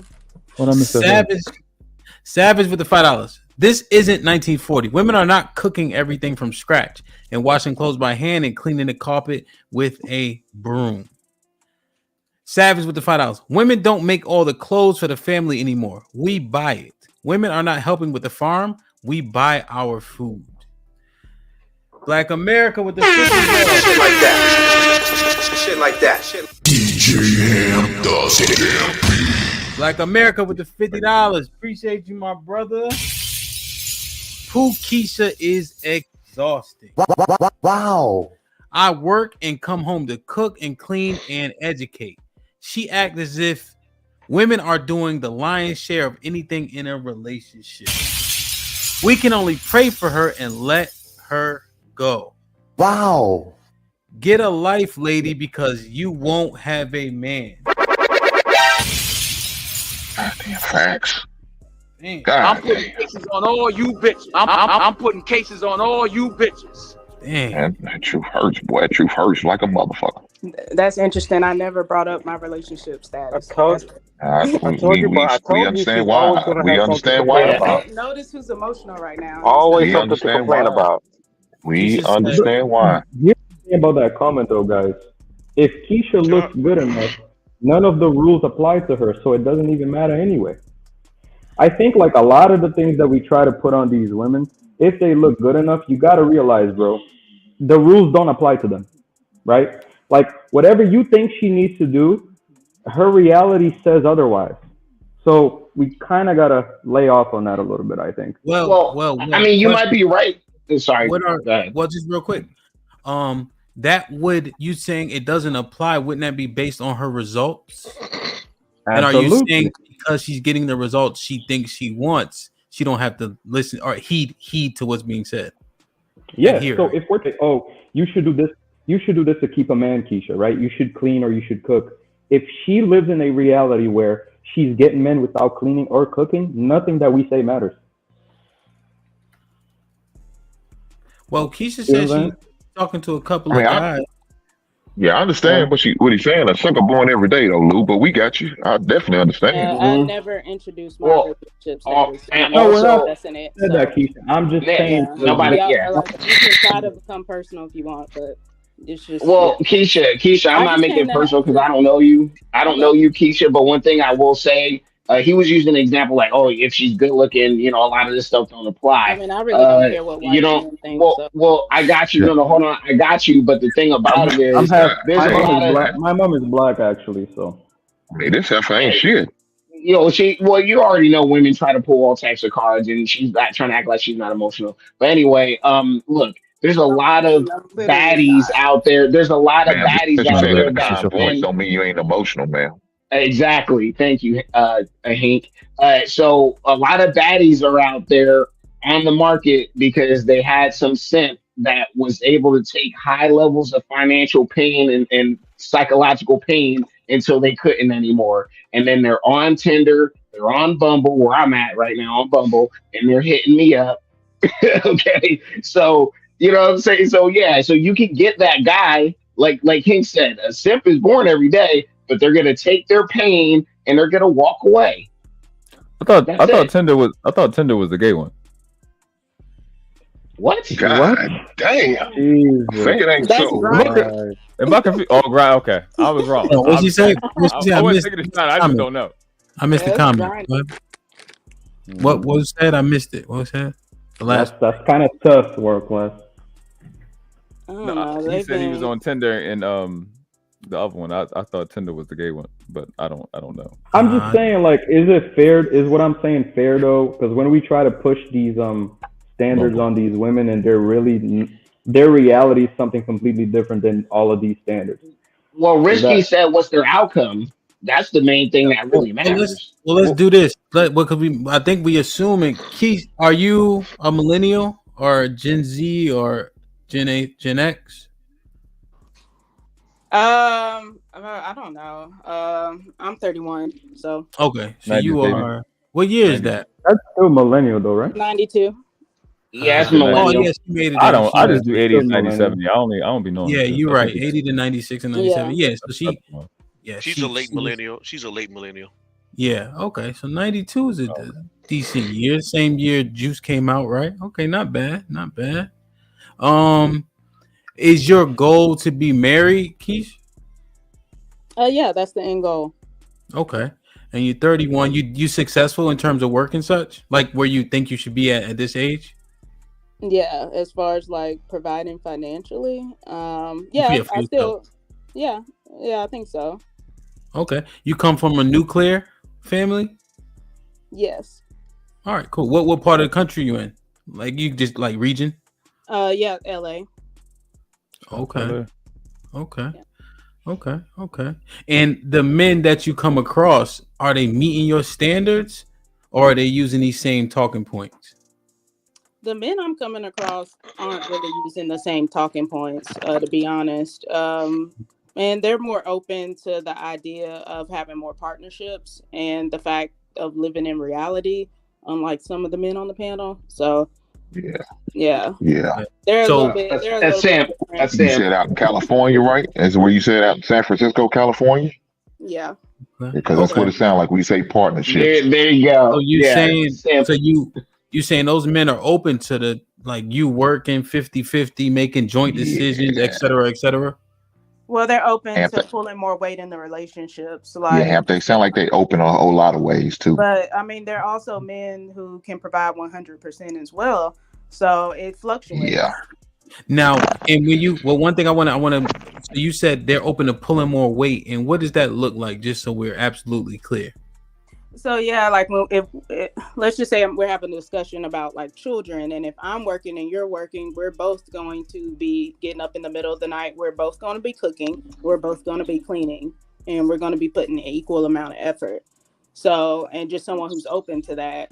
And I think a lot of people don't have those conversations up front, and then the child gets here, and one person's burnt out, and the other person is not. So, and just so we set the so an example of 50-50 would be like you cook 4 days, he cooks 3. Is that the right amount of days? 4, 5, 6, 7. Yeah. And then the next week he cooks 4, you cook 3. Like, would it be something like that? Like, is that what I you mean, mean? I know men who can cook like themselves. So really, like, he can make his own meals. To be honest, This is amazing, bro. Yeah. Damn. So y'all be eating separate stuff? I mean, I don't have the same diet as the men. Like, one guy was like eating meat every day. I don't do that. Like, as a woman, you can't do that. Okay. So yeah, our diets are different. John, what's up, man? You want to get in here? And Keith, I wasn't trying to be in your business, just setting the stage in terms of mind frame. You know what I mean? Oh no, it's fine. Go ahead, John. Yeah, how everybody doing today? Good. John, if you bring in the Bible in the first 10 seconds, bro, I'm gonna freak out. Swear to God. You try to tell me I can't bring in the Bible? I can't bring in the I Bible. No, love you it, John. can. I love it, John. You can just let 60 seconds go by first, please. I don't like when men try to control me, but anyway though. How y'all doing, man? Say, I just want to have a conversation with Keisha right quick. Keisha, I'm not going to attack. I just want to ask you a couple of questions. You made a statement earlier to the effect that it is easier for men and for women in today's time. Is that correct? I want to misquote you. Physically, yes, I do. And I think you were pertaining to, I guess, the labor or the work that we do because technology made things easier for men and for women. I was responding to the comment of the washing machines and the iRobots, and I was just stating that men have easier jobs today too, and less physically demanding. So if that is true, then I guess the follow-up question would be, and I'm not talking about YouTube talking points, I'm talking about in everyday relationships that we see that happens in reality. If everything is easier, then, and it's not an attack, it's just to actually get your mindset, your opinion on it, your view on it. Why is it that relationships are still in marriage is still in a divorce if everything is easier? Why is marriage divorce rate higher now? I didn't bring up the point of the washing machines. I would just so I don't really I just countered it. I don't understand. No. I'm not saying that you brought it up. I'm only questioning your view. I'm only questioning your viewpoint. But I didn't even introduce that viewpoint though. It was somebody super chat. That was me. That had nothing to do with I got you. Yeah. No, I got you. I got you. No, I'm just saying though, but even though she didn't bring it up, she had a comment when she answered the question that was asked to her. Mm-hmm. So if she answered the question, she has a viewpoint on it. So then she still has a viewpoint right now. I'm asking that she have a viewpoint right now on if everything is easier for men and women, why is the divorce rate higher today than it was, let's say, 60 years ago? Because there's other elements that come into play as to why divorces are happening. So I don't really understand the point.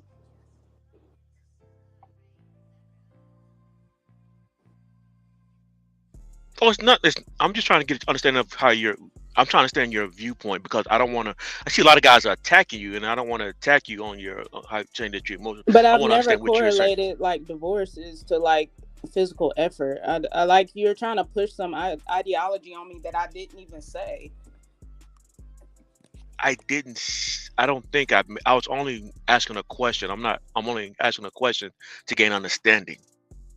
So if you think that it's easier for men and women, I'm not saying it's your viewpoint that is your viewpoint that divorce rate is higher. Okay, so let me ask this question this way then. Do you agree that the divorce rate is higher than it was 60 years ago? Yeah, there's more people on the planet. Yes. There's more people on the planet. Yes, absolutely. Okay. Well, John, her position is that women are putting in more, putting out more energy or having a higher output in relationships than men. Yeah, I know I got a viewpoint, and I was trying to get her underlying thought of why she thinks her viewpoint is that women are outputting more than men. Well, I used the example of childbirth, of cooking, cleaning on a daily or weekly basis. I've used a bunch of examples, and men have presented work for 40 hours a week. Okay, so you mentioned earlier too about splitting duties more, right? Splitting duties more in the marriage is more 50-50. Mm-hmm. So if we're doing 50-50 on everything in the marriages, like when the tire needs to be changed, are we changing tires too? I I think most people call AAA in current day. I don't know many men who even know how to change tires. Do you? Yeah, I change tires all the time, but the question I'm asking you, I agree. the question I'm asking you though, if it's 50-50, are we changing tires? Okay, so okay, I would consider that actually. And if you want to play that game, then we can play it across the board, actually. But okay, I'll be open to changing tires. I have a father, and he can show me how to do it. I don't care. So, but then it becomes: is that the goal to put out more energy than men in relationships to be able to claim them? No, the end goal is for men to acknowledge that that women are given more. Just like men acknowledge that in marriages, with divorces, that they're kind of being screwed and they are actively seeking ways to quote unquote protect themselves. And so women are also getting screwed because they're investing their time into the relationship, their body, their energy that's obviously not being compensated. Because when I ask you for the energy output of men and women in relationships, y'all have repeatedly said men work 40 hours a week. However, if that man decides to divorce her, guess what he's going to do? He's going to say, I do not want to give you half my money because I worked for it. Mm-hmm. Which means that's ego. That's you. That has nothing to do with the woman, yet you're bringing that into the relationship. So it still doesn't make sense to me. But So 2 questions. First question is, who has more energy, men or women? And then the next question is, who has a shorter life expectancy, men or women? Are you talking about who in the context of a relationship or just in general? In general, or both. Who has more energy? Who has more energy to give? Yeah. I think it's equal. Okay. So the second question is, who has a longer life expectancy, men or women? Women. So women have the same energy. If women have the same energy as men and we are dying faster, wouldn't that mean we putting out more energy in our lifetime than y'all? No, I think that a lot of y'all have bad diets and it's been proven. So, and y'all participate in gun violence. So, and that's been proven as well. And that has nothing to do with women. So you think we're dying faster because of diet and violence? It wouldn't all the jobs that we mentioned wouldn't contribute. Matter of fact, are you saying those jobs would contribute to over 50% of the deaths of Black men? So you're saying that's the majority? Actually, the number one killer is heart disease from horrible habit, and women lead that. Okay. So, can I say something? The percentage of men that die from violence is way lower than the percentage of men who actually die from workplace accidents. But the truth is, everybody, this is a false. This is a false narrative. It's a false narrative because to sit up here and act like when you're in a relationship with a woman that all a man does is work and bring home money is ridiculous. Every man knows that's not the truth. Right? Every man understands they maintain a home. They also watch the kids, right? They also mop the floors. They also move the furniture. They also shovel the snow. They also make sure the cars stay maintained. They also, like, that's a false equivalent to think that a woman is in the house doing every single chore on her own. That doesn't happen like that in a relationship. If a man is in a serious relationship with the woman, he's taking care of her as well. That includes house chorely duties. That includes work outside of work. Okay. Uncle Rick, what you're saying is true, we should be teaching women and children what men are actually doing inside, because the reason why we have this idea going on is because men don't actually complain about what we do. We just do it. If anyone thinks a woman output is more than a man, that automatically lets me know that they don't understand exactly what a man does in society and in the family. Right. Yeah. So that's why I say I'm not saying that you're wrong, Uncle Rick. What I'm just saying is that we're speaking to people in this day and time who does not realize what a man purpose is. And then most time when we speaking to women and children, or women and children, sometimes some men too, they have brought into a viewpoint that we're just a Ken doll in that Barbie world. And men reduce women down to their box. So it's equivalent. If you want to be objectified, you can be objectified right back. Men created that narrative. So make sure that that's correct. Well, no. So the narrative that the majority of most men understand the value of a woman in a relationship. The only men that you may be talking about are the majority of men understand the value of a woman in a relationship. The majority of men do. It's the small percentage of men who are the pookies who don't really value. They only value you for your sex in the box that you're talking about. Yeah, because like I said earlier, I mean, this is again, one second, the feminists are saying this is a patriarch society, but then when I acknowledge that Mother's Day is 10 times bigger than Father's Day, then it goes out the water. This disappears. That same patriarchy is highlighting your value over ours. But so in those cases, I know that people, I don't know the statistics, but is it that predominantly in the Black community, there are single mother households? So if there are single mother households predominantly in the Black community, why would those single mothers celebrate Father's Day if a man is not in the home? Therefore, it would be celebrated more. Like I'm not even talking about them. I'm talking about the stores, the advertisement, the marketing. The environment is being pushed more about this patriarchy for Mother's Day and motherhood than it is for fathers. So they Well, I are. mean, man, but some of y'all I'm glad women. you. But hold on, I'm glad you Some said of y'all that women. because- Oh, my bad. I'm glad you said that because that's a lot of what the value system y'all have comes from. Y'all have a consumer mentality versus a human one. Y'all conflating the two. Like you equate a man's value as if he's something you can order from the store. You know what I'm saying? And that doesn't actually get dealt with. They even tell you you're a consumer, and people don't even know what that word means. It's actually it's a derogatory. If you knew what the word means, it means a consumer is somebody that wastes something by using it. The opposite of that is a producer, which is what you're supposed to do, which is what we talk about all the time. So a lot of the experiences y'all have that we've been having is as a customer, and you conflate in the value system as a customer because I'm giving a good deal with a human being. That's why when you went through it, you were basically itemizing what a man do versus what a woman do. When you're not looking at, like everybody's been kind of saying, yeah, granted, you'll be in there with the baby. And that's why I gave it the leeway that a lot of the energy that y'all talking about is how you feel, which is energy. I give you that. But at the same time, you can't really put it on paper for it to make sense, because any financier, anybody that's been in finances, know how to calculate risk. And when guys are taking on that risk, at least I know how to do it.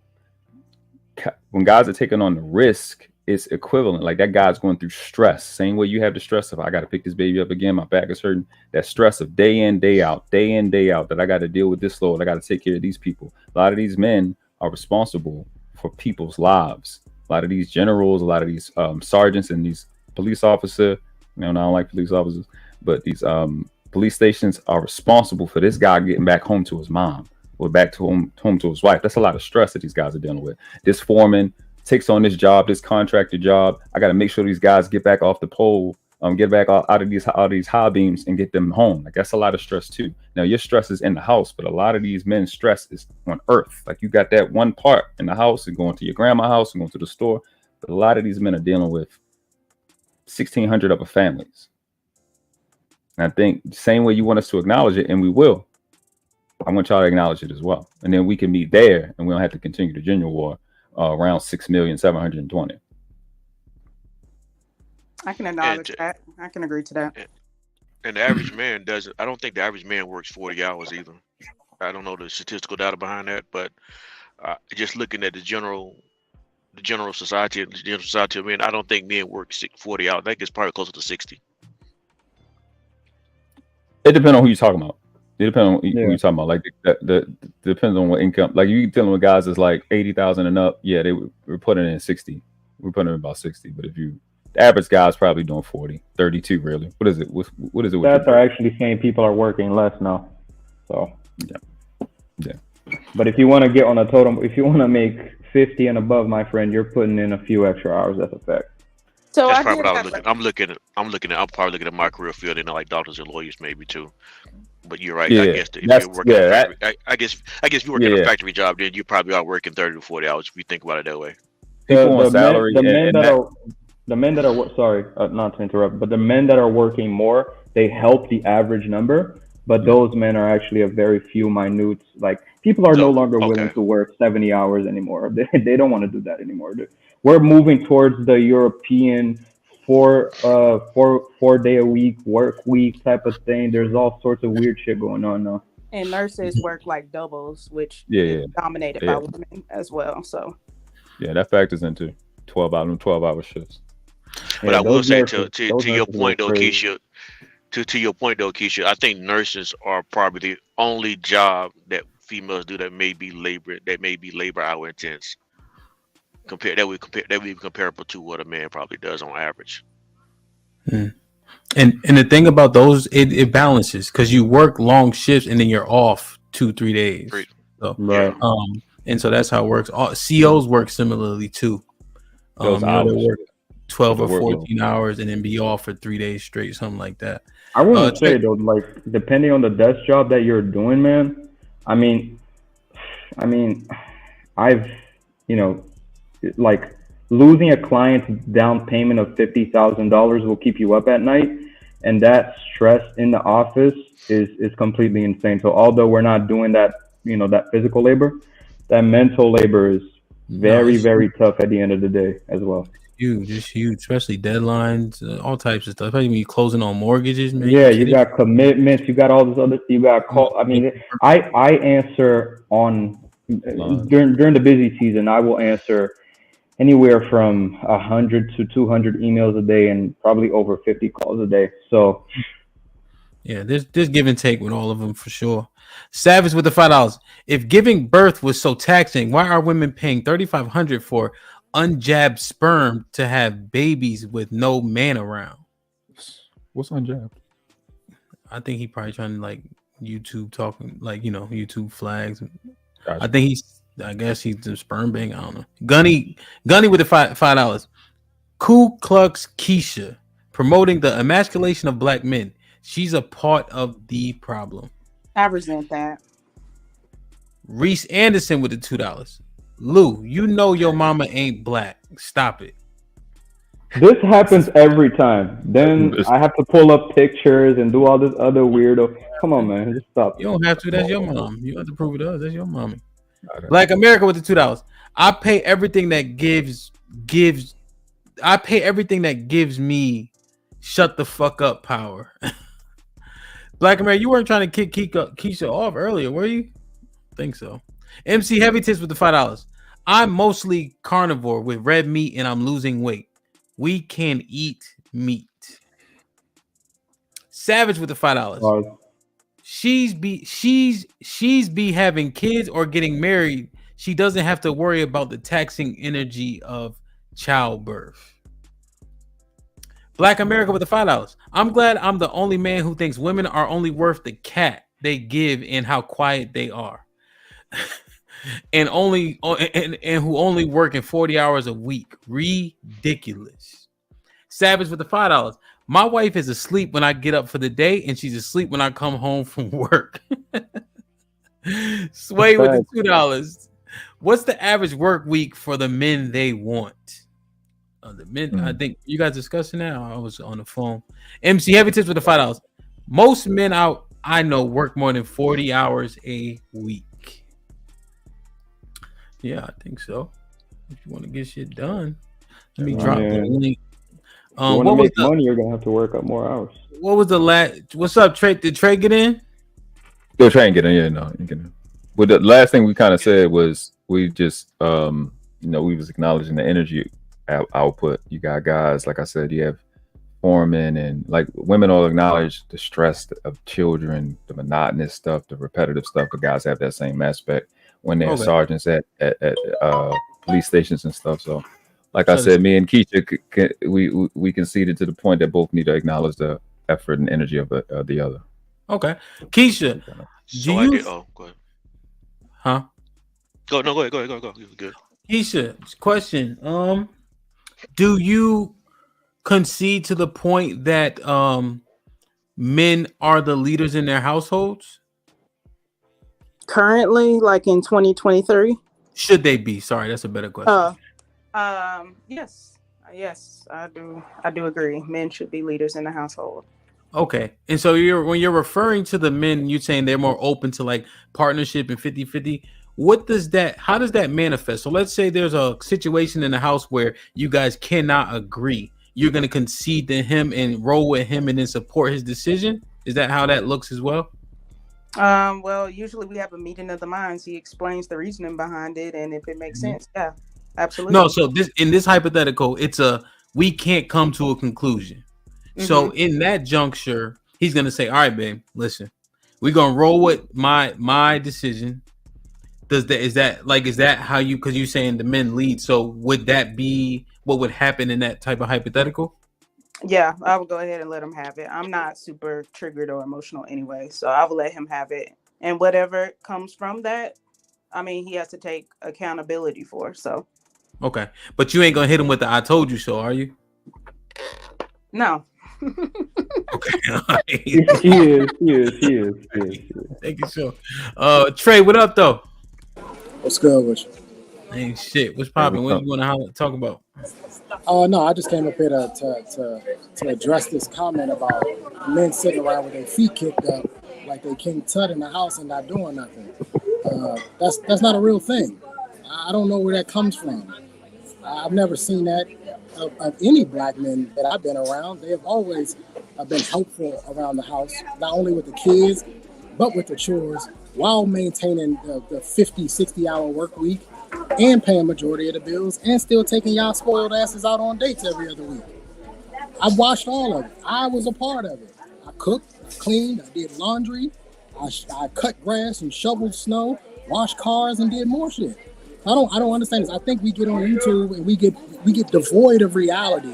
The majority of men are actually doing their part within their homes. They're not sitting at home with their feet kicked up, being pampered and got somebody over top of them with a leaf fan and feeding them grapes. That's not the world. That's not the world we live in.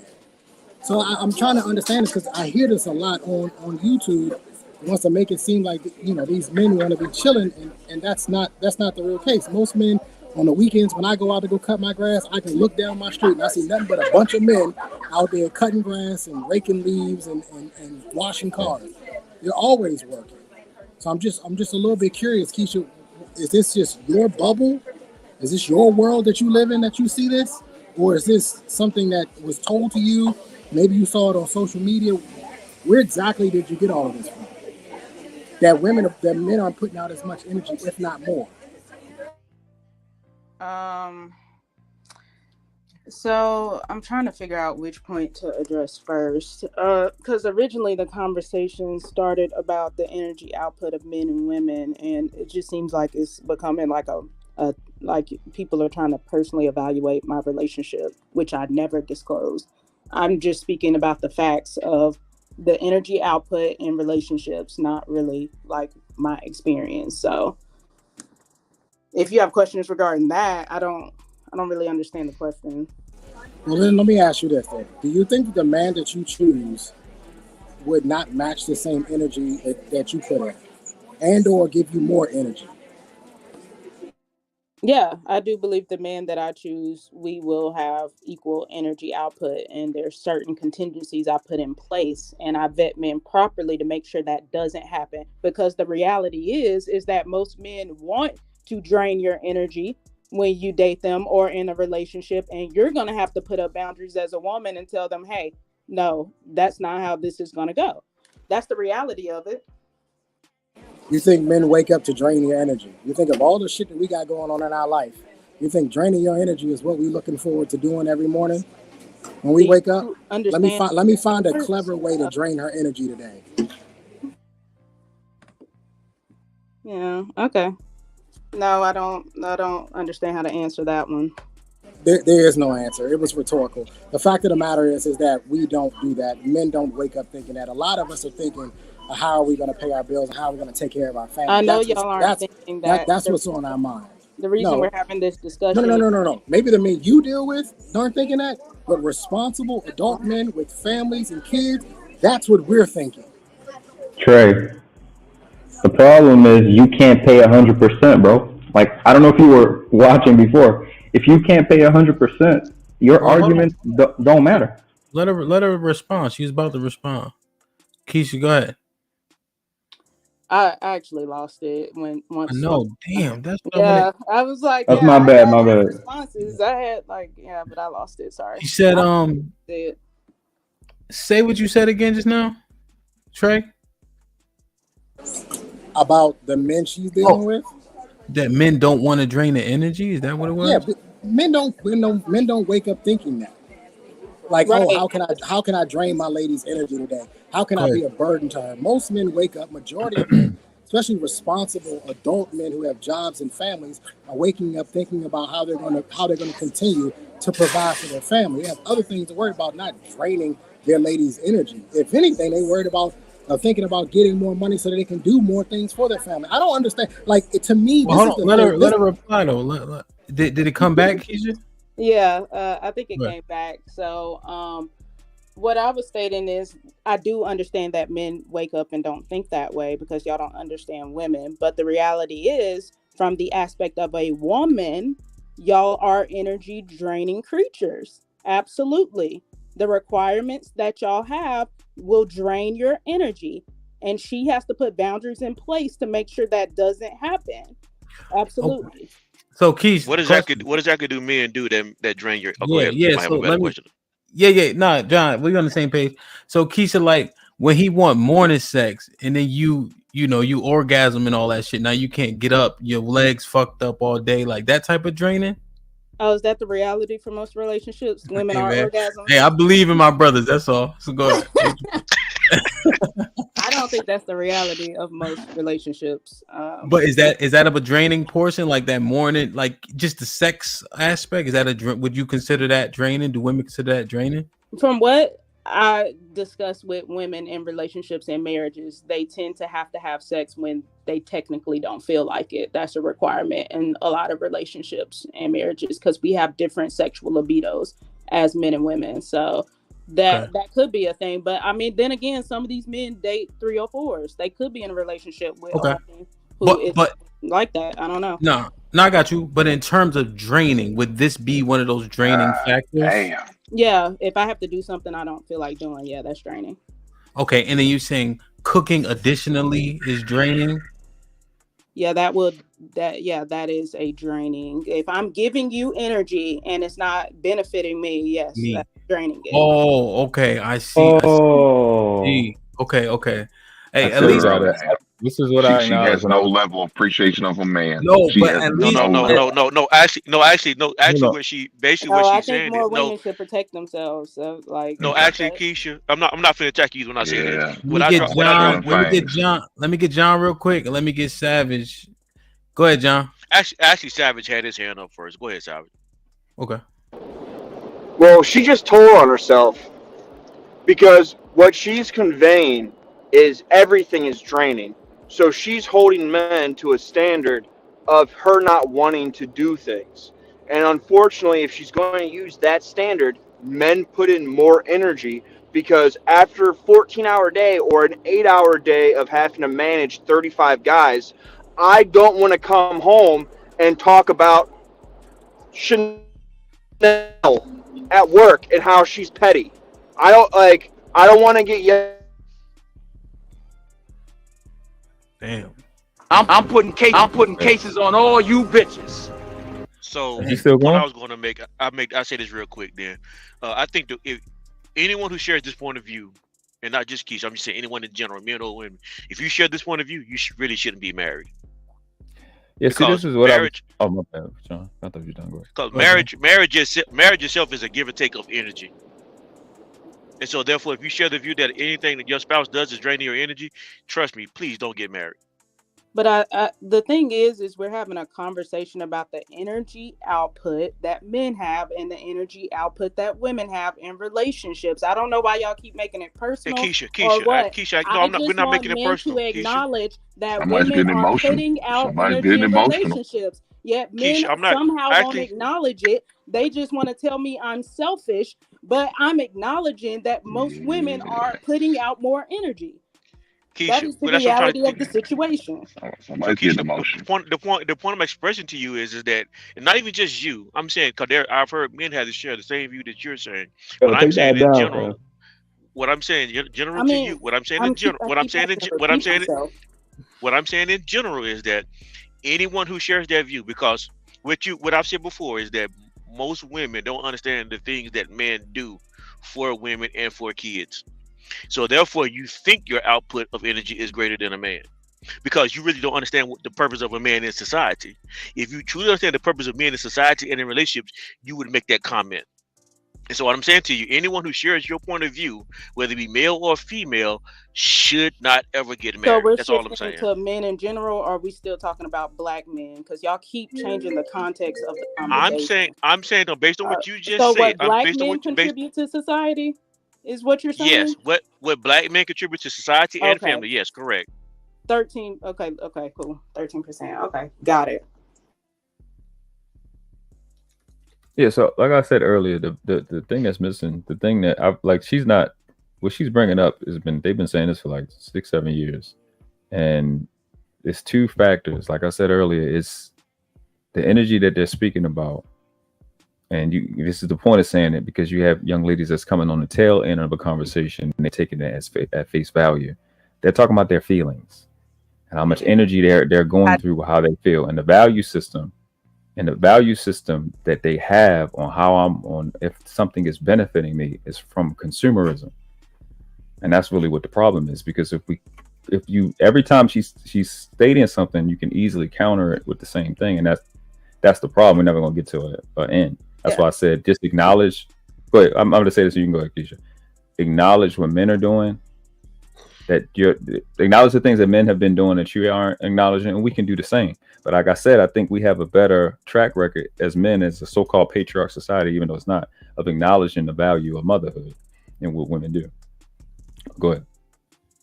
And I just had a question for the men on the panel. In a case where you've been married to a woman and you get divorced, do you believe that she should get 50% of what you have, of your assets? I think she should get 50% of what we built. That's a broad question. You need to narrow that question down. Go ahead. All right, let her narrow it. Let me read these super chats real quick. Black America with the $2. Oh gosh, she's talking to other women. We are fucked. Reese Anderson with the $2. Lou Mariah Carey type black or Viola Davis type black. Mariah. Unpopular truth with the $2. She is just a lazy woman. Damn. John was popping with Henry with the $2. No matter what, it's always Jermaine's fault. Keisha, can you re-ask your question, please? Yeah, so in the case, if a woman is, let's say she's a stay-at-home mother and she performs the pink roles in the relationship, you perform the blue roles, you perform 100% of the income. If you guys get divorced and the relationship ends, should she get 50% of your assets? Yes or no? Yeah, what's the reason for the divorce?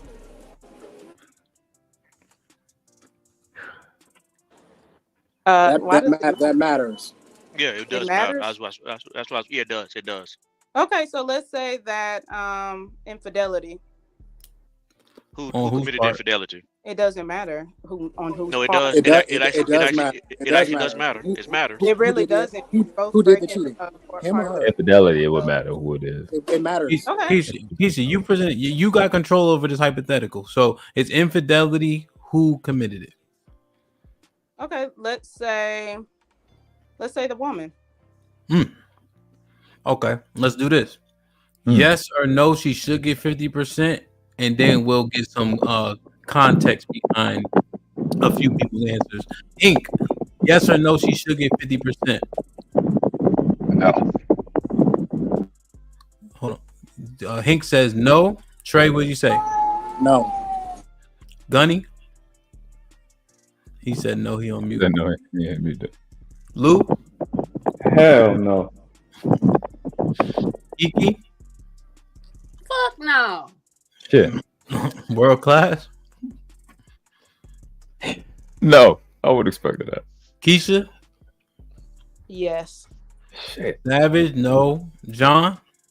No. Kiki, why you say hell no? Because she cheated.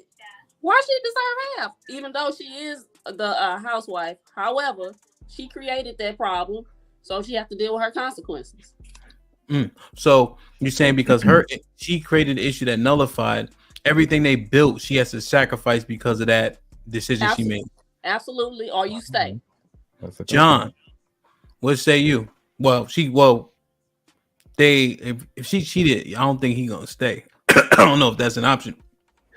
John, what say the Bible says he can leave. Yes. Yeah. John, what say you?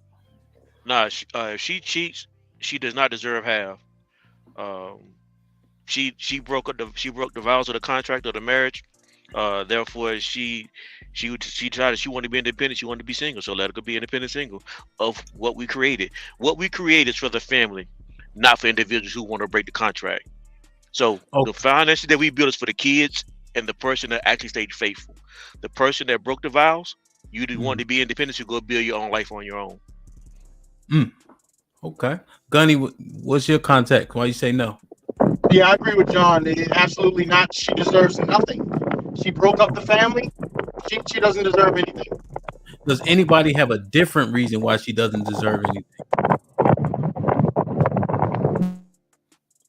I mean, outside of the fact that she breached the contract, and in the United States of America, when you breach a contract, you can be sued for it.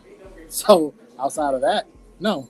I mean, I agree with all the rest of them. She's the one who violated the contract, therefore she should suffer the consequences. Okay. What was your question, Ant? Does anybody have a different reason other than that she cheated, therefore she doesn't deserve that 50%?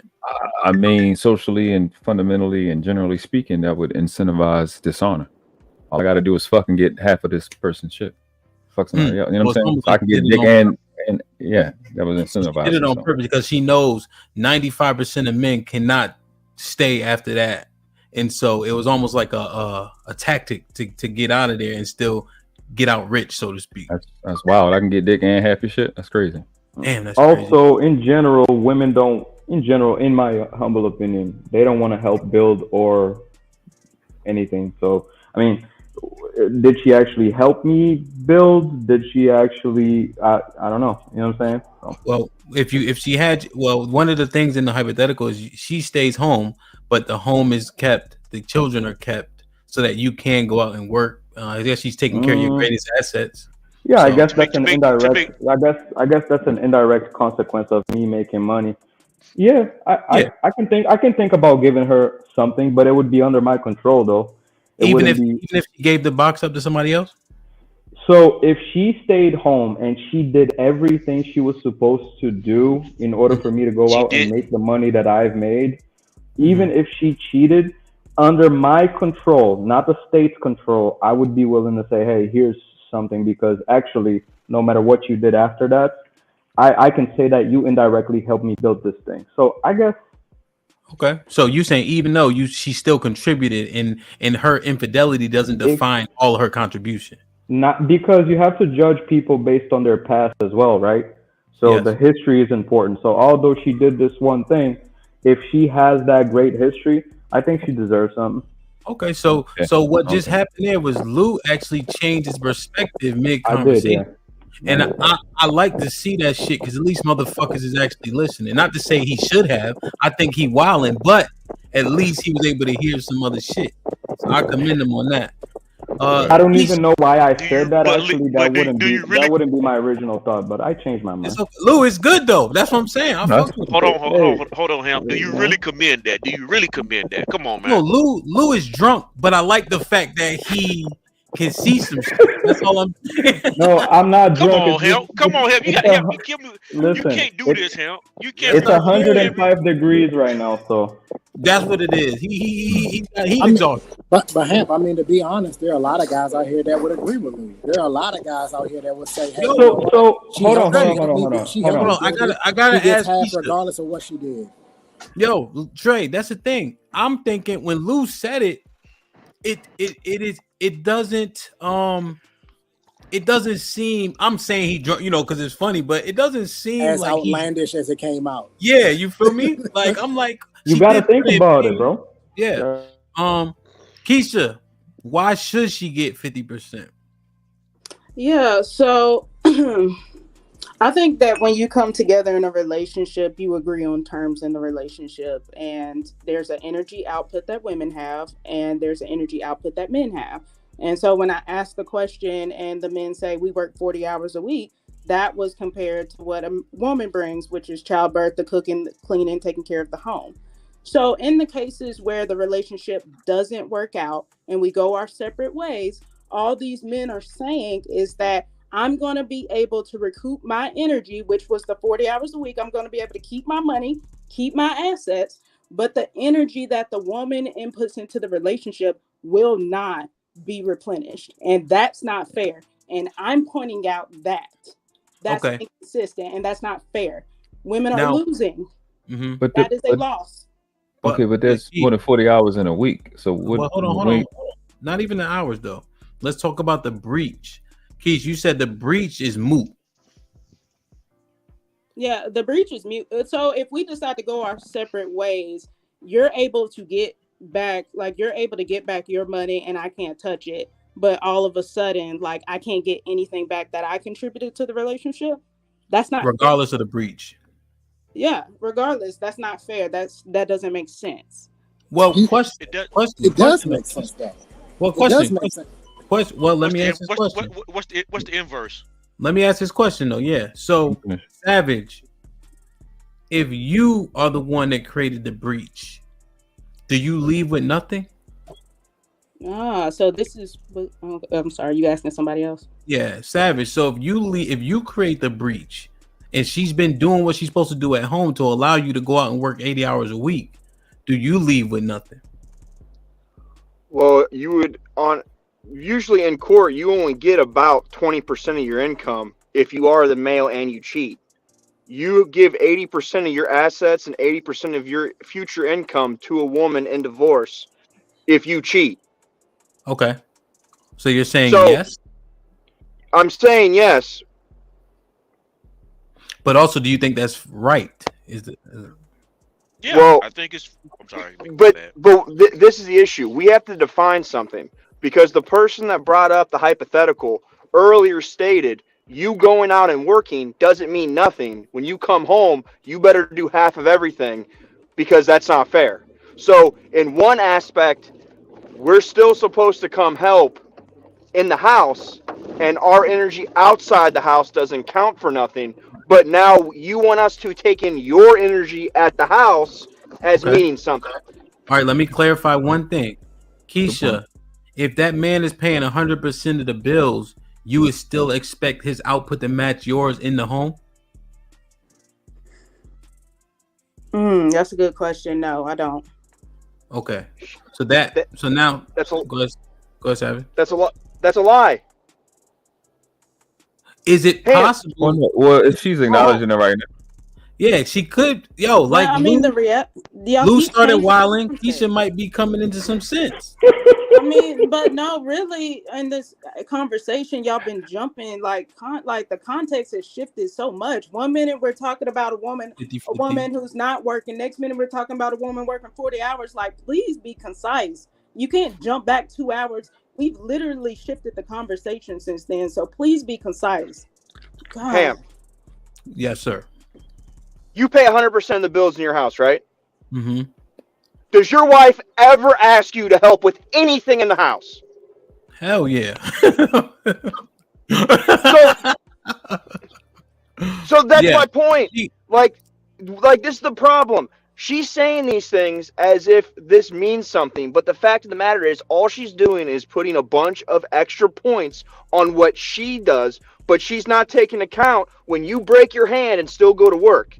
She's not taking into account when you want sex and your wife doesn't, how that is a drain on you. Like, all of this is geared in one direction. And the fact of the matter is, as a guy like yourself who works and runs a company and manages people, you still come home and still watch the kids. You still do stuff. You still clean. You still set aside time to meet with her family because she wants them to come over, or she wants you to go get this for the birthday party, or she, like, women still want you to do stuff even if you're paying all the bills. So this is a unrealistic example just to put favor in the woman's argument to win the argument.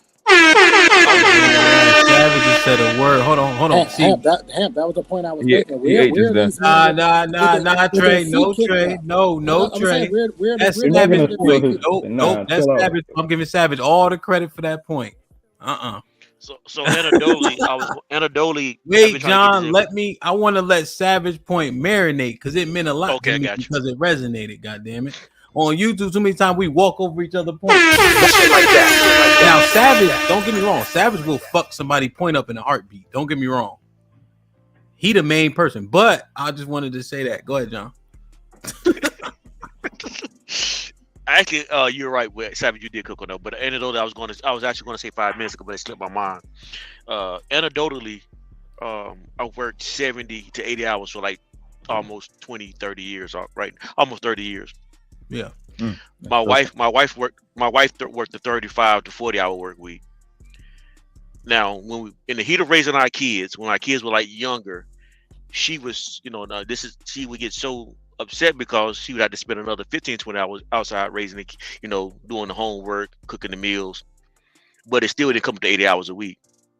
And then when I did come home from work, I had to cut the grass and do all the things that, work on the cars, do all the things that you do in a marriage. And over time, you have to express to them, like, look at the exchange of hours that we're both doing for us work, because we both work.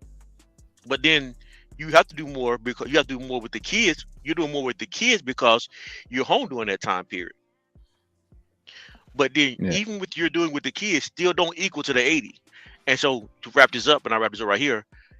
Compare that to most of my friends, most of my competitors, what's the word I'm looking for? My co-workers in the same industry. Can't think of the right word right now. It kind of repeats itself. Yeah, if I can say this, you done? Yeah, I'm done. If I can say this, I'm channel my in a podcast. You gotta just be honest in the conversation. Hey, Right? Gunny, I'm gonna mute you, Gunny. You got some feedback, and then when it's your turn, you can light it up. Go ahead. We got to be honest in the conversation, because the reason I think you're getting the pushback, you're getting Keisha, is because when you bring up the fact that we bring up the 40-hour work week, you got to understand that 7 days in a week, 40 hours is just 2 days. And you still got another 5 days and 10 hours. So just to suggest that a guy's not doing anything, it will lead people to saying you're being disingenuous. Well, I asked men actually to define the energy output that men have in relationships, and that's what I was presented with. So yeah, because I didn't define it. Like what Savage just said, when you come at home, you still got to do the same exact thing. It's like what we did out in the workplace allows for you to give the energy that you have. Like birth, what energy do men give for birth? We make it possible. That means something. Actually, your pregnancy is our energy. Anybody can make that argument. You understand? So it's like we don't look at the causation and cause actions that allow women to complain. That said, to your point, that doesn't mean what you do should be dismissed. You still can acknowledge what you do, still put you in a position where you're being appreciated. But if you're not going to be genuine, you're not going to be honorable, guys are not going to be incentivized to acknowledge your points. You know what I'm saying? So I honestly don't think you're being disingenuous. I can tell that you believe the stuff that you're saying, and I can have conversations with people like that. When people just up there antagonize, that's when I get irritated. But I don't think you're doing that at all, to be honest. Sway producing with the $5. Does the energy stop at the household duties? What about all the energy men exerted when being outside with their woman? Stanford Henson with the $2. Women need to show more altruism. Darren Woods with the $2. Darren, what up? Stanford Henson, what up? Y'all can't see this is Princella's mentee. Nah, ain't no way. Keisha, nah. She like boys. Unpopular Truth been a member for 2 months. So he producing with the $2. Will she continue to cook, clean, and have sex? Unpopular truth with the $2. Fact, Savage. I don't know. I've seen Keisha just stopped and thought about it before Savage answered. So I don't think she's being disingenuous. And I've only seen a little bit of Princella. From what I've seen, ain't no way this is Princella. It can't be. Is it? Nah, hell no. No, she agreed too much with us. Like she's being very agreeable in a way. Said Keisha K. Go ahead, Keisha, you unmuted. I mean, it was a lot said there, but I just want men to be like, I want men to be genuine in the discussion as well, because I do think that a lot of things are left out, and I'm just trying to introduce the point of view that of the energy that women are putting in relationships, and that shouldn't be discounted. And I think, to use the example of hemp, I'm just curious, do you believe that you are the typical Black male, like the way, like the accomplishments that you have, do you think you're the exception or the majority? Me? Yeah, because I mean, that's the example that Savage gave. So, and we are talking about the Black community, right? So, and Black relationships. So he gave you as an example. So you are like the majority of Black men. You're an example for the majority of Black men in relationships. Yeah, so I guess in my circumstance, to be fair, it would be abnormal to be able to foot the bills and, you know, some of the assets that we have and things of that nature. I think more Black people are doing good, better than we realize, for sure. You know what I'm saying? Like if you go to places like Upper Marlboro or Katy, Texas, it's all Black people and they're doing pretty damn good, you know. But I think I would be above. I think it would be fairly unique. I think. Help! I gotta ask you a follow-up question though. Yeah, I think you're right with that. So why would you? Okay, that's a broad question that she asked you, and I'm not saying it's a disingenuous question. I think it's an insightful question. But the question is, I mean, the follow-up would be why is it that you're unique? Because I know you can't answer that question. It's just because it's way more context to answer that question. But well, go ahead. I guess so. I guess unique in terms of, because I'm thinking that the financials is probably what Keisha may be inquiring about mostly, and so like financially, and then like the assets that we own and such, would qualify the uniqueness. Cause I'm thinking that's what she's kind of like alluding to, because Savage mentioned paying all the bills. Yeah, I don't disagree with that. I think she's, and I think Keisha is speaking financially too as well, and I don't disagree with that. But then it would be one factor would be, I'm going to assume that you make north of six figures. Now you have to answer that question. You have to answer the question off. If a guy makes, let's say he makes $60,000 a year, is his wife willing to stay home and live the lifestyle that he can provide for $60,000 a year? That could be a factor, right? Of why it could be you wouldn't be so abnormal, but it'd just be a different lifestyle. Yeah, I think the good thing with my wife, when we first got together, that wasn't it was the case, but in a different way. And so a lot of acquisitions came when we got together. And so I don't know though. John, that's actually a good question. Cause I ain't never made that, and we had we could always do whatever we wanted to do. You know what I'm saying? I think kids slow you down, you know, but without kids, shit, we could do whatever. You know what I'm saying? So who knows if it was like 60 was the, you know what I mean? Like we was locked into that, because like when you're an entrepreneur, you know, you can have influx. And for me, like just with the DJing aspect, the influxes come during like holiday. You know what I mean? So-called Christmas, I DJ all throughout, you know, all these different holiday parties. So, you know, if we were to celebrate Christmas, I mean, you can get whatever you want. So it'd be hard to, when you say it out loud, I wonder. You're right. So let's think about this. If a couple made $30,000 a piece, they living off of $60,000 a year. Yeah, that's tough. Yeah, but there are people. Well, I won't say that. We'll say the median income now is what, 40,000, 50,000. No, I think two people. I think two people is what, 70, 75. I think. I might be thinking DC. I don't know. Interesting. Yeah. Like, who can comfortably? So, 60K after taxes is gonna run you around 50, maybe a little less. A little less. Who is going to be able to keep their wife at home with 50? Because you got to remember, most women, for them to be at home, they would want you to supplement their income as well, which means you have to make double. That's just what the math is. So if you're only making 60, what kind of a relationship are you going to have? Are you going to be able to keep her at home happy? We're talking about the happiness that she wants, which is fleeting, right? Because happiness is an emotion. I've only been truly happy when I use ecstasy, so I know what that feels like. You can't have that. You can't have that in real life. Wow. So, it like this 60K keeping your wife at home thing. The math doesn't support it. Lou, you missed the point. You missed the point. You missed the point. No. I'm asking my own question. Like, are you really gonna be able to keep your wife at home with 60? You can't keep your. Okay, so the reason why I asked the question, because the question that was asked to him was kind of subjective. Too many factors to pan that out. So there are men who make $200,000 a year can't keep their wife happy.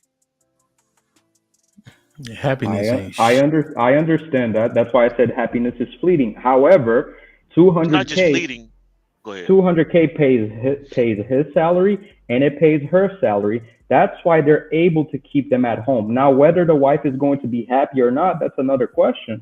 But with 60K, I mean, bro, I used to make 75, and you know, we used to live in the Boston area, and 75K is like disappeared into thin air. Yeah, because it's the area. Okay, so it's the area that. So Lou, you correct? Yeah. So is your wife going to be? That's the question. Is your wife going to be happy living in Alabama, living in Virginia, living in the middle of nowhere with you keeping her home? That's kind of where I'm trying to go.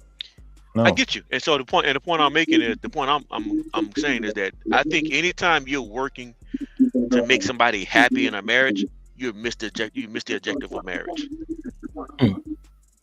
Yeah, but the women are looking for this. Sorry, Savage. I'm sorry, but the women are kind of looking for this happiness, though. You see? But that's so that's what I'm trying to say. Most people don't understand the context of what marriage is. So therefore, anybody who has that context of marriage that is supposed to be happy, that the objective is to be happy, you should not get married. I'm not saying you can't be happy in marriage, but don't make happiness your objective. That's fair. That's right. Savage, go ahead. You guys totally allowed her to deflect with her question so hard, it's sad. Earlier, she said, when you guys brought up marriage and dating, she said the only way that it'd be comparable is if somebody paid 100% of the bills. And I used Hamp and myself as an example to explain that that was a bad premise, because even with you're still doing housework. You're still putting energy into the house, even though you pay all the bills. But this issue, when you're talking about $75,000 is nothing, that is an elitist mindset of wanting to live in a city or live where things are happening. That's because values are put on material goods. So you're going to be messed up regardless. It doesn't matter how much money you make. If your marriage is based off the material things that you can buy and pay for, already at a disadvantage when it comes to being in a marriage. So, Savage. So let him make his point. He was running. Let him finish. Okay, my bad. Go ahead, Savage. You literally can live in places that aren't in the middle of nowhere. Like, you don't have to go to Alabama to find a place that's decent cost of living. Just moving to Cleveland is cheaper than living in all of New York. It's cheaper than. Don't start. No, but seriously, I'm just saying, Savage. So how much is rent? How much is rent for a single family in Cleveland, which your wife is going to be happy with? Because then we got to start doing the numbers on. We got to start doing the numbers on 60. Inflation introduced that as well. Well, your wife really shouldn't care about how much inflation is since she's not But paying she the does. bills. But So she does. I Though. don't. I don't really want. I don't want to hear. I want to hear Are about you inflation when you're serious? not paying. Like, that's the dumbest thing I've ever But heard in my life. all right. Well, cost of living in you get for $80, you get $100 worth of goods in Ohio. Your $80 buys you $100 worth of goods out here. Like you can live in places that have stuff, but it's not New York City. It's not LA. Right. So there's plenty of places in this country where you can have normal stuff and live off $60,000-$70,000 as a family. This is It's true. very possible. Yeah. No, I listen. I've done mortgages everywhere in the country. I understand that. My question is your wife going to be okay with that? We are okay with that, Savage. I don't really care where I live. I'm in Brazil. Yeah, I don't care. I'm good. the answer is no. But my girl's not gonna be good. That's the problem here. Yeah, the answer is no, because when you have a go ahead, John.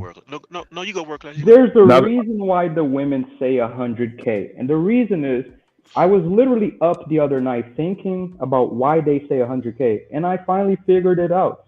100K pays your salary and her salary because she's gonna want some money to do her activities, and she's gonna ask you for it. So if you can't pay your salary and her salary to stay home, she's not going to be happy. And then comes the divorce.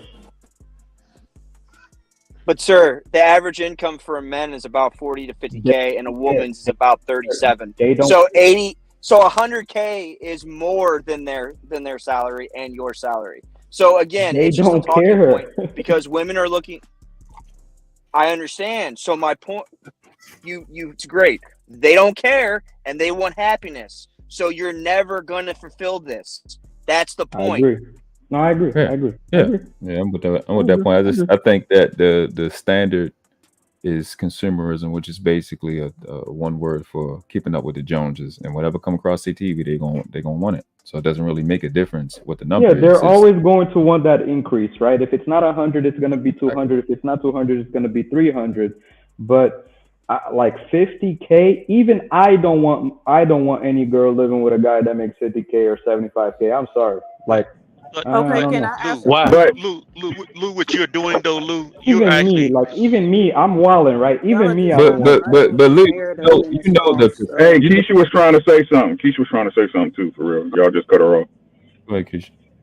Yeah, so the question I have for the guys on the panel is, if let's just say you start off by making 50,000 and you get this girl, and you break up and you end up making 100K, are you still gonna date that same type of woman, so to speak? Like, or would you find that you're gonna start dating more attractive women? I'm gonna date a good woman. Go ahead, Gunny. What do you mean? What does her making 50? You saying the man makes 50,000? I'm saying he when breaks you up start with the making woman. more money, are you going to change the type of women that you're going to date? That's what I'm asking. No, the standard is the standard. Right. See, Nah, the more money I'm I make, hold on. What she's saying is, and I understand where she's coming from, and I'm not trying to be insulting when I say that. It sounds like she's talking about, and I hate this talking point. Men say they date based on what they can get. If they make more money, then they get better women. Yeah. I think that's a fallacy talking point. I'm not saying that it doesn't happen, because if you go from 50,000 to 75,000 or to 100,000, you're not it doesn't change your value as a man to get a supermodel. Now, guys, 200,000 makes a difference. But hold on. That's not even the case. I get what you're saying, John, and I understand that you're addressing that. But in reality, to be completely honest, there's two different rules. There's sets of rules for average to unattractive men, and there's sets of rules for attractive men to these women. And the attractive men are going to get the same type of chicks. The other guys may do that, may or may not do that. That varies for them. So it's a question that I guess Keisha would have to ask the guy that she thinks is attractive, or the guy she thinks is unattractive. To be honest with you. Also, Keisha, you have to acknowledge that we all don't think the same women are attractive. Yes, there's objectively attractive where we can agree on some women, but some guys like women who look a certain way or a certain color, certain height, certain weight, it's subjective. So what they think is beautiful, I may not think is beautiful. So that would only work on the extreme. Yes, that's what I was trying to make. That's the point I was trying to make. It would only be work on. You would have to be from a $50,000 to be $1 million a year. Like, in order for your quality of woman to change what you date, it would have to be a crazy increase. That's interesting because I feel like sometimes the narrative online is that men are able to date more attractive women when they earn more income, but it just seems like the tone of that has changed with this panel. So that's interesting. Hold on, because that's what I said when I first started addressing your point. That's why I said the men. It's not going to change for men who makes 50,000, 75 to 100,000, because as World Class said too, the man who is attractive, whose salary goes up, he has more to offer to a woman than a guy who's average looking or below average looking, whose salary goes up. The guy that's attractive is going to get the same women.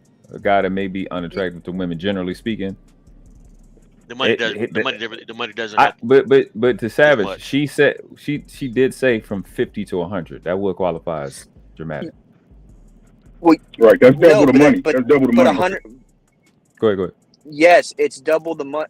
That's the problem. Is when you hear these talking points that women you need to make 100K. That would be the bare minimum. So 100K isn't a whole lot of money. So when you're Post Malone and you look like a retard and you just a guy at Target, and then you go and you're making $5 million a year, you can date attractive supermodels, but there's not a big increase from 50,000 to 100,000, and you look like a normal person. Like, you have to have that would come with status, and guys that have status are going to be the ones that are on the extreme end that would change who they're dating and have reach to new people because of the amount of money they make. Yeah, I can agree somewhat with that. Yeah, I can agree. Which is why they're talking. That's why I say which is why that talking point. It's a general statement, but then you have to break that general statement down to specific. You do got to be broken. Yeah, I agree. Yeah. Right, and to answer the question, what's up, Trey? My guy, how you doing, bro? Right. And to say that point, what Keisha said, that says more about the women than it does the men. You see what I'm saying? That money allows you access to a different type of woman that money attracts. You see what I'm saying? Now, to answer the question, I'm going to date a good woman regardless, right? I feel personally, if you can't get a woman, if you're a working dude, working 9 to 5, blah, blah, blah, and if you in a circle to meet a certain echelon of woman, if she don't if she ain't willing to talk to me when I ain't got the dough, she not willing to talk. I'm not willing to talk to her once I come up. You see what I'm saying? In my humble opinion, you need to deal with people that's genuine and actually rock with you for you at the end of the day, right? Broke or rich. You again, making money is a tool that we all need. Like I said before, we all gotta eat, right? But for the wrong person, you could have 100 million and it's not enough. Okay, so I think we want to speak in general as men as a whole, like the majority. Would you say the majority of men, if they make more money, they're not going to change the type of women that they date? I think y'all keep making it personal. Yeah. I mean, just make it general and concise, please. I think we are saying in general. I think in general, most men are going to date the same women they normally date. I think the question that you asked is referring to the talking point, which is why I think the talking point is. I think is. But y'all agree with the talking points, though. No. I've said the opposite. Y'all don't. Y'all. Yeah, I think a little bit different on that. Where you agree with men with those same talking points, and now it's a total shift. But as a man, you should keep the same logic across the board. You shouldn't shift it. So if it works, when your money grows, your options grow. It's that simple. When your money increases, your options increase. It's that simple. It's not complicated. Even in the hood, you can see the ugly nigga that sell dope. He get the bad chicks because he knows that I can be fresh and I can, you know what I'm saying? Like even from that aspect, or the blue collar guy who just he hood, he do roofing or whatever. He got money. He get the better looking chicks, the chick with the big old butt or whatever. And that happens. So I like I said, when I was saying, got certain guys that women find attractive, kind of objectively, generally speaking, they're going to be getting the same type of women regardless of what they make. They'll just get way more. And I think, but the average guy to unattractive, when he gets more money, he's going to get fresher. He's going to provide a different environment, so we're talking really 80-20 rule. 20% of the top attractive guys at bottom 80 or whatever you want to Right. look at that. I think those are guys are gonna get more money and they're gonna take shots. I think that's what you're saying. He should take shots at the cuter, more attractive women. I have to honestly say that. Let me get. Yo, we here. Did you understand? People in the building, man. How you say six? The boy. How you say the name? 6 is fine. Six boss. Six boss was popping. How you? You was watching on Twitch? Yeah, I watch you guys often. I'm usually Shit like that. Yeah, no doubt. I gotta focus more on Twitch. I don't know. It's shit like I'm a streamer on Twitch. I do a podcast, so that's how I came across your channel. Okay. And I've been watching you guys for about maybe a month and a half, 2 months, and it's always insightful. I love it. Shit like that. Let me read these super chats real quick, 6, and I'm gonna get you in here. You feel me? For sure. Darren Woods with the $2. It was a draining point she was speaking on. That was at 302. Black America with the $2. Men 50K, women 44K average. I don't care about happy. That's when John was talking. Black America with the $2. You don't need 100K to live in Vegas. 6, you hit the link. I appreciate you. What did you want to get in on?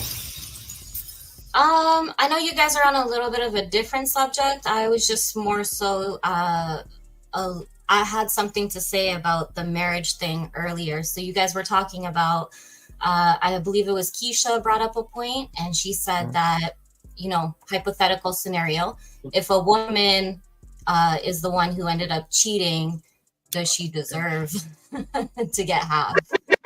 Mm-hmm. My thing is, as a human being, number one, I don't think that we should be determining who deserves what. That's the first thing. The second thing is that I agree with some people on the panel. I can't right now remember who said what, but if I'm the woman who cheated, my point in that I said in the chat is this man is out there working 40 to 60 hours a week. Cool.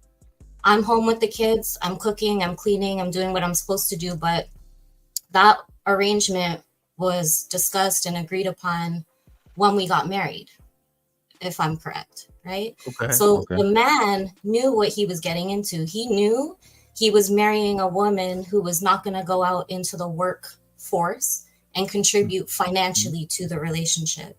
That was something he already understood.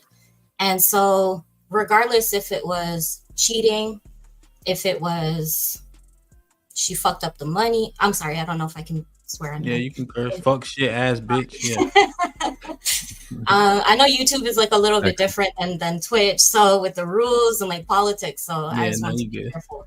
My point to that is, why doesn't she deserve half right away if she did go and cheat? Because they might have had a history of 20 years that she put into making sure that she took care of the house and the making, maybe he had an account where she had access to money to pay all the bills and make sure all of that stuff was taken care of. She contributed, like Keisha was saying, her energy into the relationship for that 20 years. So whether it was contributing to financial or contributing to the kids, if you were a single father, right, you would still be working your 60 hours and coming home to your son and your daughter after your mom watched them or a babysitter watched them, and still having to do all of that stuff yourself without choice, right? I only say this to say, why is it that she doesn't deserve 50% when she still contributed? Just because, this is just from a woman's perspective. So, can I get that? Exactly. Know the reasoning behind that. Just because he's out working 60 hours, he could be a narcissistic prick who deprives her of sex, and now 2 years later she hasn't gotten any sex or any. I'm just saying. I got it. You lost me right there. No, don't even worry about it. Go ahead. Wait. Let her finish. Y'all motherfuckers ain't. Yeah, don't down my throat yet. You can. I can take it. I promise. I'm strong. But at the same time, I say that to say this. I lived through that, right? I was married for 12 years. Got married when I was 21. We had one son. There was infidelity in the relationship, but it was him. And here was how our marriage worked. From the time we got together, because we both worked in the banks, we kept all of our assets and banking separate, right? So it wasn't a thought in our mind that if something happened, but we worked in the bank and we understand that shit goes down all the time in our relationships. We're super young. We got married just for our kid because we wanted our kid to have both parents. So I say that to say this, if he was the one who cheated and I decided to reconcile the relationship to keep going, not only for the kid, because we have history with each other and I forgive him, whatever. If at that point, had I had been like, I want a divorce, then does he not deserve half too? So he should go on his own and I take everything that he earned as well? Like, does it work the same way? That's my question. I'm not saying that you guys are wrong in saying that she doesn't deserve it. Number one, I'm saying as human beings, who are we to determine who deserves what? Because just because you guys are talking about the Bible, I don't believe in God at the end of the day. But if you're quoting the Bible and you're saying, why is your sin worse than her sin? Just because she went out and she cheated doesn't mean that there's 50,000 other sins that you were committing in the relationship. Just because it wasn't you putting your dick in somebody else's pussy doesn't mean it wasn't grounds to terminate the marriage. All right. So I'm saying, like, look at it in perspective. Who are we to determine who deserves what? And number two, if it was vice versa, does the man not deserve anything too? Does it work the same? So real quick, Six, shout out to you. I think you might have missed. We actually kind of had that conversation, but it's good to rehash it because you brought a different perspective. Also, just in terms of the Bible, to quickly get that point out of the way, sins have consequences. So what determines the harshness of a sin is the penalty you pay for it. So, for instance, stealing, you got to give back twice, 4 times what you stole, depending on what it is. For adultery, you get put to death. So there is a difference there, just FYI. I know you're not into it, but just that would be a difference there. I'll make one correction. I grew up in a Christian household and I believed in the Bible and went to church up until I was 21, but they wouldn't dedicate my son. So since that moment, I threw all of that shit in the garbage. Yeah. Okay. But just in terms of sin, they do have different consequences. So consequences, what kind of the nature of your sin could be better, worse because of the consequence. And then the one thing you're saying that she committed infidelity, yes, but she still put pain in and earned whatever that money was because she allowed him to go out and work. So it doesn't negate what she earned and the pain she put in. Yeah, that's exactly. Go ahead, Trey. I didn't think I cut you off last time. It absolutely does negate everything she does because you gave up that right the moment you decided to go sleep with somebody else. This is the reason why men are not getting married. Women aren't taking this shit seriously anymore. This is a joke to them. It's not serious. You do not get into a marriage to be incentivized to cheat. You don't get rewarded for cheating. That's my point. You go stand at an altar, you stand before God, you make a covenant with God before your family and friends to say, I will be faithful to this person for richer or for poor, in sickness and in health. This shit is not a joke. These are not games. And this is the entire issue with marriage. You do not get paid to fuck up your marriage. That's ridiculous. But Trey, really quick, if we could just rewind really quick. I don't know if you noticed how she posed her question.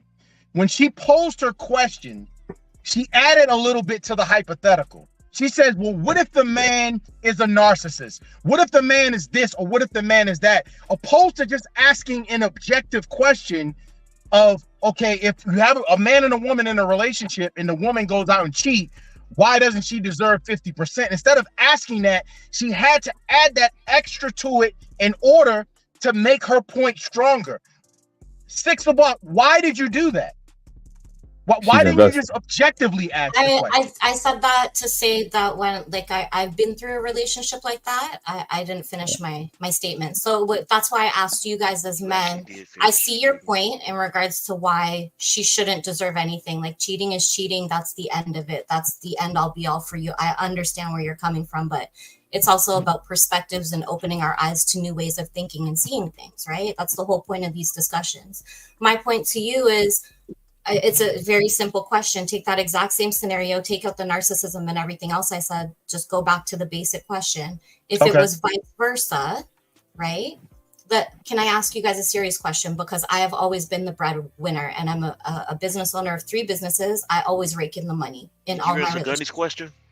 If it's vice versa and I'm the one out there working 60 hours a week, you're the one that has decided to stay home with the kids, you go out and cheat, do I get to that right as well to say that? Yes. Okay. He gets Yeah, he answered nothing. that. Just He don't gets know if nothing. it's one way because that wouldn't be fair to say, you know. No one said. We actually said that It's 30 not minutes one ago. way. We said you was Whoever listening. breached the contract gets nothing. Right? It's the same thing. If the man goes out and cheats, but he's the breadwinner, you got to come up off that money. I wanted You gotta to come up say off this. that money. You I wanted to breached say the this. contract. So I why wanted is to say it on YouTube We didn't combine advocating? anything. It was whatever he had in his name was his, and whatever I had in my name was mine. The only assets that we technically had together was the car and the house, and we split that because we're co-parenters. We're great co-parenters. He's still a great friend. I don't ever ill talk him about anything. Like, actually, that's probably the first time that I've actually said it out loud in like 17 years that there was infidelity, because I'm not the type of woman. I understand where you guys are coming from as Black men as well, but I wanted to make this point. This is why I say that. You say that, and hear me out, perspective. This is very important because nobody has touched on this. We have established that there's children in the relationship and a part of this. When we have children, it's not just about the man and the woman. So although the woman could have gone and fucked up, she's still your children's mother for life. And now what you're doing by denying her of anything because she hurt you and because she sinned and she did something that wasn't supposed to happen in the marriage because of agreements, the kids are going to suffer because now, Nope. hold on, give me 1 second. No, the kids are not going Let to her kids. finish. No, Let her stop, finish. stop, stop. Hold on. Let her. Notice the body language. Hold on. Let her finish. The body language is important. The putting the hands in the air with the fake air quotes, that's important. In her description, her saying that the woman went out and did this, that's important. She's lessening the damage of which the woman did to justify her point. I don't know disagree if with you you, but We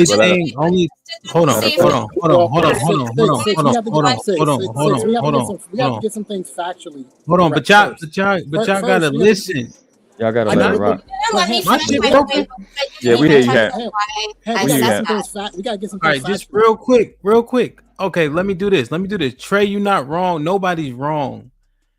But let her finish. Please let her finish. My apologies. You're right. My face My looking apologies, skinnier too, man. I've been working out. I gotta zoom in on myself more often. Sorry, Six. I got enthralled in my. I love people with strong opinions, and you can see the passion in what you believe. And I think that we do need more people that actually stand for something, because the quote is, if you don't stand for anything, you're gonna fall for. Oh, sorry. If you don't stand for finish your something, point though. Your point. Yeah. Finish your point because they want to. My point is that you guys don't even just a little bit think that the kids are now going to be affected, because now let me tell you why. Now you've decided that she doesn't get anything. Okay, now she's got to go out and make her own money, get her own place, whatever. That's not your problem. I'm not saying that, but you do have, let's say, a 3-year-old child, son, your first son, your only son, who's now looking up to you as a man, right? In regards to how he's treating, I'm not even saying women, his mother, right? So do you think that by you saying she gets nothing, it's now creating animosity and tension between the two of you that could actually affect the way that your child not only sees the both of you as their parents, but affect, and I say this to say, this is my point. You as Black men consistently go back to say that you are traumatized by certain things that we have been conditioned to learn in an upbringing in a Black household, right? I'm not Black, so I can't go there. But at the end of the day, we're now learning, especially as Black men, to uncondition some of those things that we've been taught as kids so that we can be better people, better parents, better men and women. So I say that to say, do you not think that the kids are going to be affected by that decision, whether you think it's right or wrong? Have you factored the mental turmoil that your kids are going to have to go through, seeing you and your ex-wife now going through this like fight? Please let me get this, gentlemen. Hold on, John. Please let me get this. Wait. Let's bring some organization to it because everybody want to reply. Yeah, all right, I'm gonna run the timer. All right, I'm gonna run the timer. Everybody respond. 6, get a pen and paper because I think you're gonna need it with these responses. All right, Keisha, Keisha sleep. Keisha, yeah, I'm here. All right, get a pen and paper too, because I want y'all. Can y'all get these? I want to get y'all these responses. Okay. Or maybe you got a good memory. All right, I'm gonna run the minute timer. I'm thinking of a number 1 through 5. Trey, what is it? 1 through 10. Sorry. Wait, what is it? 7. World class. 4. John. 1. Gunny. 9. Rick. All right, Rick is first, 5. then world class, then Trey, and then we'll fill in. All right, Uncle Rick, then world class, then Trey. Oh, my bad, Uncle Papa too. Oh, that's all right. You got your do-rag on. You don't care anyway. All right. UT, what up, boy? Go ahead, Uncle Rick. Okay, so the answer. I'm running. Oh, minute. I'm running the minute timer. All right, I'm running the minute timer. I got you. Right. So to answer her question, yes, everybody knows it's going to affect the child, right? But again, that's the whole thing that Trey is saying.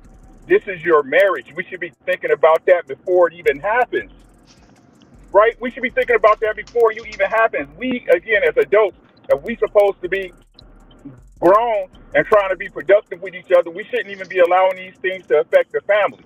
Now, I agree with Trey 100% on this. This is why men don't want to get married. Because the truth is, even though the example she used was very eloquent, right? The truth is, at the end of the day, every man knows he's going to be held responsible financially at the end of the day in most cases. In most cases, right or wrong, whether she cheated and leaves or he cheats and leaves. Is that him or me? Yeah, we can't hear him. Yeah, he started borging out.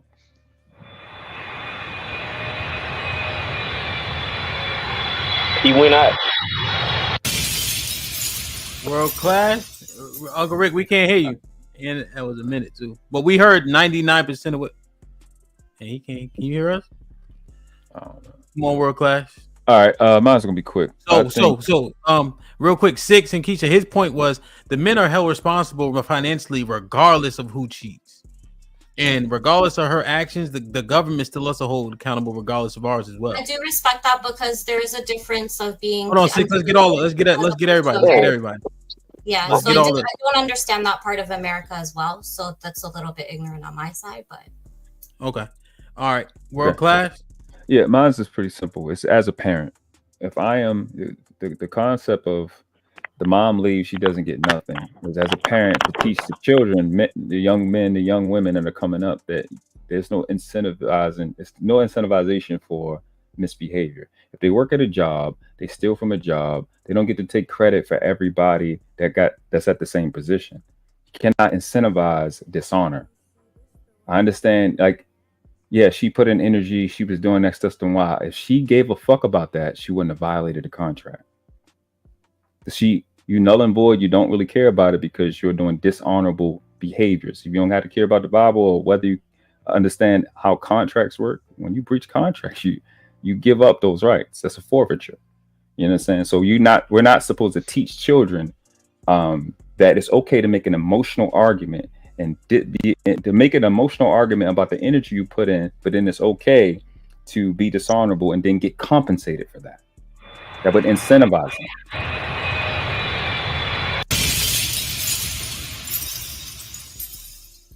You got that one, 6, Keisha? Y'all got that one? That was different from the first one for sure. Okay. Trey? Yeah, I won't belabor the point that Ricky made about the kids. I agree with that. If you cheat, you didn't think about your family to begin with. So you're the problem. Second of all, we have to talk about something that's factual. And this being the fact is that the welfare of the child is written into the dissolution of the marriage in most cases. Child support is not a separate thing. When you're married in most states, the child support is written into the divorce agreement. So the kids are going to be fine. They're going to be well taken care of because the court is going to see to it. Yeah, and that's why I was trying to interrupt you to say we need to talk about facts. In most cases, that's how it goes. You can't even put child support in a prenup because it's I understand where you're coming from because it doesn't work like that in Canada. So it's also a different location. Yeah. Okay, I perfectly understood. Then here in the United States, in majority of the states, the moment you decide to get a divorce, if there are children, it is automatically written into the divorce agreement. So you don't have to worry about the financial welfare. Now, the question of the emotional welfare, that has to do with the parents. And the two parents have to have a conversation. There probably needs to be some therapy. But let's be quite honest. The onus is on the parent who cheated. They're the ones who caused this problem. They're the ones who are responsible for it. They're the ones who should be addressing this issue and explaining to the child exactly what happened. You don't have to say I cheated, but explain it. Okay. That audio was wild. It's hilarious. I think John ain't here. I'm here. Good. Oh, go ahead, John. Simple. Consequences have choice. You make bad choices, you got to suffer the consequences. You need to suffer for every bad decision that you make if you cheat on your spouse. I'm not here to make it easy for you when you cheat. The kids will be with me and you will suffer. I'm done. God damn. Shit like that. Gunny? Yeah, if I tell my son to clean up his room and then I come home and his room is still dirty, then now I have a choice to make when I walk inside of that room. Now I'm going to take care of it. And he doesn't get to decide. He doesn't get to decide his consequences. That's life. That's how life works. I know this with this whole my body, my choice thing, that women think that they can decide their consequences, but that's the only place that it works. Outside of that, wow, you don't choose your consequences. So when you make choices, it's unfortunate. That's just the way it is. It's simple. Damn. I'm putting cases on all you bitches. UT. You wanted to go in on this? I can't even say nothing. Everybody don't say everything now. Sometimes it works good like that, man. It worked. That's how it's supposed to work if you think about it. You know what I'm saying? Right. That's how you don't gotta belabor the point. I like, because hold on, let me read these super. Oh, I gotta go to the damn school, man. If y'all don't have kids, don't have no damn kids, man. You gotta go to their school, pick them up. They say daddy all the time, shit like that. Don't tell them that, Hemp. Who don't want to wake up 2-3 o'clock in the morning and clean up? You're right. I forgot about that part.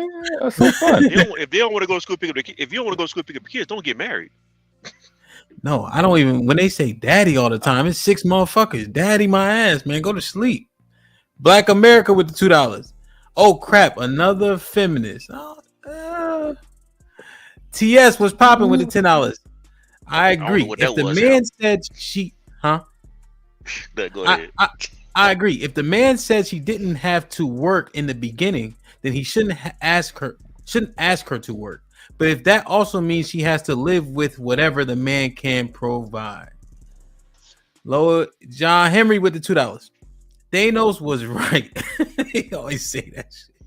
Black America with the $2. A feminist and a heathen. Golly. Wow. Black America with the $2. Boo hoo. Nobody talked bad about the mothers. You're a victim.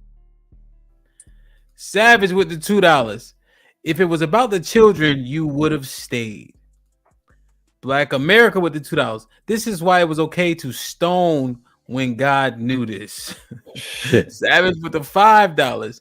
So if a husband, what is that? DVs. Domestic violence, right? His wife, should he get custody then? Right. I get what you're saying. Turner, Q was popping with the $5. I love this conversation. This young lady articulates well. Salute to y'all too, fellas. No, she did not articulate well. No, she didn't. I don't even know what they be saying. No. I take that back. She did articulate well. She didn't articulate anything at all. Both of them did. They articulate well.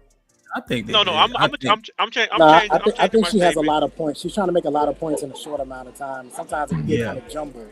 She did articulate well. She just didn't say nothing. She didn't say anything. I think she did. She articulated herself well. Keisha, on the other hand, I changed it. Damn. I Keisha got you straight. But why? Can I ask a question? Why we give it's like we give credit for just that though, because a lot of their points don't be on point. Like it don't. Like it don't. And then and we give them credit for it. Like what is? I don't understand that. Why we do that? I think because we so used to the ghetto Right. and the sass and shit, it's like good. You know, Well, we kind of Okay, I got you. Yeah, I mean, I didn't never understand. I get it. That makes sense. That makes sense. Let me ask you a question, UT. Damn, I gotta. Before what points were just totally invalid that were made as an example? I was just gonna say, because how am I not articulate? Because I asked you guys the question. I think you articulate I got well. I got one answer from articulate- Trey when I flipped the question, because the question was originally posed from Keisha, and y'all asked her, is it the man or is it the woman? And she decided to choose the woman. So had she had said the men, this conversation would be completely different. That's why y'all's is coming down on it. Yeah, I like that she did that actually. Yeah, I think both Trey and Gunna answered. Yeah, I agree with them. That yeah, he don't deserve shit.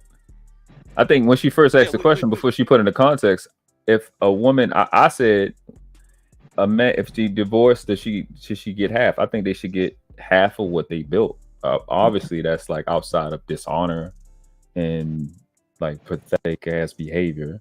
But if y'all built something for whatever reason, y'all can't be together. Yeah, you built something. She should get half. I don't. Lee was up. Oh yeah, Lou's still up here. He said the same thing. I've never really heard a man say no, bitch shouldn't get nothing fucker. Not a man. Okay, so I've been married for 28 years. If my wife would divorce me or we separate, and nothing immoral happened, I would give her half. It's not a problem. I've always heard men say that. We built it together. But if she separated, but if she goes out and cheats, no, you're not taking nothing. What you saying? What was that, Keisha? What did Keisha say? Keisha, what was that again? Notice how you just switched it up. Oh, she cheats. Yeah, never mind. You switched it up. Smart. But yeah, I was just gonna say when we just went around and with you world class, you said you shouldn't incentivize bad behavior and you shouldn't incentivize dishonoring behavior. So, but now you're saying that outside of that, the woman should get half or no? Yeah, of course. If you're not, if y'all break up because we can't be together no more outside of a dishonorable situation, yeah, of course you should get something. Yeah, I mean, But like I if she said, cheats, you can't get half. I don't think so. Irreconcilable If she differences is cheat, far different than infidelity. yeah, if she cheats, if she's Seems like that's you being emotional. In So reality, I go into your account and I take $80,000 of your money. Hold on, no, let Trey get that Trey. Better than Hang on 1 second. What man wouldn't be emotional if he confessed his love to his wife and she cheated on him? Why is he not allowed to be emotional? So why is he not allowed to have a response? You cheated on your husband. Of course he's emotional. then I still just Trey, that's a tactic. That's all. It's just a tactic. I know, Gunny. I know. But it's like, oh, so when my wife cheats on me, I'm supposed to be stoic too? Then? No. I made a covenant to God to protect you and provide for you. And you gave it away for a good night. Come on, man. Yeah, I get to be emotional to her too. talking points. She's got the word gay and feminine in the chamber. So just be prepared for it. Be prepared. It's in the chamber. She's gonna pull it out. It's in the chamber. Y'all on 10. Me? Definitely on 10. No, not you. Not you, six, boss.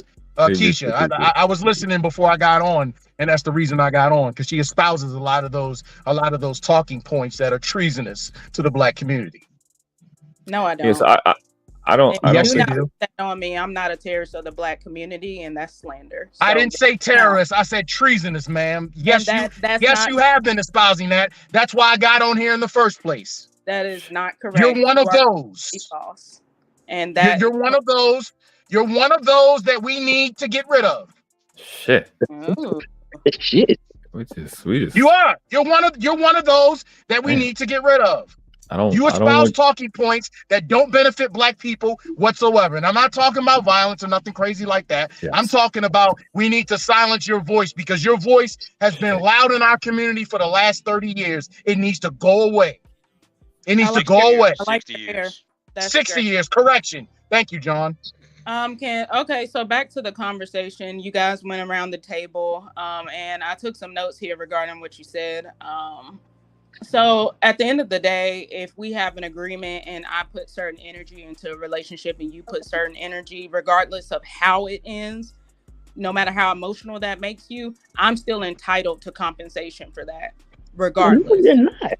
So let me ask you this. Hold on. How? If you broke. Hold on. I got it. And So, thank God for the court. And in a workplace, again, like the example I gave before, if you have employees that's at the same level as you, one of the employees steal the ideas, take the credit, they do something wrong, they get kicked out, right? Should they get half of everything that everybody else created? Should be entitled? Just because they put in energy, they was at the meetings, they do something foul, they break the company policy, they leave. Should they take half a credit of what you guys produce? No, I don't think so. Violent? Okay, that's why.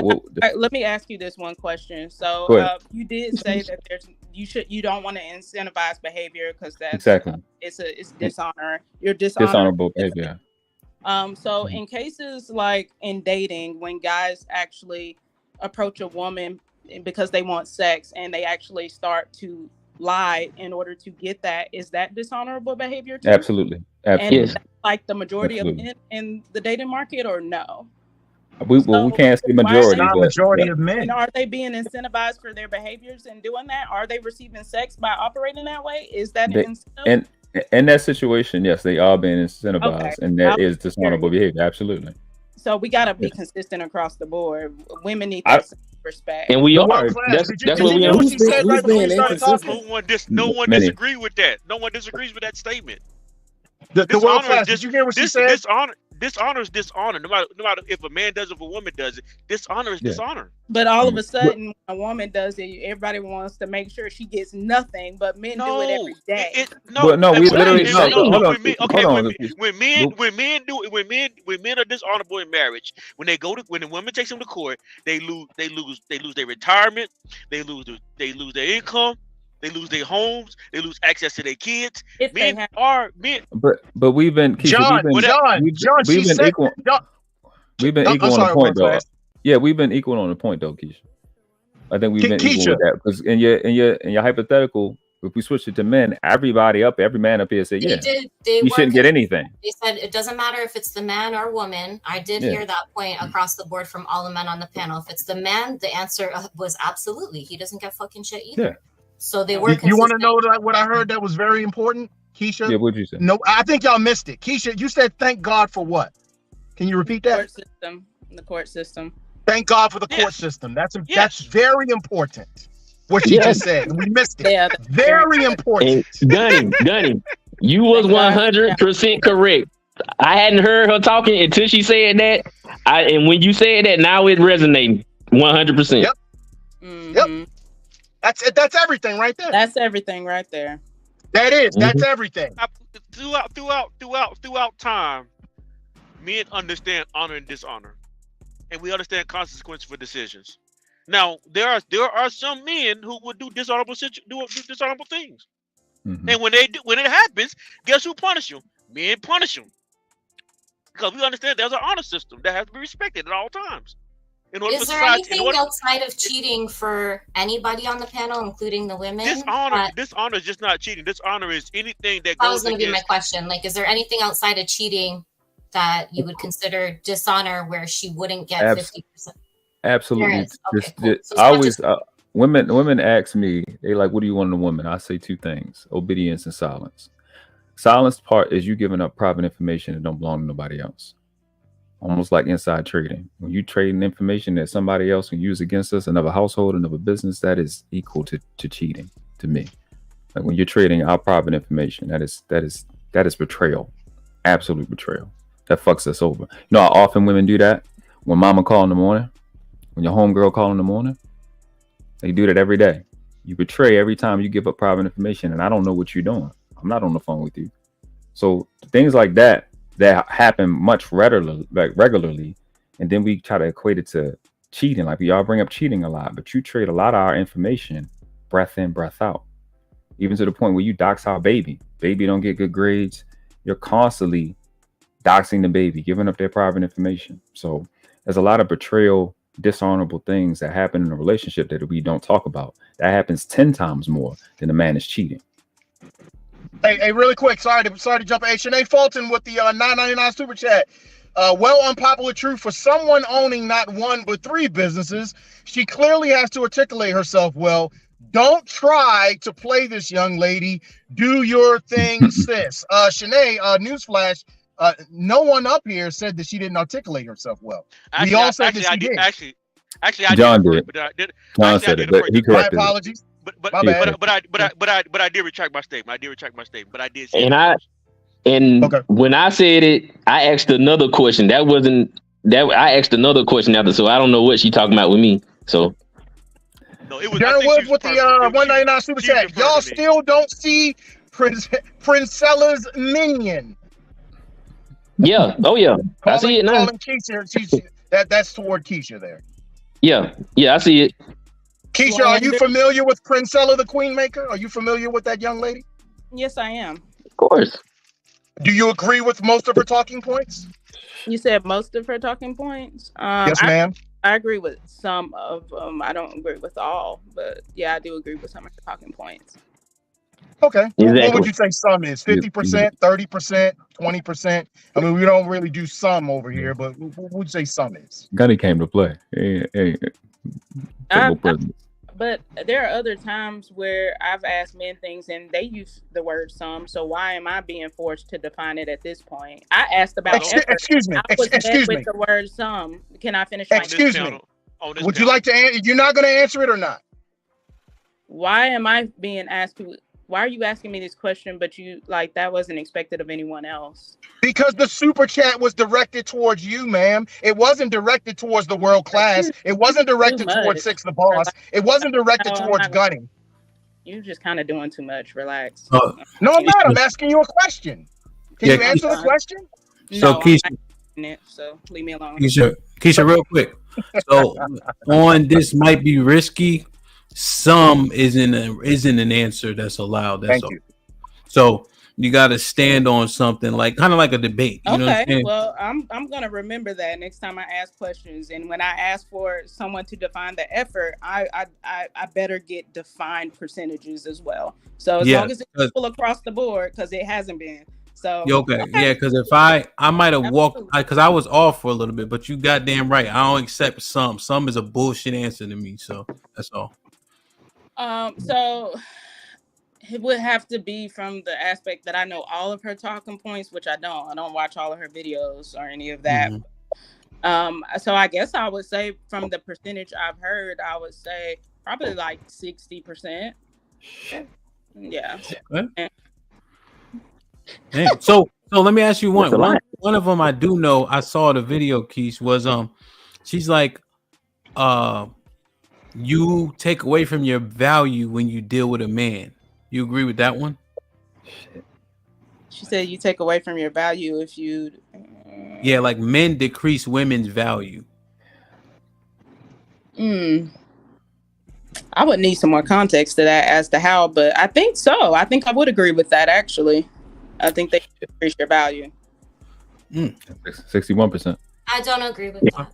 Okay. And then there was one more and I just watched a couple of videos because I use her like these 2 clips.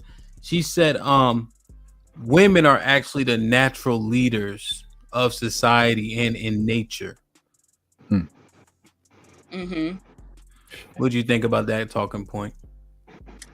I mean, we could use the panel for an example in the stream.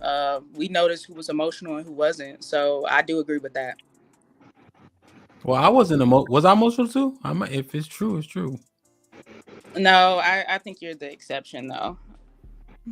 Can I get them a Trey? I told you, Trey, Gay and Feminine is coming out soon.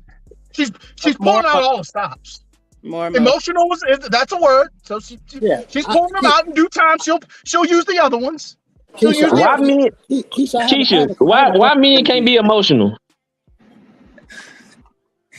I mean, as a leader, it's not beneficial that much to be that emotional. So you like as a leader, but I mean, I think it's fine for men to be emotional. But when we start saying men are leaders, then I don't think that works well.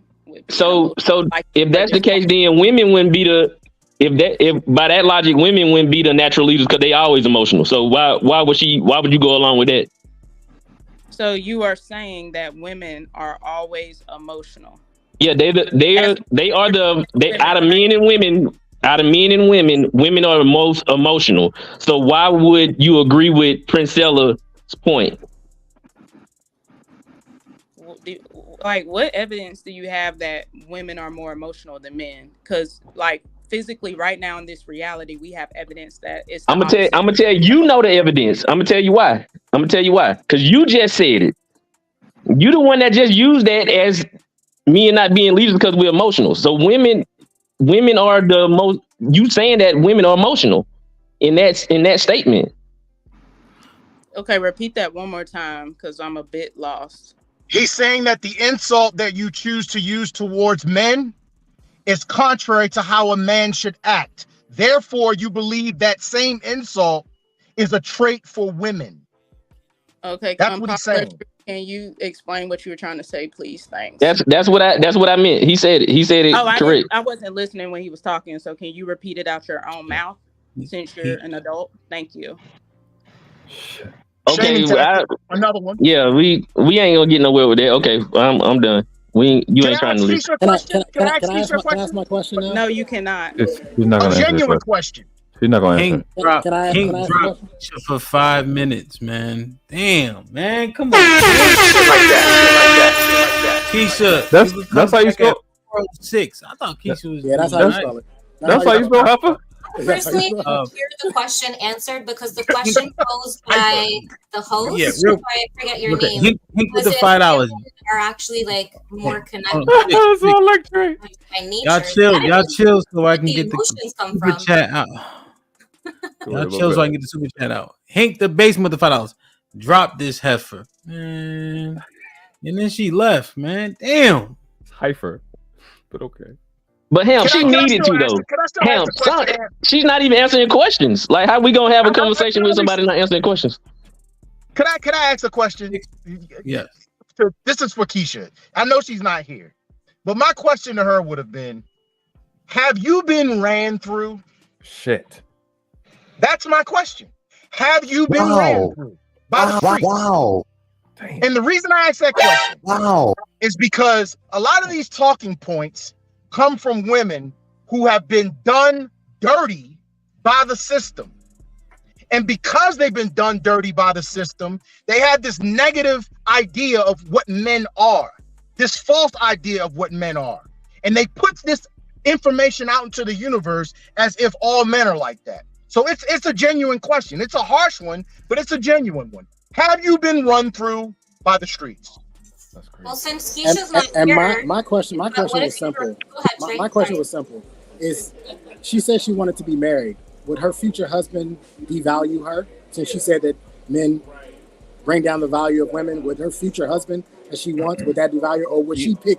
Is he the unicorn that wouldn't devalue her? I can say that it's consistent with what she's been saying. She's saying if women are putting in more energy than men in relationships, I guess she's saying that she'll be drained, she'll be less. It's kind of consistent if you think about it. It's just kind of shocking that she's agreeing with it, but yeah, she's saying women are putting in more relationships. You get with a man, she's gonna have to put out more. So she's willing to count what men are doing in a relationship. Well, that would be crazy for her to get married then, right? That would be. Well, if people think that way, if people actually think that way, why would they want to get married? Right. Exactly. Savage, what you saying, Savage? It's contrary a little bit. Now, real quick, Savage. So I gotta go pick up these kids, man. Listen, we can reconvene in a few hours because this is a hell of a fucking panel, dead ass. And Sassy, find Keisha, goddammit. We need her back. 6. Oh, Canada. What you doing later? What time is it where you at? 4:04 p.m. Eastern Standard Time. Oh, you Eastern. I'm in Toronto. What you doing tonight? You partying or what? I don't party. No, I stay home and I work. I make custom shoes, so I'm always here with paint in my hands. So can you not paint tonight? Can you come back tonight? I'll be here, 100%. All right, I'm gonna put my email in the back chat. All right. Okay. Matter of fact, everybody send me an email. Okay. Everybody send me an email. I want to Gunny, you free tonight or you gotta study and shit? Okay. John ain't doing nothing. You already got mine, but I'm driving though, so I'll be driving by that time. You ain't doing shit. Savage ain't doing shit. Don't disrespect me like that, bro. That's crazy. My bad. You doing a little bit of nothing. UT, you going to work tonight? Yeah, I'm going to work tonight. Man, you gotta stop selling drugs, bro. you can work 24/7. Oh, Trey, I didn't say that out loud. It was hypothetical.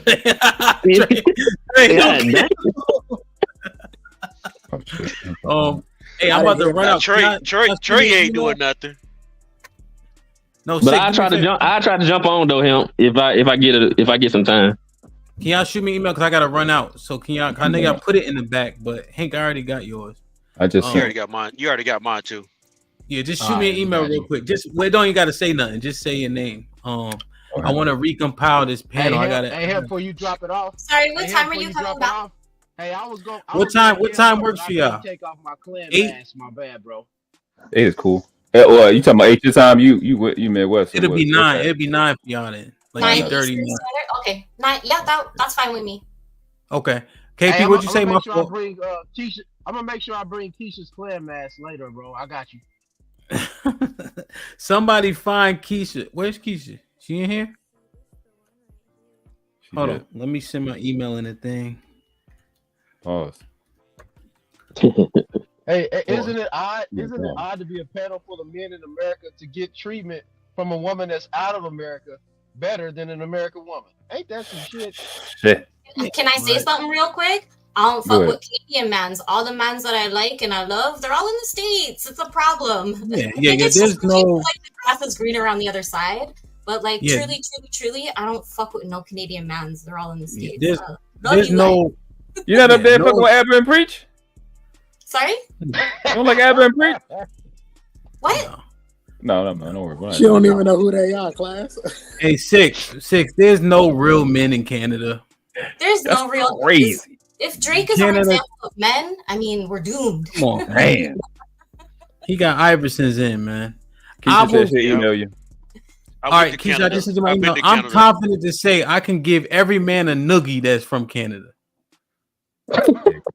That's from Canada or lives in Canada?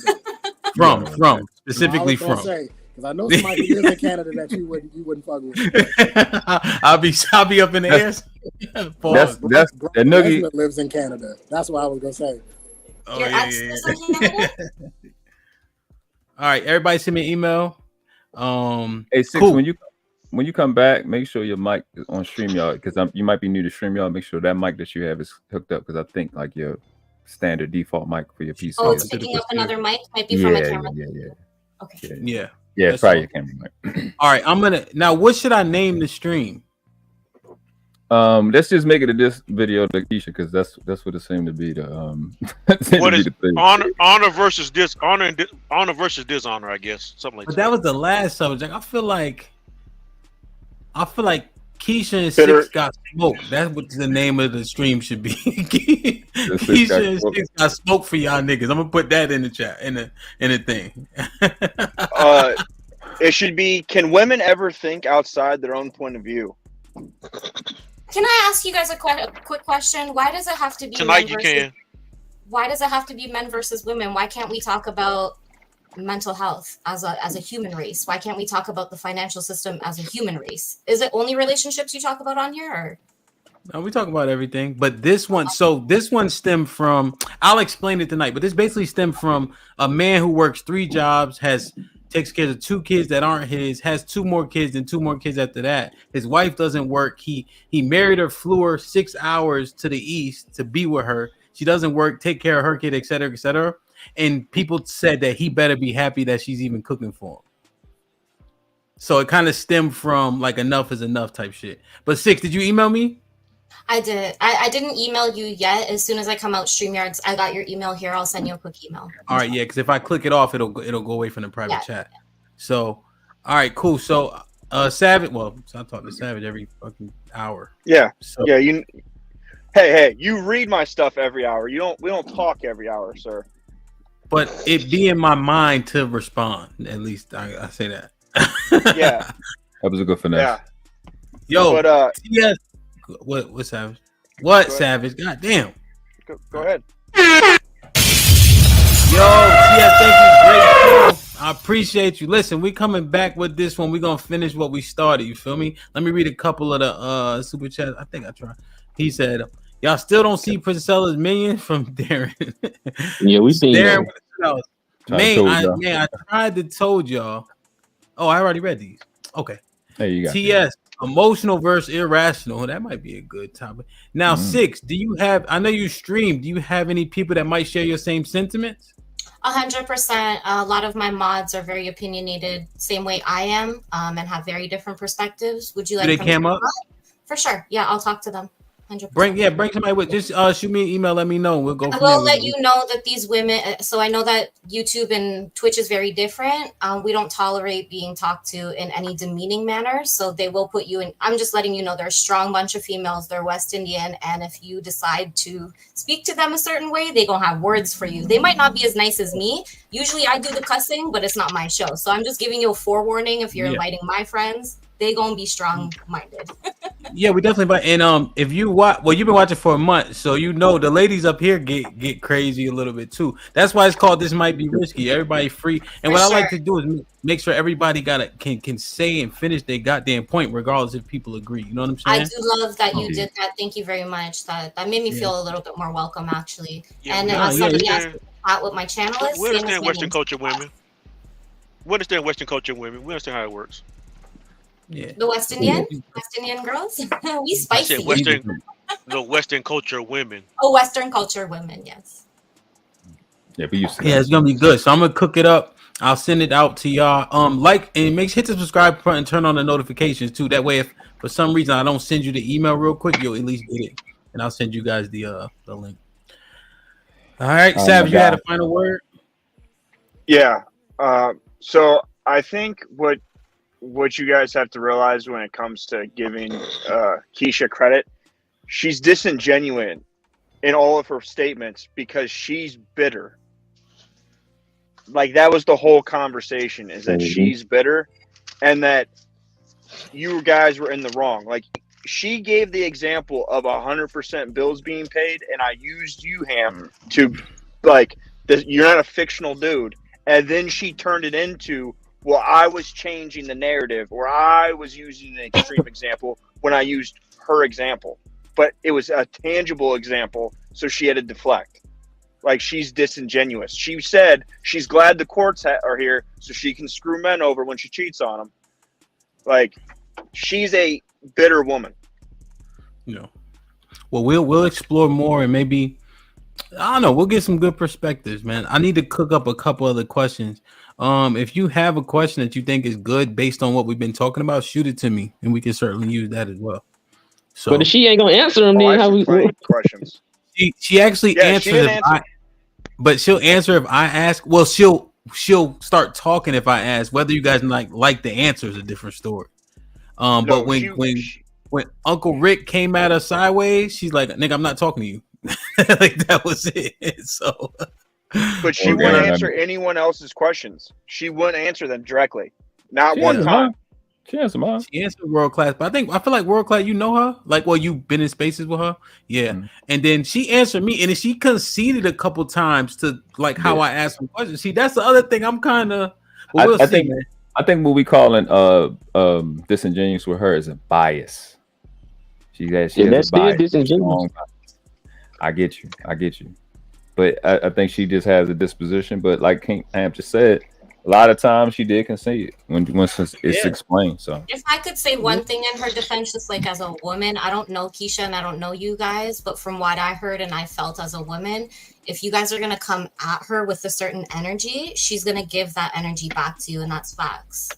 I'm not saying that she's right. That's not what happened though. You guys are wrong, but I'm saying if a dude is gonna throw a question at her like, have you been run through? She's automatically gonna put her defense up. Like, I mean, she was gone by the end, though.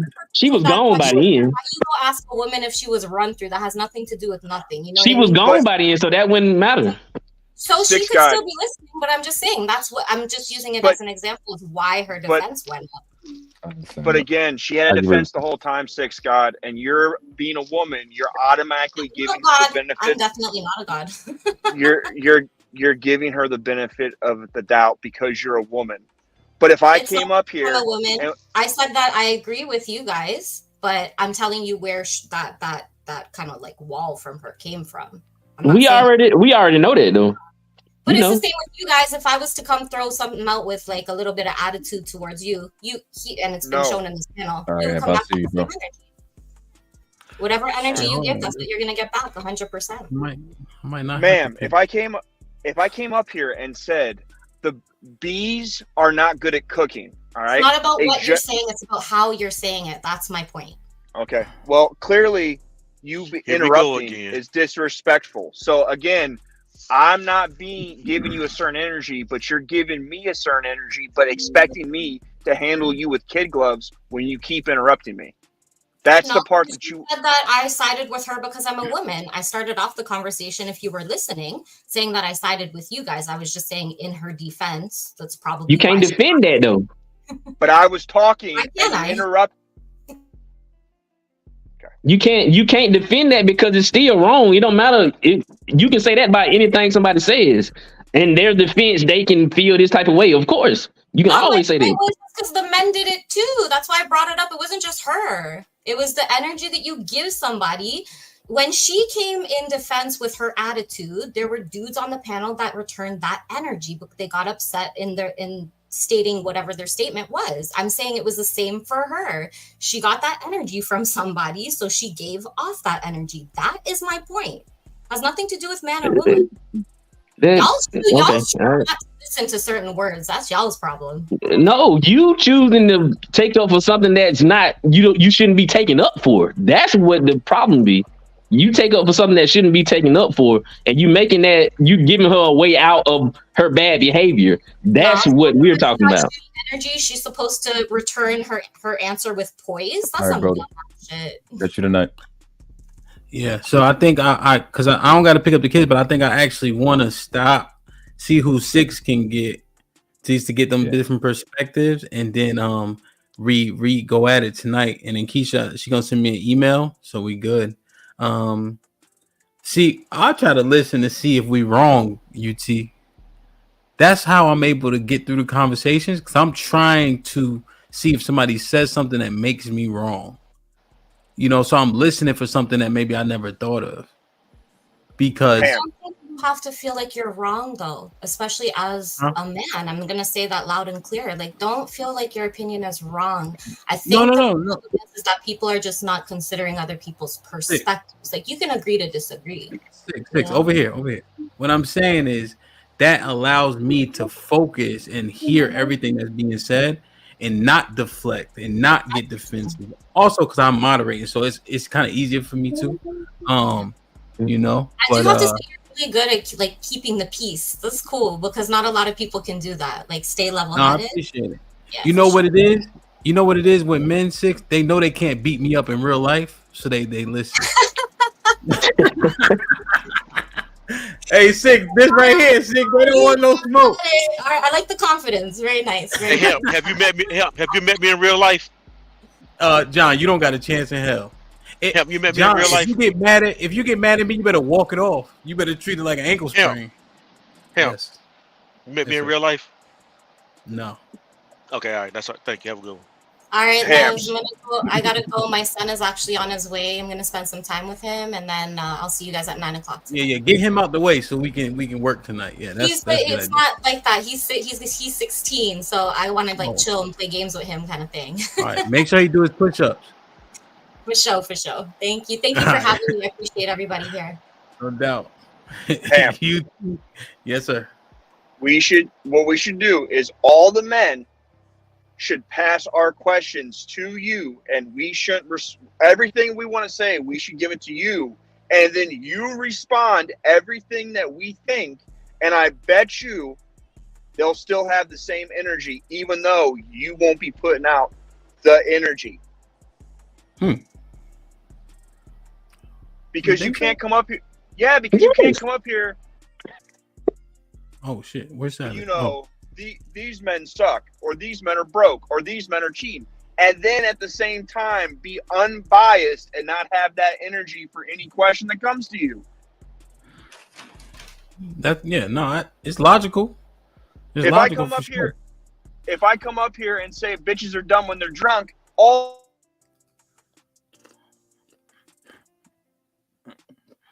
Savage, you broke up. All right, so let's do it, man. We be back tonight. I know John driving and all that.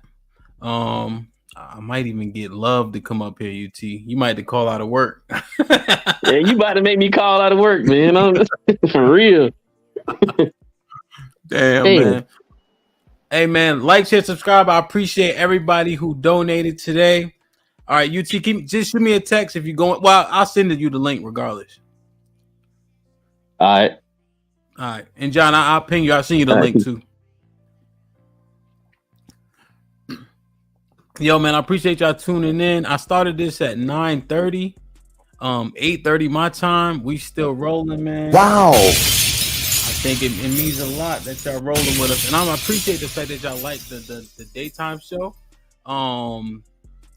Because it goes a long way, and I feel like it does help people get through the day. Like I watch TV so much less and less now, you know what I'm saying? And I feel like the 90% of this conversation was cordial and it was more information based than bias based. But I think everybody's opinions and how they feel and what they're going through resonates in what they're saying in some way, shape, or form. Even myself, I try to stay even, you know what I mean? But I do ask questions based on what I'm thinking, and I ask them in a particular way for that reason. So, but it's important to try to stay as neutral as possible. And hear it out. Now, when Love gets up here, my intention is to kick her ass, so that's what I do. But that's my sis, so you know how that go. You know what I mean? Damn, man. Let me see real quick. Yeah, we got Black America, Show Love, MC Heavy Tits, Reese, Gunny, Black America with the 50 ball. Appreciate you. Know what I mean? So much love, KP, Mark G. Sway, of course, was in the building earlier. MBK. If I miss somebody, it's not intentional. Oh, Jay Rillo. Jay Rillo did a 24-hour stream one time. That was crazy. He knows better. Wolfpack, Players TV. Lady Sean became a member. Yeah, man. The members mean a lot. Romello, appreciate you. Damn, man. So look, I'm gonna set the stream up. I think I got a good name for that stream from TS. What did he say? He said irrational verse something.